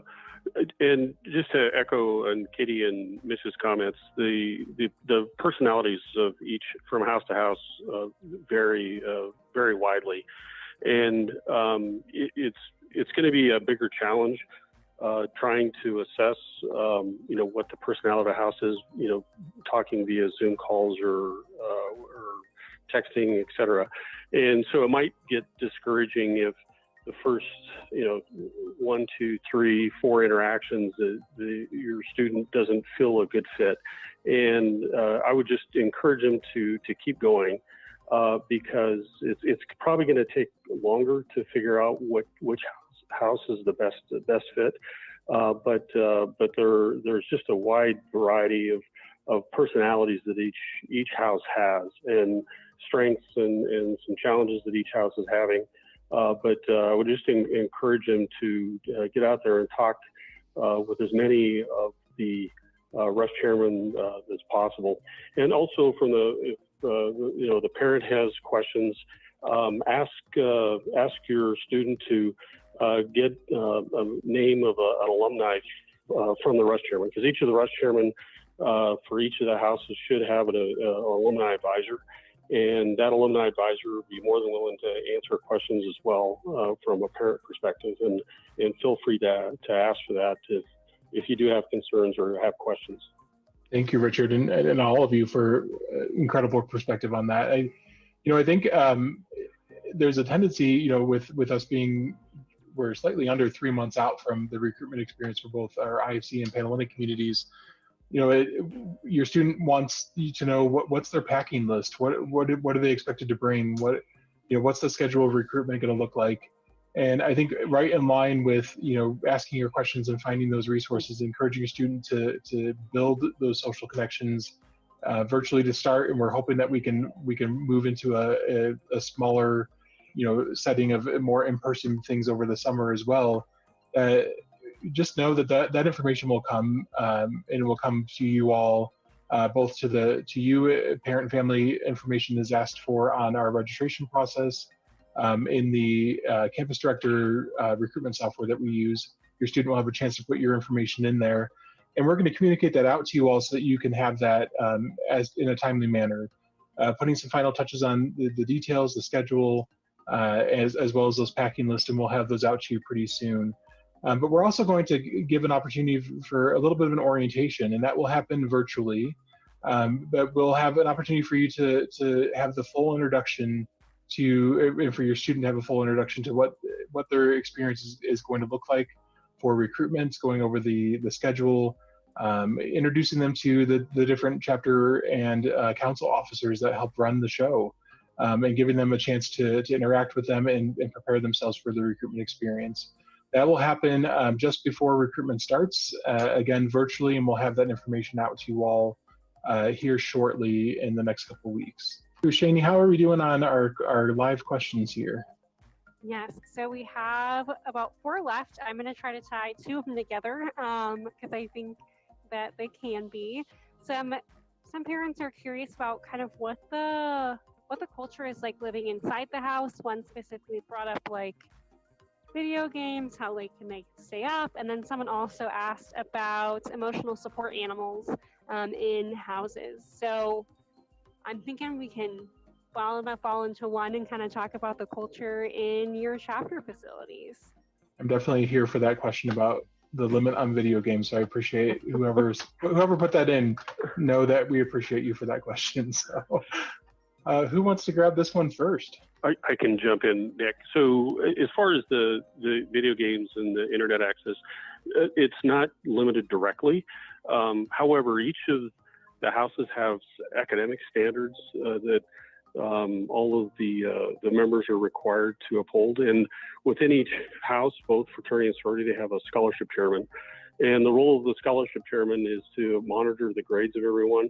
And if someone is struggling, to identify resources for them, get them to the right place. Almost all the houses, I believe, still have what we call a study table, and which is a required number of study hours that each student must put in, and the number of hours is decreased. This is crazy. It's like so many restrictions, so many benefits. And we're also going to teach you how to scam the taxpayers. Or increase depending on how they're doing. We're willing to make closets bedrooms so we can house as many students as possible. So if a student's starting to get good grades and showing progress, then the number of required hours is reduced. So bottom line is it's managed indirectly, and there's a lot of peer pressure, if you will, to maintain academic standards. And Nick can also speak to the all Greek average GPA versus university average, et cetera.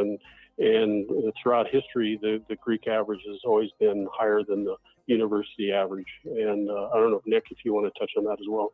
Yes, definitely. So I'm going to put a link into the chat box here in just a second, but giving you the direct link access to our academic section of our website, you're going to find our community academic report. So what you've heard a couple of times is that that accountability piece on performance and striving and trying to deliver and encouraging our chapters to deliver on what they promise their members and promise to support them in achieving. So you'll see a full community listing of all of our chapters within the IFC and Panhellenic community, what their membership size is, what the current or what they achieved for that term GPA as an average as a chapter, as well as what their cumulative GPA is as a chapter as well.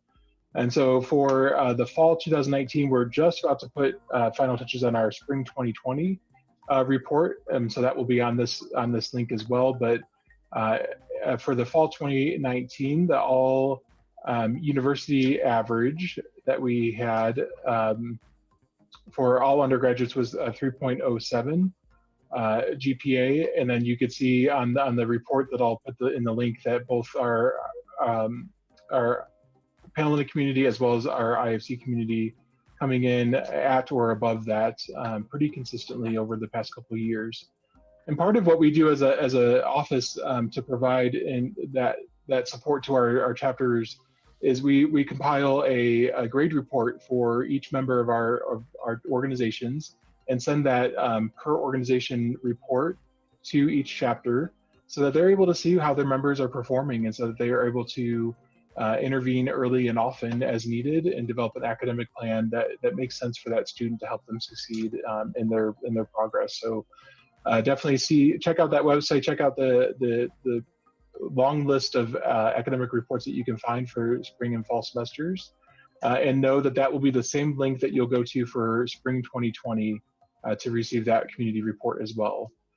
With a lot of changes around COVID-19, and the opportunity for our students to go to a pass-fail opportunity, which is fairly common across the entire country for a lot of institutions, just know that the grade report will be compiled a little bit differently, but you'll still have the same information on there. We'll be listing things alphabetically and putting a little bit of a disclosure explaining what that pass-fail scenario looked like and how to interpret the grade report as such. Thank you, Richard. I appreciate you bringing that up so we can share that resource. Looking at maybe Katie or Mitch, what does that expectation of behavior in the chapter facility look like? Well, I think I would like to jump in and just emphasize something that Rick said, which is the peer pressure piece, because there's a lot of peer pressure in the fraternities and sororities, and for the most part, it's very positive around academics and behavior and social activities. So the peer pressure is there to make sure that the kids are studying and that they're behaving socially, and so they don't fall through the cracks. I think that's a super important thing to understand. Because the peer pressure comes from the members, but there also is peer pressure from us as advisors, because what they do on campus represents who we are as an adult, and there's pressure there to make sure they're behaving and make sure they're studying and doing the academics that they need to. Right, so that's super important, I think, to emphasize. I appreciate that. Thank you so much.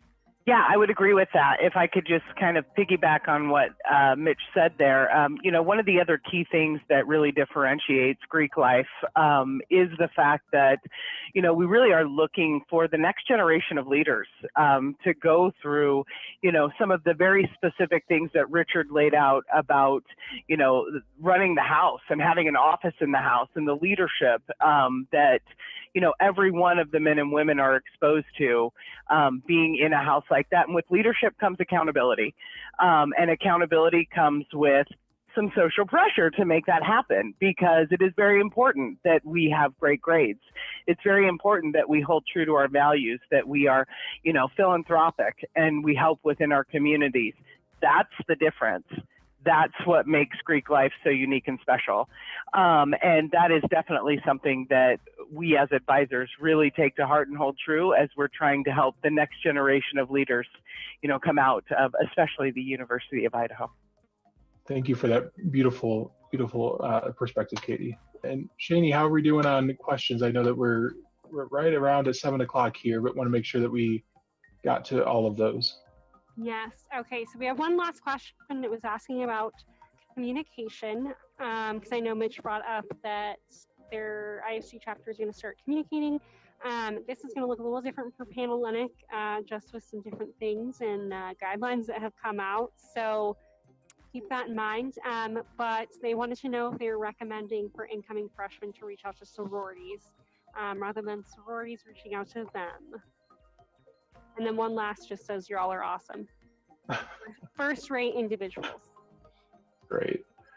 No, to that question about like, the incoming students, especially on the sorority side, right. I'm gonna venture to guess that the question is coming from someone who's quite familiar with the Panhellenic experience, which there are some structures and guidelines to really help our women find the place that they need to land that is a good match for them, and typically that means letting them kind of guide their own experience and not having a lot of pressure on them. What we've done in partnership with our National Panhellenic Conference, and so that national umbrella organization that helps guide all of our organizations, is really that because of so much of our high school students' experiences, our high school seniors' experiences being disrupted during this pandemic, that early and frequent social connection in any shape or form, so in mostly being virtual, that we can provide, we need to do that. I think that's going to make them feel like they made a good decision in signing up for recruitments, or that they're on the right track in exploring recruitment. It's also going to help them make the right decision or feel affirmed in their decision to come to the University of Idaho. I would put any of our students out there to share their experience, and you can't help but feel inspired to want that Vandal experience as well. I get it by association as an employee at the university, and couldn't be more honored and I'm happy to work with such a great community and institution.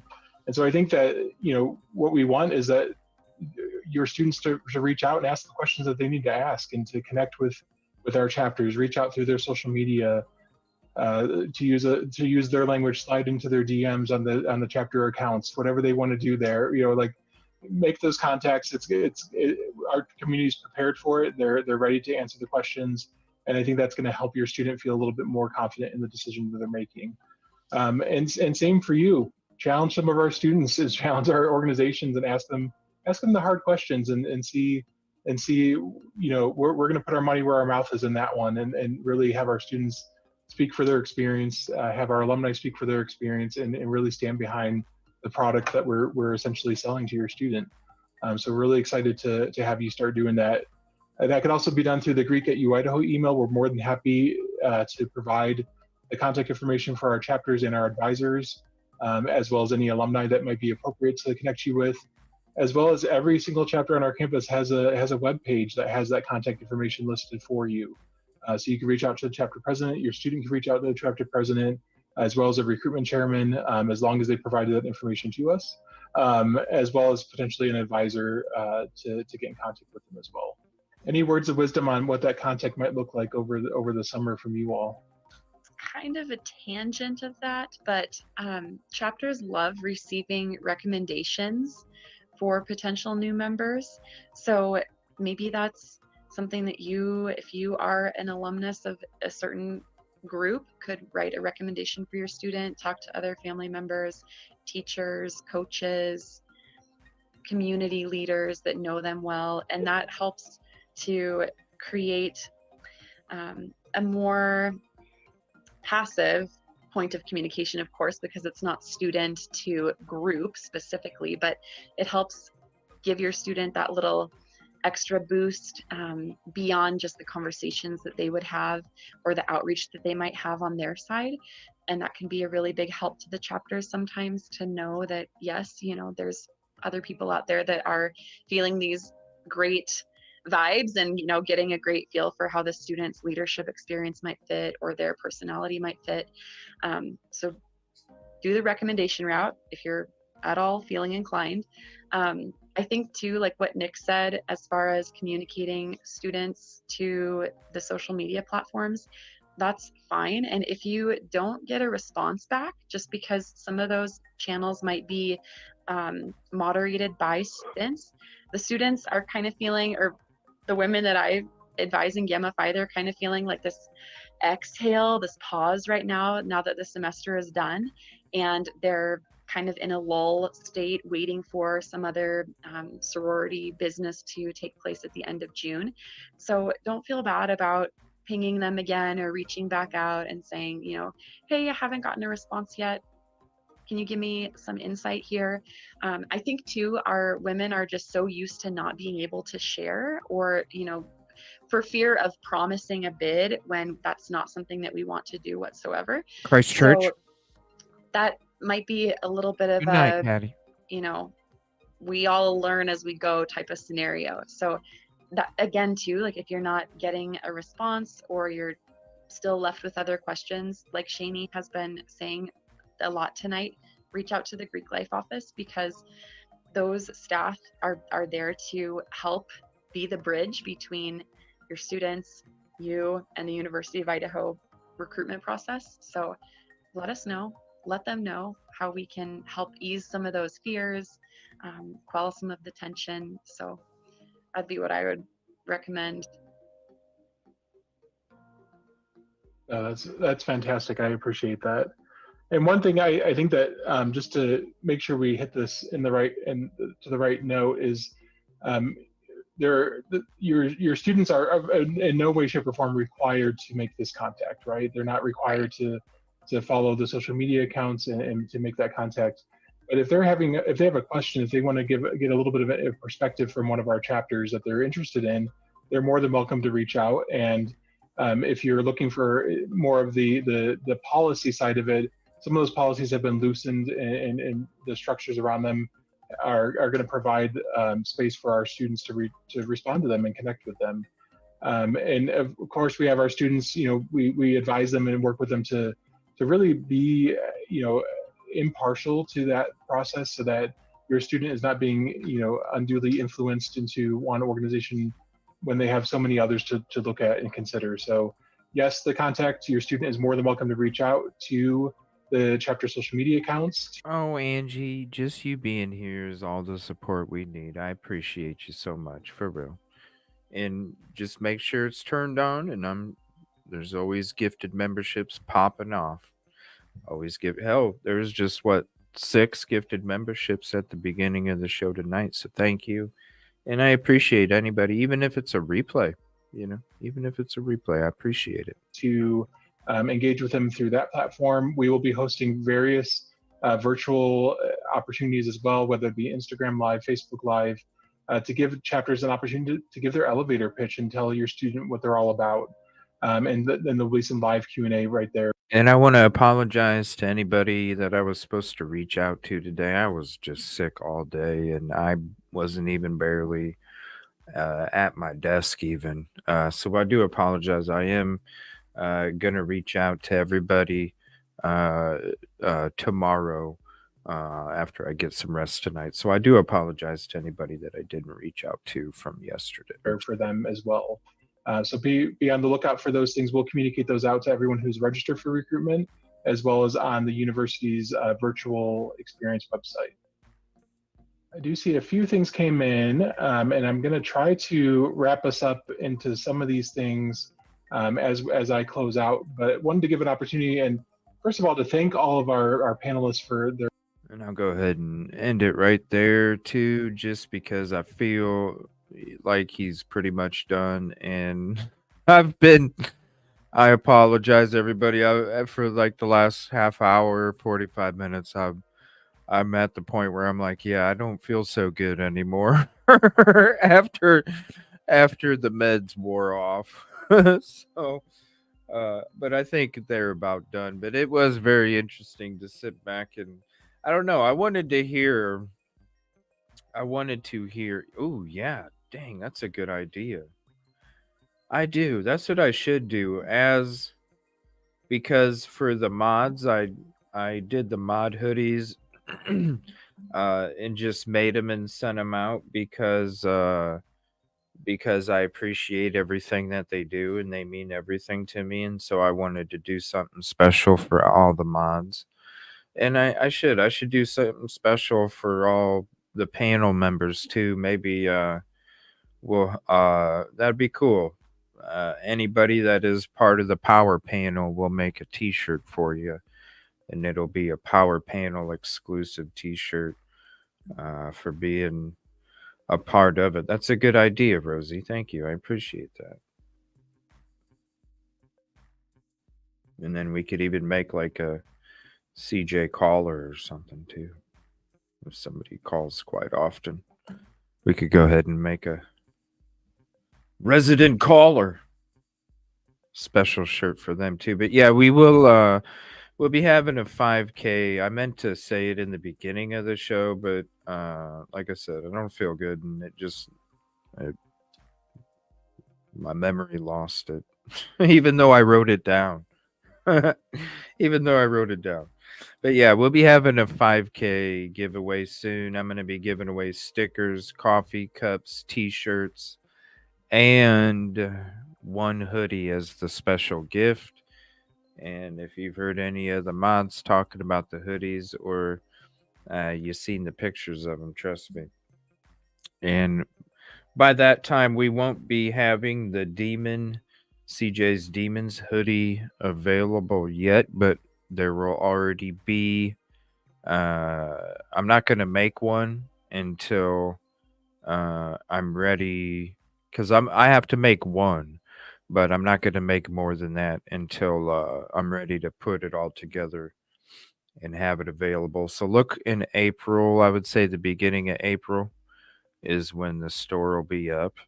And then, but before that, we'll be doing the giveaway, and we'll be giving all that stuff away. And if you do choose, like I said earlier in chat, you saw the angel one. We're gonna have a demons one with wings on the back of a demon, and then CJ's demons going down the middle where the spine is at, just like the angels.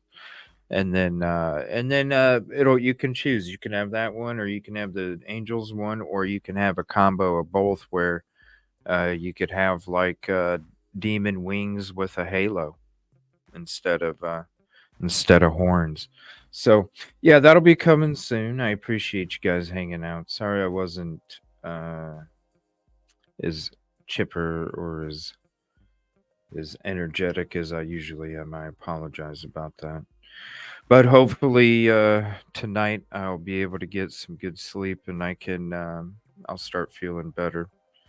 So, but I'm still going to be on tomorrow no matter what. I appreciate you very much. Thank you all for hanging out tonight. I can't wait to do that giveaway. It's going to be a fun night. We're going to give away a bunch of shit. I can't wait. So, it's going to be fun.